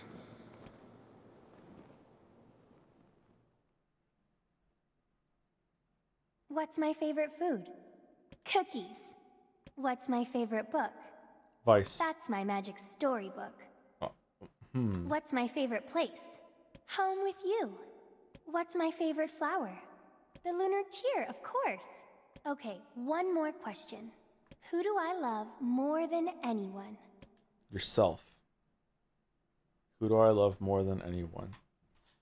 That's not the right name. Oh fuck! Why fools me? You love me, your brother.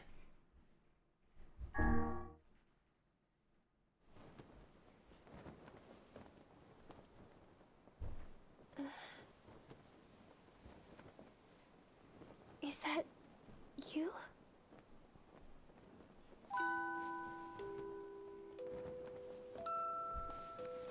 Yona.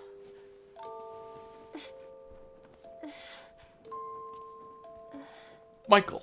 Is this my body? Yes, Yona. It's yours and yours alone. You look bigger than before. Like you've grown up. Well, yeah. I guess you haven't seen me for a while. Have I been asleep this whole time? Is it a time skip for her? Something like that. It's almost like I'm a princess from some fairy tale. Aww. Oh, Yona.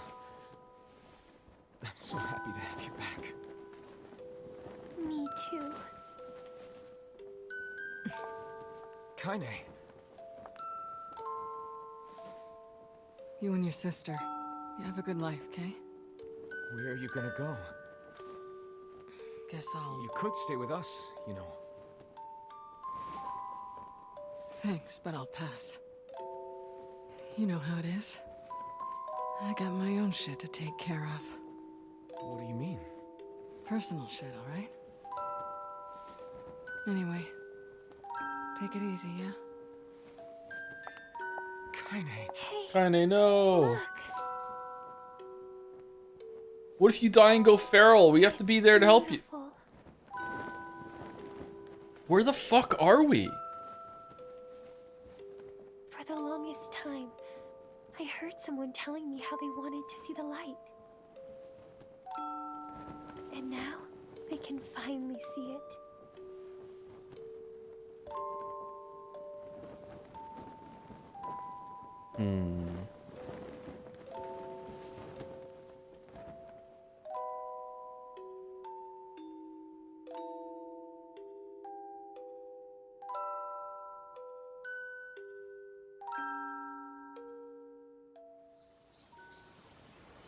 Loading.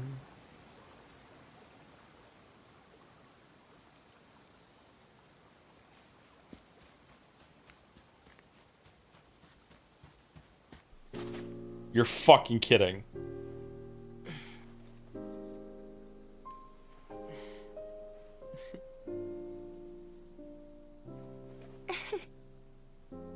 Thank you. I love it.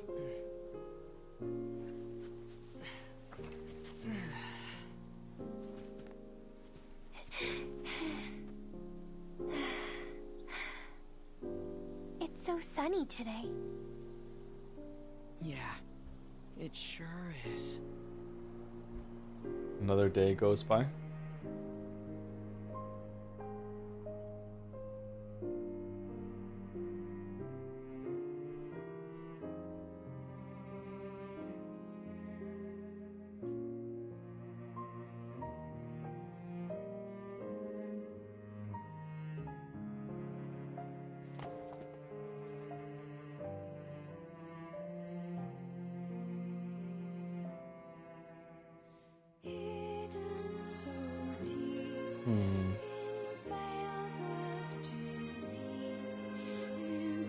That's a lot of Aarons and Adams.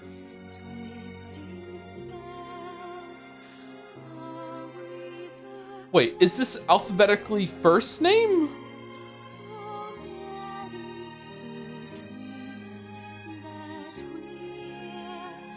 How strange.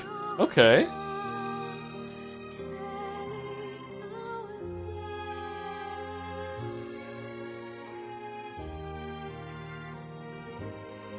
Kinda peek. Kinda peek and kinda snack. Doug Bone.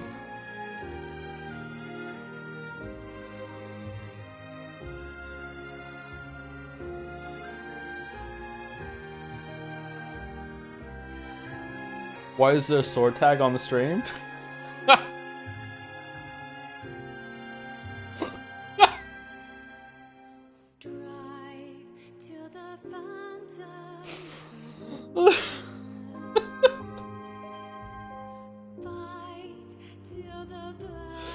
Because when we were playing King of Hundreds 2 and we were Henry, we were searching for a sword Henry. I'm looking for a sword now, I'm sword searching Henry. And we put sword in the tag for Henry. And we just never took it off.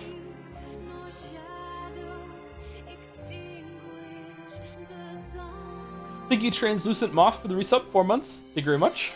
Thank you. Hope you're well. So we're at credits, but this is not the end of the game. We have to do it at least one more time? What's gonna happen?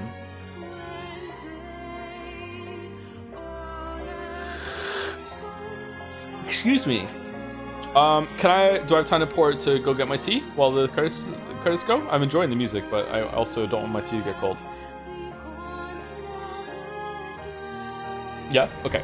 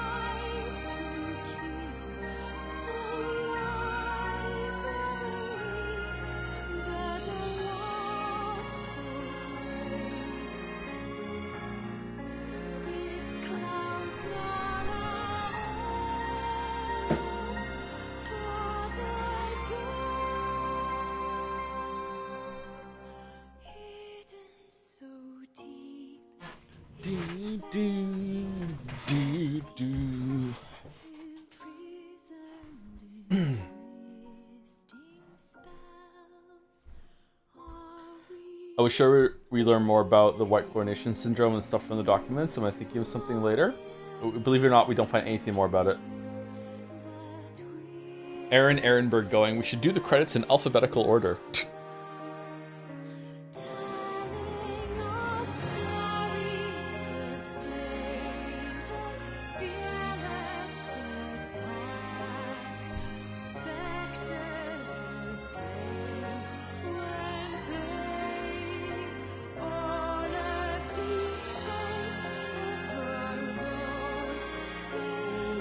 It's great to check out the game of your childhood and it feels like it's just straight up good. I wouldn't know.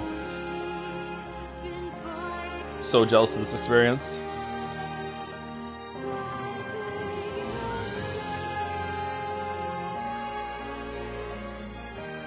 Do, do, do. Do, do, do, do.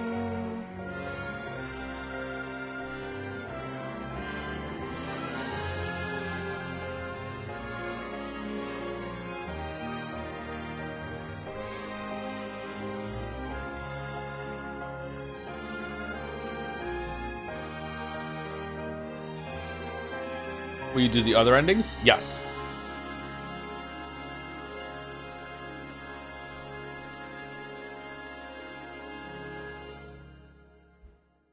Best songs on an automatic OST are just remixes from Replicant. Oh, it's like the best songs in Persona 3 are just the ones from Persona 4 and 5? Yeah. I get you.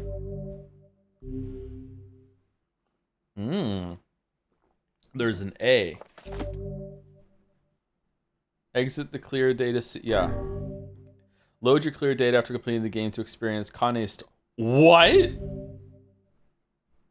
You can now read a departed mother's diary in your house. Wardrobe has been added in the options menu. New outfits can be obtained by progressing through a departed mother's diary. Change music.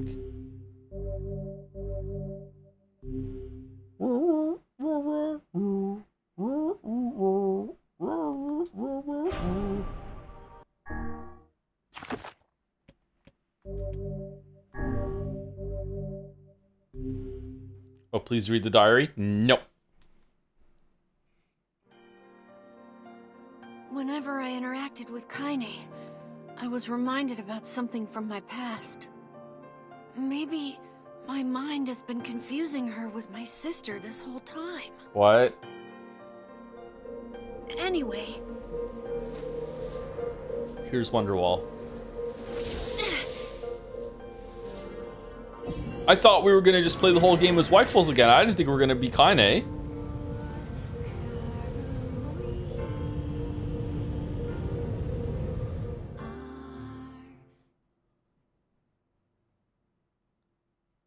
Kaine's dreams, discrimination. What? The sound.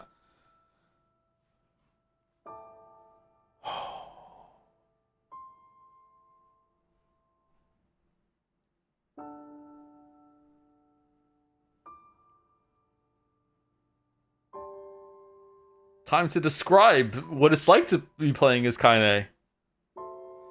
The sound of the rain filled the village. Steep cliffs that surrounded the area magnified sound, causing even the slightest drizzle to rattle like a thunderstorm. Thin wisps of smoke streamed from huts as the villagers huddled in their homes and waited out the rain. A single child, however, had braved the downpour and was now wandering slowly toward the wooden hawk-shaped weather vane at the center of town. The wanderer reached the vane, which had existed for as long as any could remember, and stared. The child's face was simultaneously delicate and fierce, like a teacup that had survived a shipwreck. No. Those traits combine with pale white skin to give the face an almost sexless quality. If the beak turns east, I go home. If it stays west, then I... The child blinked. Rain slowly dripped down the young one's short hair and began its long descent to the ground. Come on. Come on. The child felt the slight breeze and watched as the veins slowly creaked to life. Spinning this way and that for a moment, it finally settled with the beak pointing firmly toward the east. East? Really? Before the vein could move again, a jagged rock came spinning and tumbling through the air, striking home against the child's head. The force of the blow dropped the child to the ground as a hail of stones began to fall all around. Oh no, they found me. A heartbreaking smile crept across the child's face as the stones continued their assault. Through the rain, the sound of multiple footsteps grew louder before a voice rang out. Yoo-hoo, Kaine! The voice belonged to Demo, worst of all the bullies in the area. Oh shit. As Kaine struggled to stand, a final stone came skittering through the mud and bounced against her foot. Blood oozed from a cut above her eye and blurred her vision, but she could not make out the shapes of Demo and his usual gang of idiots. Okay, so we avoided using pronouns there until now. What's with the mystery? The boy seemed taken aback for a moment by Kaine's seeming indifference to the blood dripping from her face, but quickly regained his bravado. What's up, freak? You like the rain? You like getting all wet, or did you finally decide to run away home? Though she knew it was futile, Kaine turned to leave. Before she could get more than a few steps, the other children scrambled to surround her, cruelty burning in their eyes. Kaine knew those were not the only eyes on her. The tormentor's parents watched from the safety of their homes. She was attuned to the sensation. It was the one she'd experienced many times before. The parents are, like, allowing it? While some villagers simply turned a blind eye to the actions of their children, many encouraged it openly. Oh, shit. In a society ruled by superstition and fear, Kaine was something to be hated and, if possible, destroyed. I didn't say you could leave, freak. Demo's words chewed at her like a worm through an apple. He can't hurt me, she lied to herself. Be strong, be brave, he can't hurt me, he can't hurt me, he can't... Oh look, the little freak is gonna cry. What's wrong? Are you sad that everyone hates you and wants you dead? Kaine prayed for the rain to flood down and carry her away from a world that seemed to have no place for her. But if there were gods, they chose to ignore her. As Demo crept ever closer, the clouds began to thin and the rain slowed. Even the weather hates me. I'm useless, a failure. I wish Demo's rock had taken my head off. Kaine couldn't meet Demo's leering gaze. She lowered her eyes and stared at the muddy ground below. The bully moved forward until he was inches away. She could smell the scent of old meat on his breath. The boy grabbed Kaine's face with thick fingers and yanked it upward. She tried to turn away, but he forced her gaze back and jammed his thumb against her eyelid to pry it open. Show me. No. Did you just say no? Demo grinned evilly. You don't say no to me. No one says no to me. Not even taking his attention from Kaine, he called to his cohorts. Come on, guys, let's give the freak what she deserves. As soon as Demo finished, kicks and blows began to rain down upon Kaine. Demo paused, still grinning, as Kaine curled into a ball and tried to make the pain stop. I don't get you, freak. What you acting like a girl for, huh? Everyone knows what you really are. Kaine ignored the question, choosing instead to stare at the weather vane. It continued to point east, as if supremely confident about the future it had chosen for her. Go home? Yeah, that's a funny joke for someone with dead parents and no home to go to. Freak, chanted the children. Freak, freak, freak. Kaine closed her eyes and listened to the rain, waiting for the pain to start again. As the clutching hands of the village children closed around her, she bent her mind to the sound of the rain, letting it become her world entire. The rain fell, but the pain never came. Only when the laughter of her tormentors turned to terrified cries did she dare open a single blood-caked eye.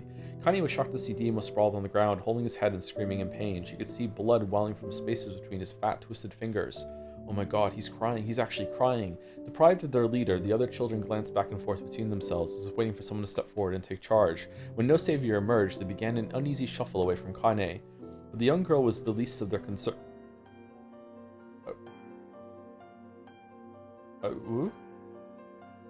the young girl was the least of their concerns. Instead, their attention was rapt on the ancient woman standing a few feet away. After struggling for breath for a moment, she finally spoke in a voice thick with rage. Hurts like a bitch, don't it? Now I suggest you scatter before I throw another one, and if any of you little bastards ever touch my Kaine again, I'll do far worse than throw a rock. You can count on it. The old woman crouched down and gently touched the hand Demo was using to cover the wound. Before he could think to protest, she ground her palm into the wound and twisted back and forth.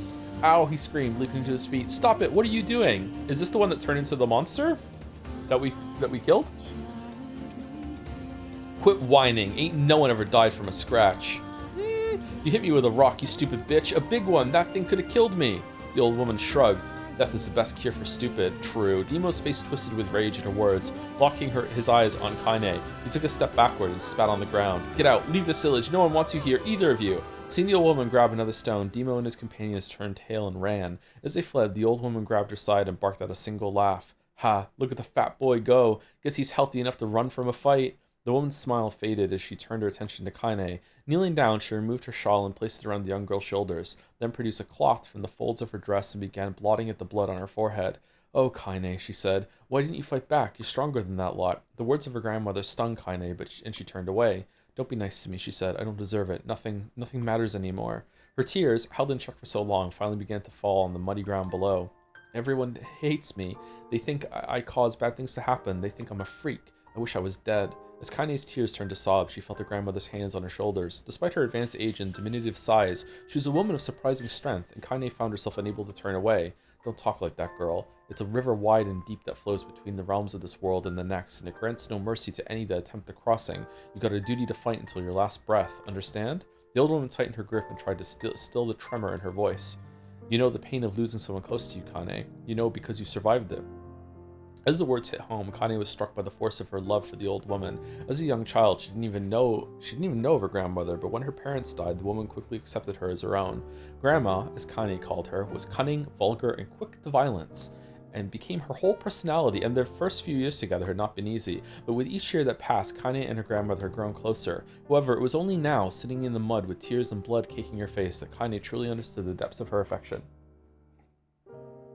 Here was a woman who had seen hard times, who had seen death, who had fought through all these things to somehow emerge on the other side.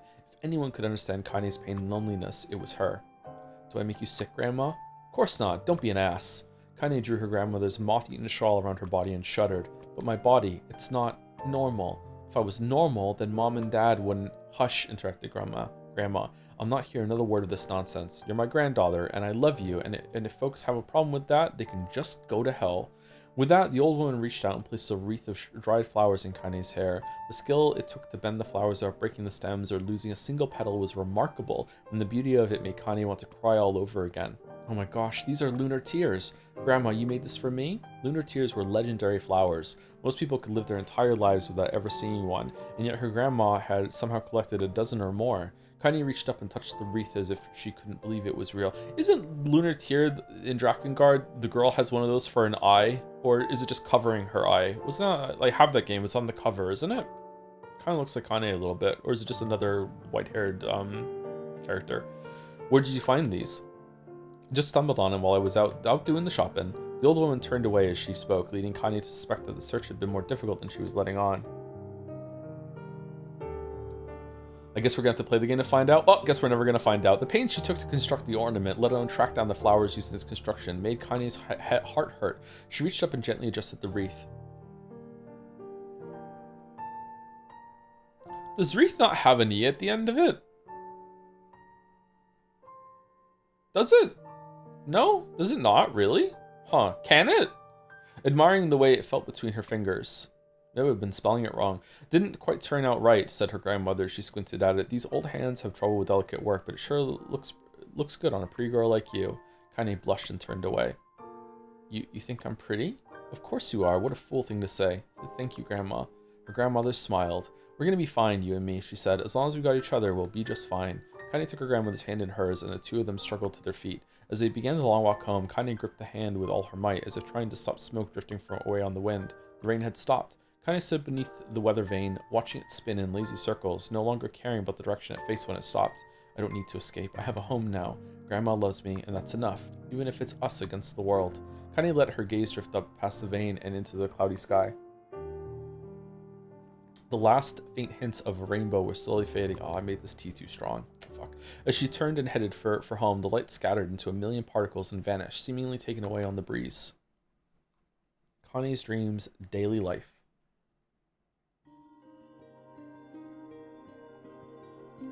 In the distance, Kaine heard the steady sounds of an axe striking wood. The noise had a purposeful quality to it, as if she was hearing a master woodsman go about his work. I've always wanted to cut some wood.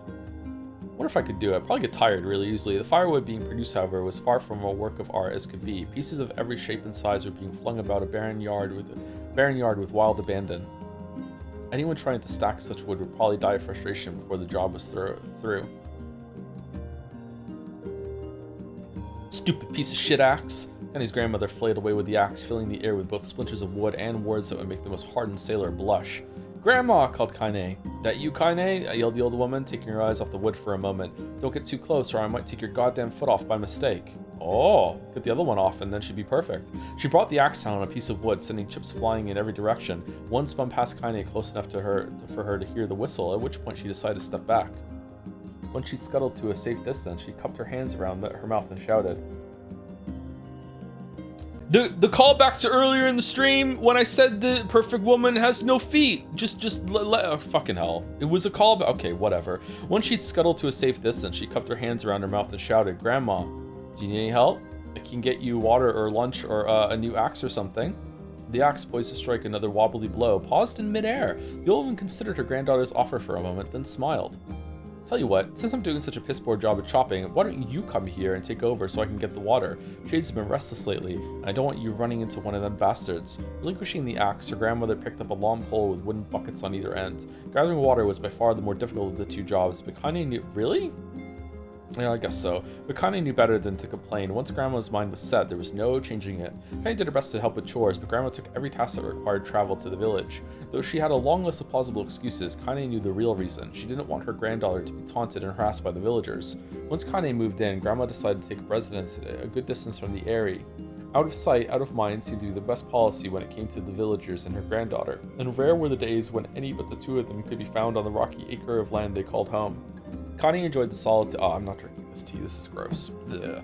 Connie enjoyed the solitude, but harbored a secret resentment that her grandmother was forced to spend her golden years in such a place. After watching her grandmother leave, Connie turned her attention to the task at hand. She had never chopped wood before in her life, and soon discovered why the old woman hated the chore.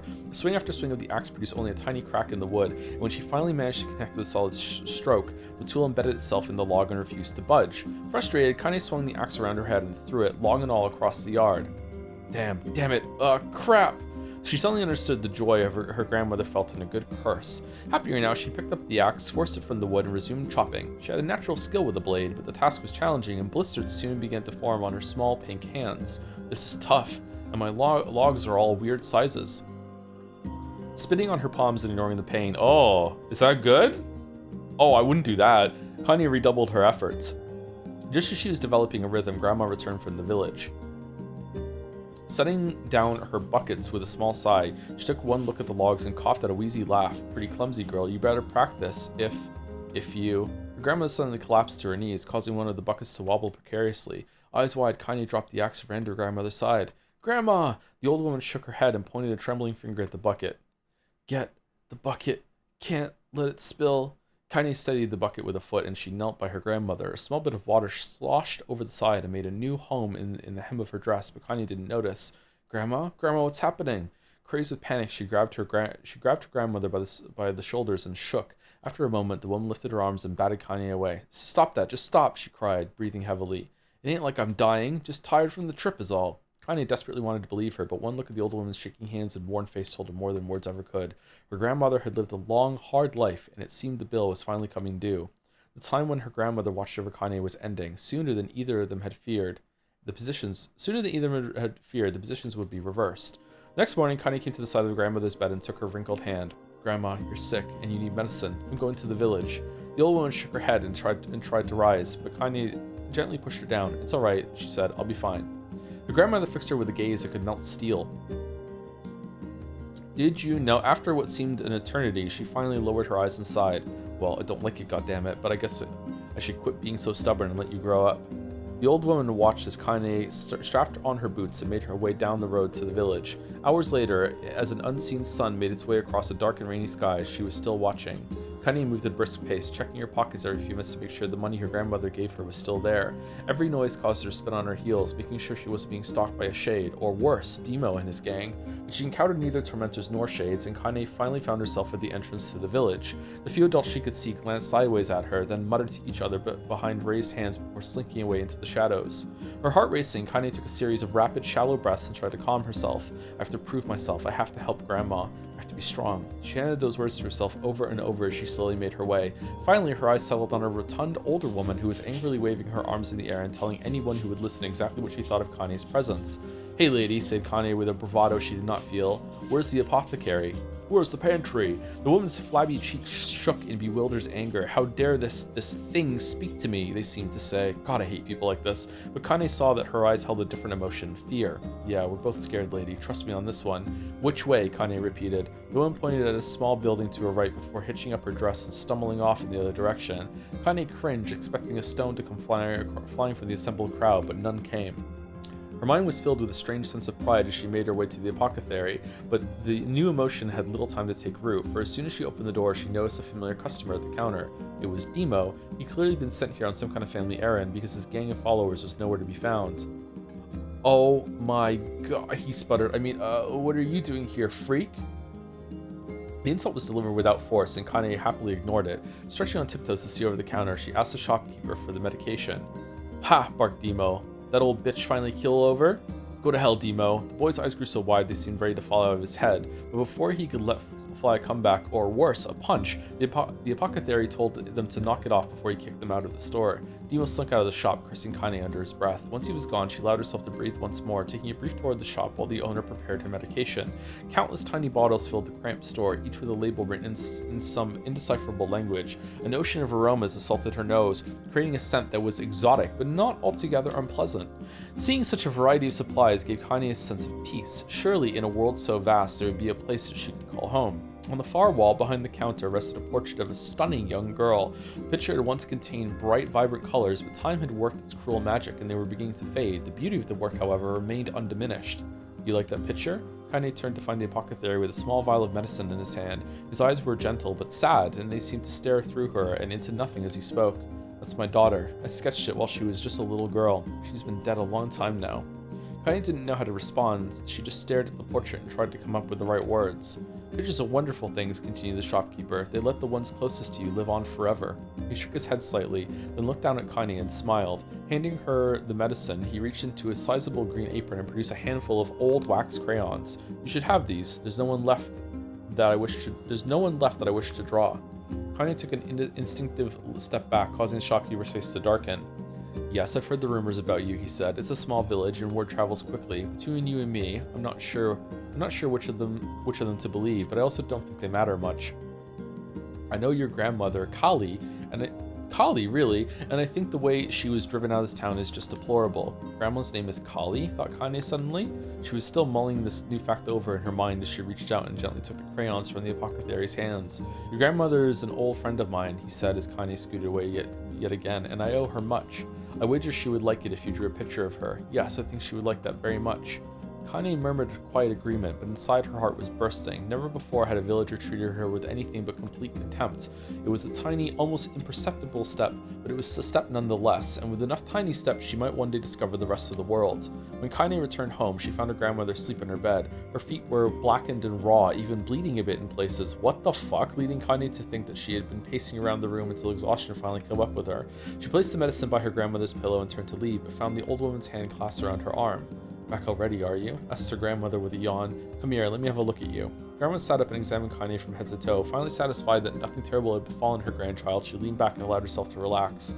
Well, how was it? Those bastards give you any trouble?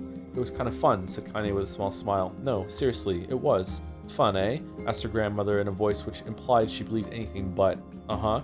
So anytime you need me to run an errand, just let me know. As she spoke, Kaine removed the crayons from her pocket. After a brief explanation of their source, she informed her grandmother that she was going to sketch your portrait. A portrait of me? Ridiculous. No one wants to stare at a wrinkled old crone. But Grandma, it'll make you live forever. Horseshit, said her grandmother, throwing back the sheet from her bed. Living forever would just piss me off. Now put those crayons away and help with dinner. But Kaine would not relent, and in the end, Grandma found herself leaning against the wall of their house as if posing for a master artist. Kaine took up the crayons, eyed her subject carefully, and set to work. Just as her grandmother was about to nod off, Kaine finished the piece. After staring at it for a bit, she released it from her grip and let it slowly drift to the floor. It's terrible. It doesn't look like you at all. I'm sorry, Grandma. I thought these crayons would, make the drawing easy or something. The old woman's eyes narrowed at her granddaughter's disappointment. Let me be the judge of that, she said, ignoring the pain in her back and reaching for the paper.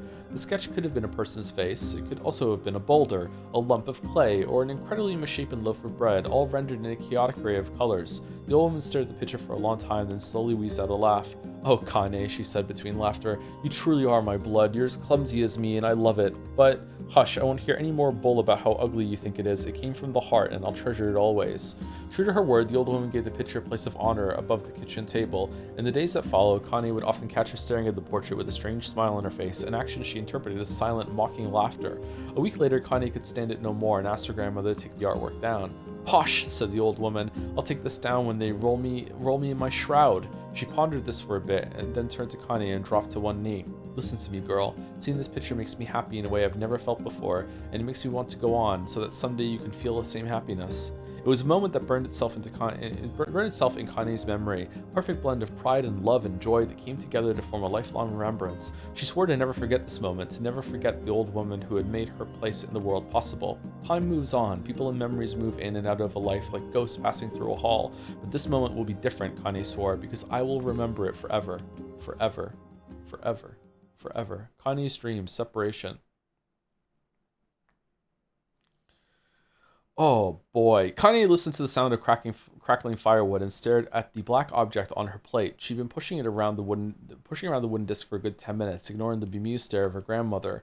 Finally, she summoned her courage and gave the object a brief sniff. A sharp, bitter scent flew up her nostrils and made its home there, causing her face to twist with disgust. Grandma, I can't believe you want me to eat a bug. The old woman threw some more wood under the cooking pot and snorted. The old woman threw some more wood under the cooking pot and snorted. It's no bug, you fool girl. It's a berry. Why the hell would I be feeding you bugs? Yeah, well, it sure looks like a bug, said Kane, and I think it's burnt or something because it smells terrible. With that, Kane held her nose and threw the berry in her mouth, chewing as little as possible. Oh yeah, that's terrible, all right. Why, you little brat, laughed the old woman. Look at the sass on you. You've been spending too much time with me, and that's a fact. 5 years had passed since the moment when Kanye's grandmother saved her from the bullies. As is often the way with two stubborn people, the relationship had grown in fits and starts, but moved forward all the same. Meals that used to be somber affairs were now filled with laughter and hurled abuse in equal measure. Kanye could not remember a time when she had been happier. As the years went by, Kanye started to shoulder more and more of the daily responsibilities. Her grandmother's legs grew weaker by the day, and she could no longer do many of the chores she used to take for granted. And so this morning found Kanye lacing up her work boots with a breakfast of burned berry rolling through her belly.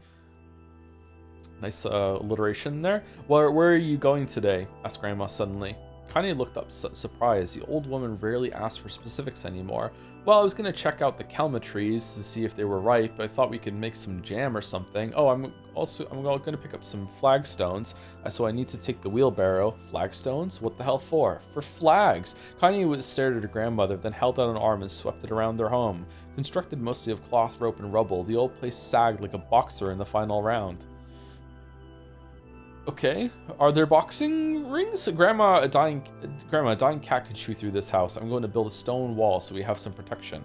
The old woman laughed, exposing her toothless grin to the world. Goddamn girl, if a bunch of thieves want to ransack this old place, let them come. We got nothing worth stealing anyway. I'm not worried about thieves, I'm worried about shades. People saw one west of the village yesterday. The old woman tilted her head and stared at her granddaughter. Well, shoot, I don't know why you have to do it today. We can worry about it some other. Grandma, no. If I don't go to the kelma trees, we won't eat tonight. You know that. A confused expression passed across the old woman's face. For a moment, she was a small child lost at a carnival. Yes, she said after a bit. Yes, of course you're right. I'm sorry, Kane. Late it seems my mind is. Oh, shit. She didn't finish the thought. Instead walking over to her nightstand and gently taking the wreath of lunar tears from the drawer. The flower's petals had aged to a brilliant whiteness, and Kane thought it was more beautiful now than the day she first received it. You're going to be a true woman soon, Grandma said as she placed the flowers in the girl's hair. So that means less chatter about shades and building defensive walls and more talk about how beautiful you've become. Annoyed, Kanye reached up to remove the garland, but the look on her grandmother's face stopped her hand. You're a beautiful thing, said the old woman, and there ain't another like you in all the world. I'm very proud of you. Okay, Grandma, that's enough goddamn compliments for one day. Off to bed. Such a mouth on you. Where did that come from? Gee, I wonder. I'll teach you to sass me, girl, yelled Grandma. Suddenly she lurched forward and grabbed Kanye by the ears, pulling her around the room with a crazed grin on her face. Grandma, yelled Kanye in a quaking voice. Grandma, stop it, what the hell? The old woman stared at her and blinked, then slowly held her wrinkled hands out as if it was the first time she'd ever seen them. I don't know what happened there. I'm sorry, girl. Sometimes my mind just... Kanye thought the look on her grandmother's face was the most heartbreaking thing she'd ever seen. Listen, she began, maybe I should stay home after all. No, I won't have you stay here to keep an eye on an old codger like me. You go get your fruit and your wall and whatnot. I'll be fine. And when you come back, I'll have a nice grasshopper dinner waiting for you. Kanye rolled her eyes, then kissed her grandmother on the forehead and made ready to depart, trying desperately to ignore the worry that was gnawing at the walls of her heart. Kanye could feel... Did I read that right? Kanye could feel the old woman's eyes watching as she moved down the path. Don't turn around, she told herself, but in the end the temptation was too great. She spun on her heel for one final look and saw a small, bent woman standing in front of a ramshackle hut with a sad expression on her face. Oh boy, gods, she looks so old now, it's like the wind could reach down and just carry her away. Kanye worried about her grandmother all day, causing her work to suffer. With what little fruit she could collect was tossed carelessly into the wheelbarrow, and she only found a couple stones before losing interest in the project. Finally, as dusk approached, she decided to call it a day. Cursing herself for her lack of focus, Kanye pushed the nearly empty wheelbarrow back down the path. As she crested the final hill, she suddenly froze in place. The wheelbarrow fell from her fingers and collapsed on its side, sending a few pieces of wrinkled brown fruit rolling back down the hill. Her gaze was transfixed by a thick black cloud that hovered just ahead. Tracing its path with a finger, Kanye suddenly felt her stomach knot in on itself. No, oh gods, no! Her grandmother's house was ablaze, the flames licking up as if trying to touch the sky itself. Grandma? Grandma? Kanye ran then, faster than she had ever moved in her life. Once she tripped on a stone and went sprawling into the rocky ground, but she leapt to her feet and continued running, unmindful of the blood that spilled from her wounded hands and knees. As she got closer and closer, Kanye's mind began to race in time with her footfalls. It's too dark, not just fire, can't be fire, too much smoke, gotta save her. She burst into the front yard and came to a sudden halt, her worst suspicions confirmed. The smoke from the fire was mingling with the thick, inky blackness of an enormous shade. The massive creature supported itself on 3 twisted feet, and its sheath balanced through means of a large armored tail. Scales, horns, and claws sprouted from its body in a random chaotic pattern, giving it the appearance of a lizard designed by some insane god. Seeing Kanye, it let out a roar and flipped its tail, sending small whirlwinds spinning around the yard. For a moment, the creature retreated into a shimmering, inky blackness, as if her mind was unable to comprehend that such a thing could actually exist. But then the smell hit her, a blend of rotted meat and excrement, and the horror became real once more. The creature bellowed again, and this time Kanye responded with a scream of her own. Alright, you bastard, she thought as her scream echoed off the high cliffs around them. It's you or me, let's go. The shade eyed Kanye with bemused interest, then it began looking from her to the house and back again, as if urging her to look at the destruction it had so gleefully wrought. With dread building in her heart, Kanye glanced toward the house. Through the smoke and flame, she spotted a small figure struggling to escape the ruins. Grandma! At the sound of her voice, the old woman began waving frantically. She's alive, thought Kanye. Alive! Kanye's legs sprang to life as she raced across the yard toward the flaming wreckage of the house. Before she could advance more than a few steps, the shade opened its mouth and let out a roar powerful enough to uproot trees and send them flying. What? The blast sent Kanye tumbling through the air before smashing her against the rocky earth. Stars danced in front of her eyes, and she tried to remember how her legs worked. Get up, get up, get up, get up, get up, get up, now! As Kanye struggled to her feet, the shade stomped toward the house and pinned her grandmother to the ground with the tip of a claw. The old woman struggled to move the claw from her stomach, but she might well have been pushing a mountain. She coughed briefly, sending a small spray of blood into the air, then collapsed to the ground, her energy spent. Connie lurched to her feet only to fall back to earth with a gasp. Her ankles were on fire. One or both of them were surely broken. Ignoring the pain that screamed through her body, she began dragging herself across the ground, leaving a drunken trail of dust and blood in her wake. But Grandma, hold on, just a little longer. Her grandma's face was turning blue, her eyes rolling back until only the whites were exposed. Connie pulled herself across the ground with maddening slowness, the distance seeming to increase with every second that passed. The shade glanced between the two women and flicked out its tongue, its giant mouth turning up at the corners. Short, panting breaths belched from somewhere deep in its core? Inside its core? Sorry. Bastard, laughing at us. She had no idea how such a mindless creature could experience emotion, but there could be no doubt the Shade was taking joy in their suffering. Yeah, I see your plan. The Shade moved its claws slightly, allowing Grandma to breathe again. It was clearly keeping her alive, only to snuff out her life when Connie was close enough to touch her. I'm gonna kill this bastard. Summoning all her strength, Connie rose to her feet. There was a sickening snap from her right ankle as the foot twisted backwards. Oh, fuck! But she forced it from her mind and began to hobble toward the monster. Pulling a small knife from the pouch at her waist, she leapt on the foot and that pinned her grandmother and plunged the weapon deep. Give her back, she screamed. Give her back to me. It was like stabbing a rock. After a few swipes, the knife broke to the hilt with a dull snap. The Shade panted laughter again, then raised its tail and sent it rushing through the air toward the young girl that was latched to its foot. Connie never had a chance. The tail struck her square in the chest and sent her crashing into the burning wreckage of the home. As she lay on the ground with blood pouring from multiple wounds, a small, weak voice spoke up. Kane? Connie's vision blurred, but she forced herself to focus on the sound. Finally, her eyes cleared enough for her to make out her grandmother's hands reaching out to her through the smoke. Grandma? Kane, you gotta run. You can't best this one. Kane grabbed the hands and held on with all her strength. Grandma, come on, we have to go. The old woman coughed loudly. One of her hands, slick with blood, slipped from Kane's grasp and thumped to the ground below. Grandma, no, no! I said run, goddammit. You have to live. You have to get through. The thought would stay forever unfinished. Before she could say another word, the Shade's clawed foot descended, smashing through the remains of the roof and down upon the shattered figure of the old woman. Blood oozed from gaps in the creature's toes as a terrible, putrid smell assaulted Connie's nose once again. She stared at the foot, dumbfounded, convinced that what she was seeing could not possibly be real. When the creature finally lifted its appendage, all that remained underneath was a twisted, unrecognizable mass of rubble and red. Her grandmother was gone. Connie blinked, trying to feel the hands which had been in hers just a moment before. For a fleeting instant, she could remember the warmth of that embrace, the trembling of the fingers, but then the sensation drifted away on the breeze was gone. Memories flashed through Connie's mind, one after the other, faster and faster until they became a meaningless jangle of noise. Connie screamed then, a thunderous sound that echoed off the cliffs and seemed to roll away forever. The Shade eased forward, black ichor pouring from its mouth and dissolving into smoke on the ground below. The earth shook with every step as it crept toward its prey. Penny's body slowly rose as if controlled by a mad puppet master. Her arms and legs were bent at impossible angles. Her head lolled dangerously to the side, yet somehow she managed to stand. Staring at the shade, her eyes began to glow with a deep red fire. The creature, so confident just moments before, took a slow, hesitant step backward, trying to discern if this broken human could possibly pose a threat. Kaine seized the moment, laughing like a mad woman. She leapt into the air and plunged a shattered hilt of a knife deep into the leg of the shade. This reminds me of my writing a little bit, actually. I remember, maybe not all of it, but at least a couple stories. Maybe I'm misremembering a little bit. I don't know. I'm feeling some similarities with like the pacing of how I write. The shade shook Connie off like a fly, sending her crashing to the earth once again. Her chest rose and fell slowly, as if a great weight were resting on it. Moist sounds of pain echoed through her mind. Something warm and thick oozed from her ears. Is that blood? I think it is. I think I'm bleeding to death. No, can't die. Grandma told me to live. Deep inside Connie's mind, something finally broke. The sound, the pain, the smoke, and flames, all of it faded away until all that remained was a single incantation repeated over and over again. Kill it, kill it, kill it. Kill it, kill it, kill it, kill it. Kill it, kill it, kill it, kill it, kill it, kill it, kill it, kill it, kill it, kill it, kill it. Do it, do it, do it. Kill it now. As the spark that was Kanye's slowly began to flicker and die, she felt her desire to kill and her desire to live blend into one. The distance between heartbeats grew longer and longer and longer.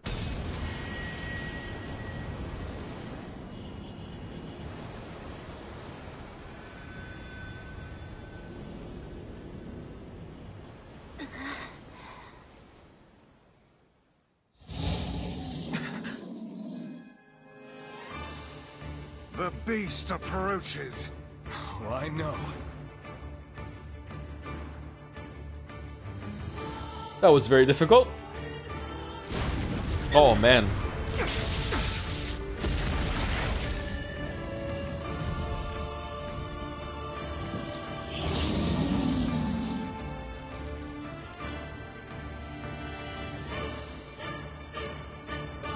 Why are we wifeful?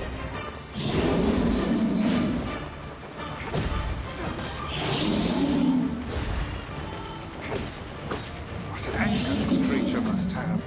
How did it even survive these past 5 years? I'm not gonna let this happen again. It dies today.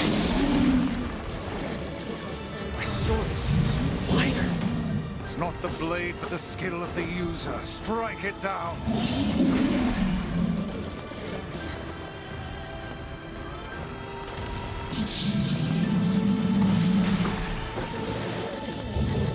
What do you think of the writing in the reading sections? It reminds me of my own writing, so I hate it.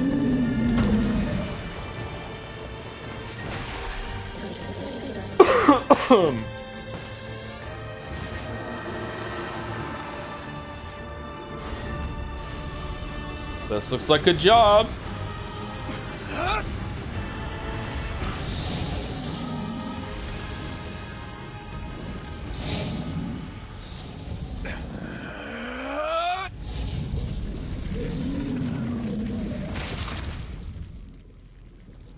Pizzle yanked.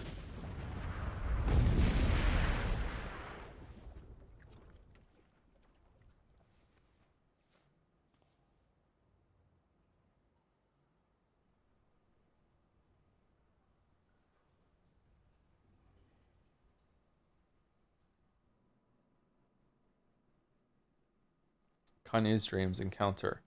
No. No! What the for fuck? Gently, weakly, softly, the shade, sure that its tormentor was dead, turned and stomped off toward the horizon, stopping along the way to bellow one final roar. Couldn't kill it. Shame beyond imagining, Kanye tried to turn her head to the side, but only succeeded in coughing up a huge gout of blood. It was getting difficult to see, and only after a moment of fierce concentration did she realize that her left eye was gone. What? Laughing to herself, she turned her remaining eye to the ruins of her home and noticed a ragged stump of arm resting a few feet away. Yeah, that's mine, she thought with a mad giggle. This is gonna make clapping a real bitch. Ha! Cried a sudden voice from the depths of her mind. Finally gonna die, are ya? Well, you had it coming. Go to hell, Demo, she thought at the unseen assailant. Go to hell before I pluck out your eyes and feed them to a dog. The voice of her childhood terror evaporated into smoke, only to be replaced by another, more recent voice. Hold still, said the apothecary, materializing from the ruins like a ghost. I want to draw you. That way you can live forever. No, stop. Don't want to live forever. Want to die right here.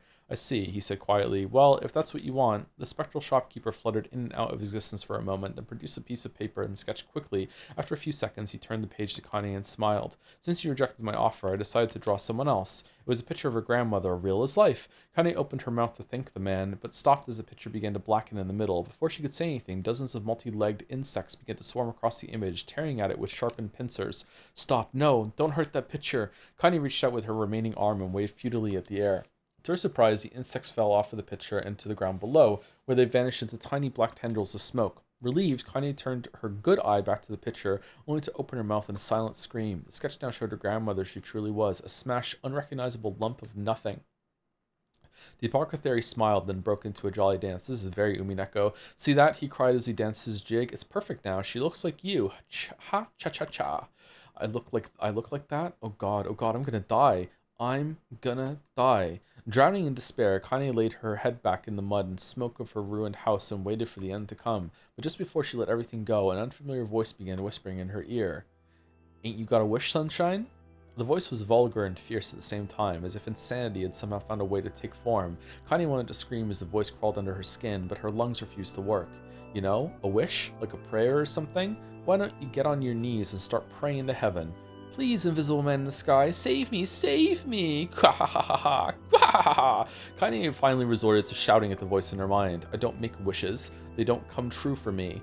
I'm a curse, a freak. I should be left to die. The other voice boomed in her ears. Wahahaha! Oh God, you are the best! Connie glanced down and saw a black shiny substance oozing from her legs. She tried to brush it away, but her remaining arm would no longer respond. The substance slowly crept around her feet and then began moving up toward the rest of her body. Is this death? Is this what it's like?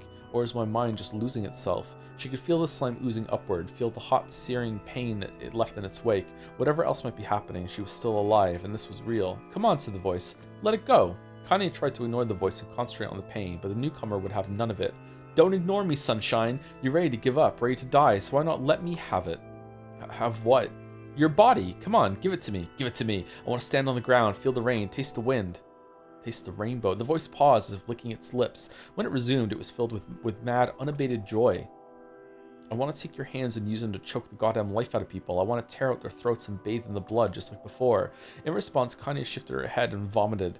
The warmth of it crept down her front and mingled with the pain of the encroaching black ooze. Are you a shade? Ha! Yeah, maybe. What of it? The slime reached her face, crept up past her nose, and slowly oozed into the socket of her missing eye. The moment it touched her brain, Connie was struck by the most powerful sensation she'd ever felt in her life. It was ecstasy. She wanted to scream with delight, but all she could manage was a small, whispered moan. Feels good, don't it? Asked the voice with a chuckle. Yeah, what can I say? I know how to please the ladies. Now give me that body. Come on, give me the body and I'll give you more of this feeling. It's a fair trade. A black lump began to protrude from Connie's side. As she watched, it grew longer and thicker, eventually taking the form of her missing arm. I could see better, she thought. Yeah, I thought this was going to happen. My eye must be growing back too. The slime reached up to envelop the rest of her face, but she managed to brush it away. So stop, she whispered, marveling at how she had regained her voice. Stop. The black ooze hesitated as if considering this request, then quickly shimmered down her body before disappearing in a cloud of smoke. What the hell, sunshine? Screamed the voice. We had a deal. I thought you wanted to die. Your grandma said, can't die yet. A brief image of her grandmother, bloodied and broken, flashed before her eyes. She saw the shade that had killed her and heard its mocking laughter, then closed her eyes and forced the image from her mind. Her whole body was quaking with rage. When she opened her eyes again, they burned bright red. That thing took my grandmother. I have to kill it before I die. Connie glanced down and saw a mysterious pattern. The pattern of the shades burn itself into her left arm. Well, I'll be damned, said the voice cheerfully. Look at that, sunshine. I think you and me are going to be good friends now. Connie stared intently at her arm. The more emotion. All right, so she'd been. This is like her advice. So she'd been hearing this the whole entire time that we've been traveling. Connie stared intently at her arm. The more emotional she felt, the more the letters seemed ready to puncture her skin and begin infecting the rest of her body. The arm clearly had a will of its own now. Stop. Gotta stop. Holding her left arm in her right, Connie took a deep breath and tried to calm herself. Come on, don't fight it, pleaded the voice. It's my favorite dish, and I'm hungry. Let it go. Feel the anger. Burn with the fire of revenge. Thirst for blood. Then go out there and... Shut up and get the hell out of my body. Your body? Oh, that's rich, Sunshine. Real rich. Look, why don't you just up and die so I can have this body all to myself? What do you say? I bet those buddies of yours in the area would love to see you dead. Kaine grabbed a nearby shard of glass and tried to saw off the shade-infected portion of her side. Holy shit! Before she could, her darkened left arm grabbed her right wrist, crushing it. Kaine screamed and dropped the shard as the sound of bone crunching on bone filled the air. Ha ha ha ha, stupid idiot girl. You're possessed now, Sunshine, and there ain't no going back. The voice laughed. Okay, calling her Sunshine when you're, like, allergic to sunshine is... The voice laughed again, a loud, long wail that seemed to go on without end. Possessed? Whispered Kaine. Yeah, possessed. You and me? We got what you might call a timeshare agreement. Remember how folks used to think you were a freak? Well, wait until they get a load of you now. Kaine looked up, tears in her eyes. The sky seemed smaller somehow, darker. Is this because of that shade? Is this how they see the world?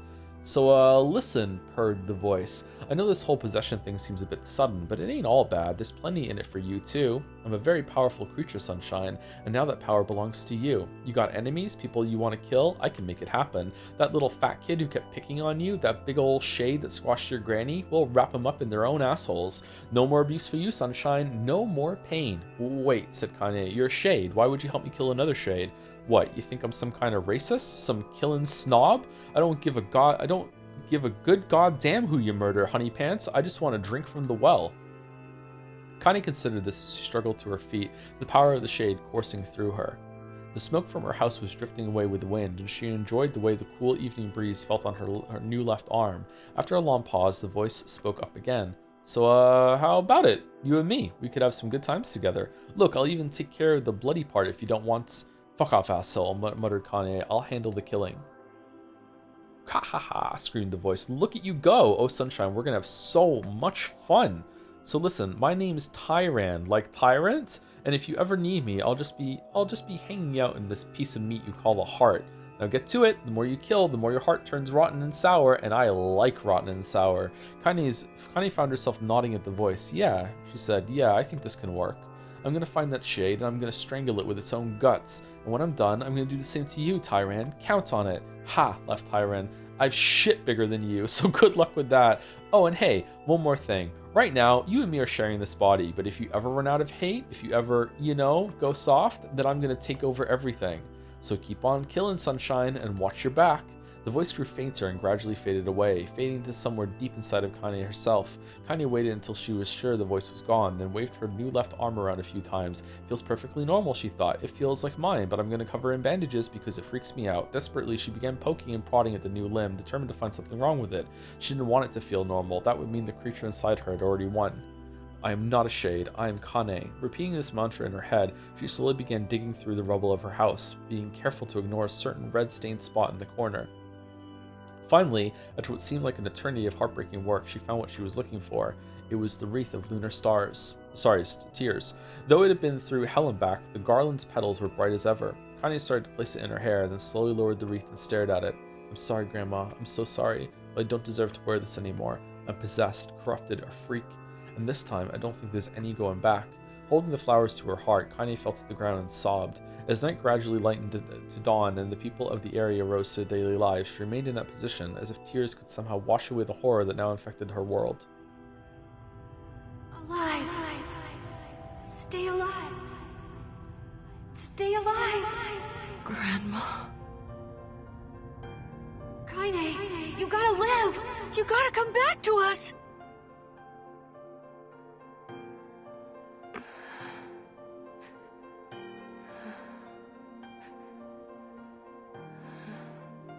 Oh, hey.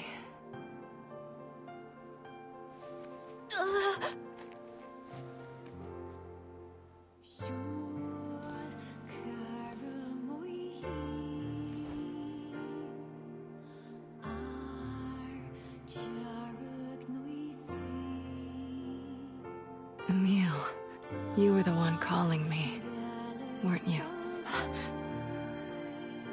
You still recognize me? Of course. I knew you right away. Thank you, Kaine. Welcome back, Kaine. Wow, you grew up. So, how long has it been? 5 years.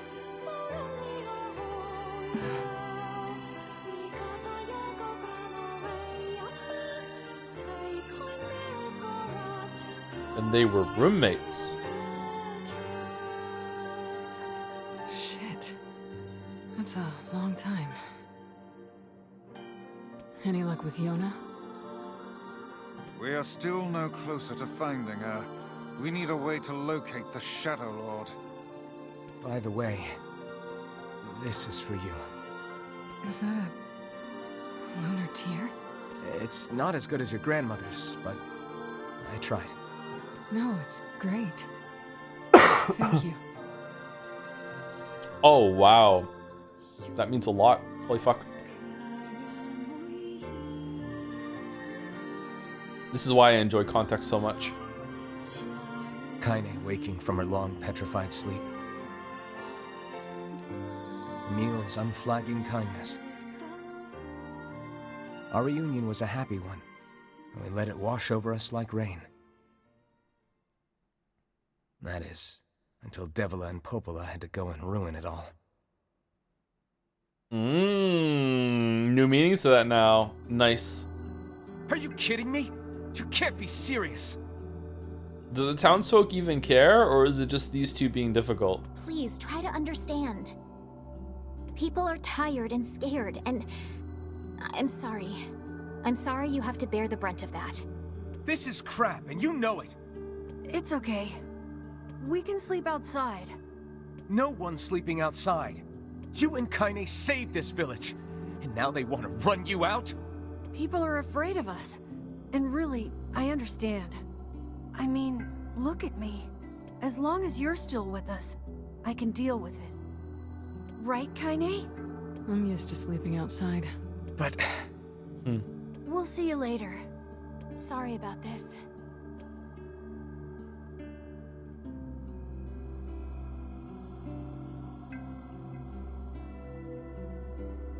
What is the matter? Kaine always sleeps outside. I never thought about that until just now. When does Wyfels get an hour-long VN segment to give him some, you know, character? Never even occurred to me. Damn it. We should turn in.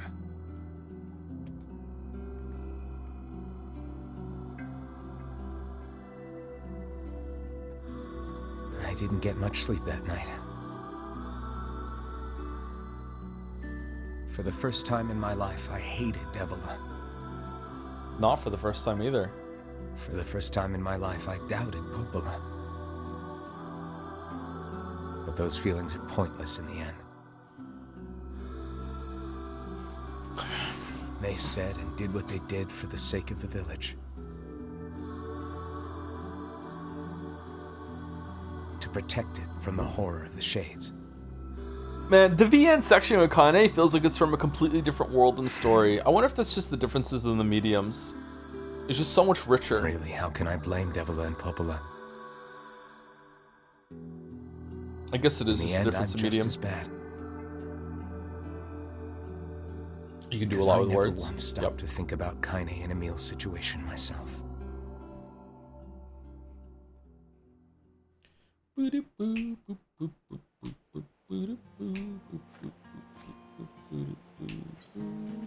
And as we know, if it's richer, it's better. Exactly. Okay, how are we... I should apologize to Kaine and Emil. How are we back here? Is it just... Did we rewind, or are we rolling the bones again? How are we here? What's going on? But... what good would that even do?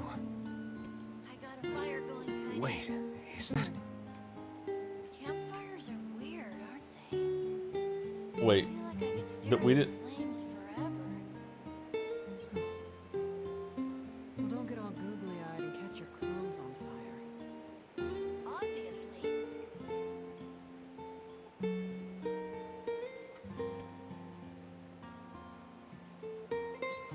I'm so happy to get to talk to you again, Kaine. Yeah, me too. I tried everything I could think of to save you, you know. I polished you with a special cloth. I poured warm water over you. I Wait, you poured water on me? Yeah, but it didn't really do much except make you all shiny. Hey, Emil. Thanks for saving me. I guess you noticed how I look different now. I tried a ton of things to save you, Kaine. A skeleton. Yokotaro stated before that he writes his stories and plots in game accordance with the budget he's given. In that sense, he can flesh things out more with these visual novel breaks, but this is a little budget needed for a black screen of the words. Yeah, God, how much budget would you have needed to show everything that we just read? Yeah, holy shit. I like to think it's the difference of the characters as well. Wyfels is focused and purposeful. His outside experience in novel sections are short and to the point. Finding self-loathing shows itself with a lot more emotion and description. I don't know. Did Wyfels even have any proper VN segments that did the background? It was mostly like Forest of Myth stuff where he was tangled in other people's dreams, right? I don't know. He did feel more like a character in those, but I felt like we were guest stars in someone else's story. No, he's here to kill chaos. I'm sorry, Emil. I'm sorry for all of it. Well, I mean, this new form isn't all bad, you know? At least I can look at you when we talk, right? Hey, so why don't you tell me something about yourself? I'm not very interesting. Sorry. Come on. I just want to know you better. Please? Fine. This all happened when I was a kid. Before the whole shade possession thing. My body is different. And when the villagers found out about it, they started treating me like a freak. But one person, my grandmother, accepted me just as I was, no matter how bad things got. She gave me the strength to keep going.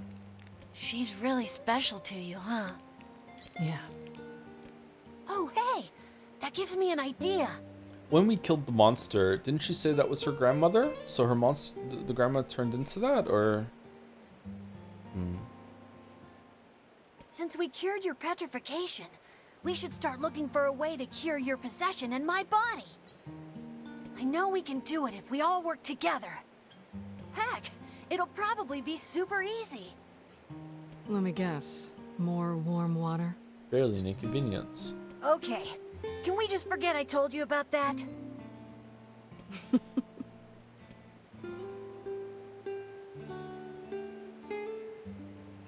Chat just spoiling. That's cool. Okay.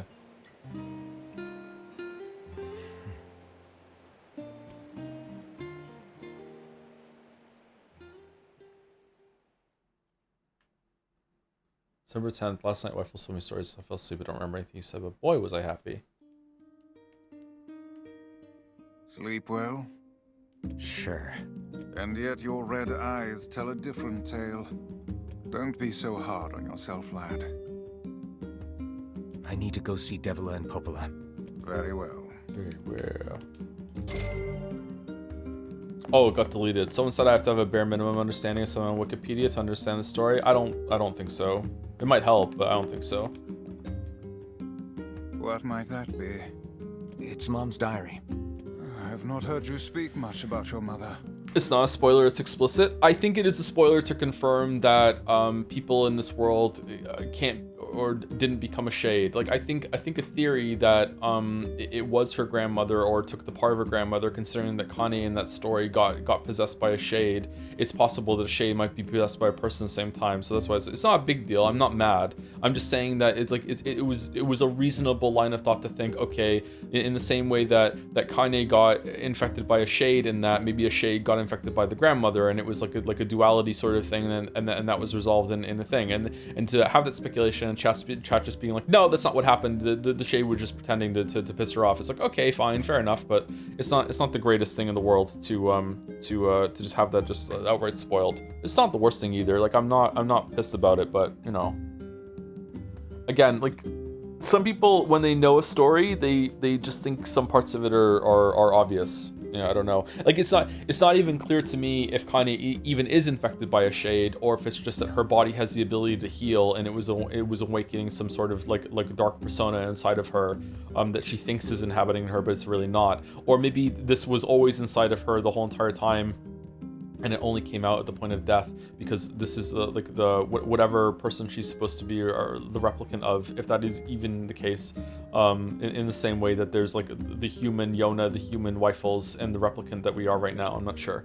It's whatever. It's okay. I'm still not clear about all that stuff. She got the black scrawl and died when I was little. It's unclear to me if the black scrawl is that the right soul found the replicant and is trying to take over, but there's like there's a conflict and sunlight draws them away. Like, could we have cured Yona by taking her outside, like in the sunlight, or does that make it worse in some way? As like, is it grabbing on? Is it because Yona's like real person was willing to go and was I don't know actually. My apologies for bringing it up. It's all right. Yona. I can barely remember her face anymore. This is the only thing I have left of her. Reading it helps remind me of when we were still a family. I see. But the final entries get a little strange. In what way? Well, here, take a look.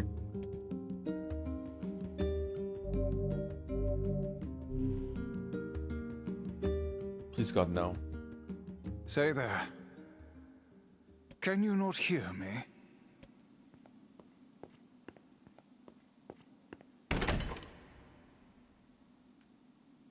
Why are you standing about like a slack-jawed ninny? What? Sorry. Felt like I was dreaming or something. Sleeping on one's feet is quite the talent indeed. Come now, there's the door. Right. Let's go. This is exactly what I look like, chat. Exactly. Exactly. This is even the clothes I'm wearing. This is the weapon I have. I look exactly like this. Proceed beyond this point, you'll be able to save the game until the battle's over. Do you want to go through the door? I actually don't want... Can I leave and come back to this?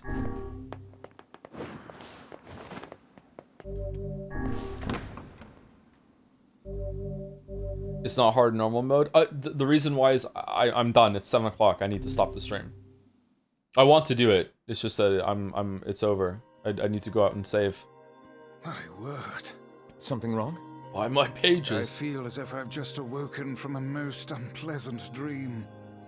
I know what you mean. That happens to me whenever I read it. Dude takes over. Kills Joker. Oh, maybe we could have done it then. Alright, I thought there was going to be a cutscene when we came out here and did this.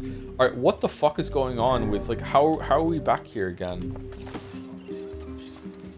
Like, he said something about, like, you didn't get much sleep. So, did he go out and speak and like, eavesdrop at the campfire in the last one that we did, and we just didn't see that? So, is it literally the same thing again, just we're privy to more information this time, and also privy to more that's going on in Kaine's head, or no? What level are we? No, we kept our levels. We also kept all our weapons, I'm guessing. What about the quests? Oh, we still have the stupid fucking fisherman quest. I don't know, man. I'm just a stupid chatter. Don't put yourself down. You don't have to be a chatter. It's okay. Anyway, anyone from the community live that we can raid, or are we just cutting it? Jelly? Let's raid Jelly. Jelly's in the midst of the latter half of the first case of Great Ace Attorney. Oh, it might be a good preview then. Good taste of things to come. All right, I'll be back tomorrow with more Nier Replicant. What do we think? Am I gonna have to like pull some extra time before or after some streams this week in order to get this done, or do we have enough time? I guess I could always do an extra Sunday stream, but I don't want to do an extra stream for this. I'd rather get it done on the days. So we have Wednesday, Thursday, and Friday to get this done. Maybe pull some extra time just in case, so we can have it. Oh man, my right ear feels kind of weird. When I swallow, I hear kind of like some popping in my ear. Or if I have like some impacted wax or something. That's not good. Yeah. Metaphor can wait. No, I really want to start Metaphor next week. Anyway, raid's going through. I'll see you tomorrow for more Nier Replicant, and we're doing Pathologic on Saturday this week. So yeah, and also Friday Yeek, I think. So, oh man, busy week. Holy shit. Anyway, see you later. And see you later, anyone who stuck around on the VOD or is watching on YouTube or anything like that. See you later. Have a good beginning of your week.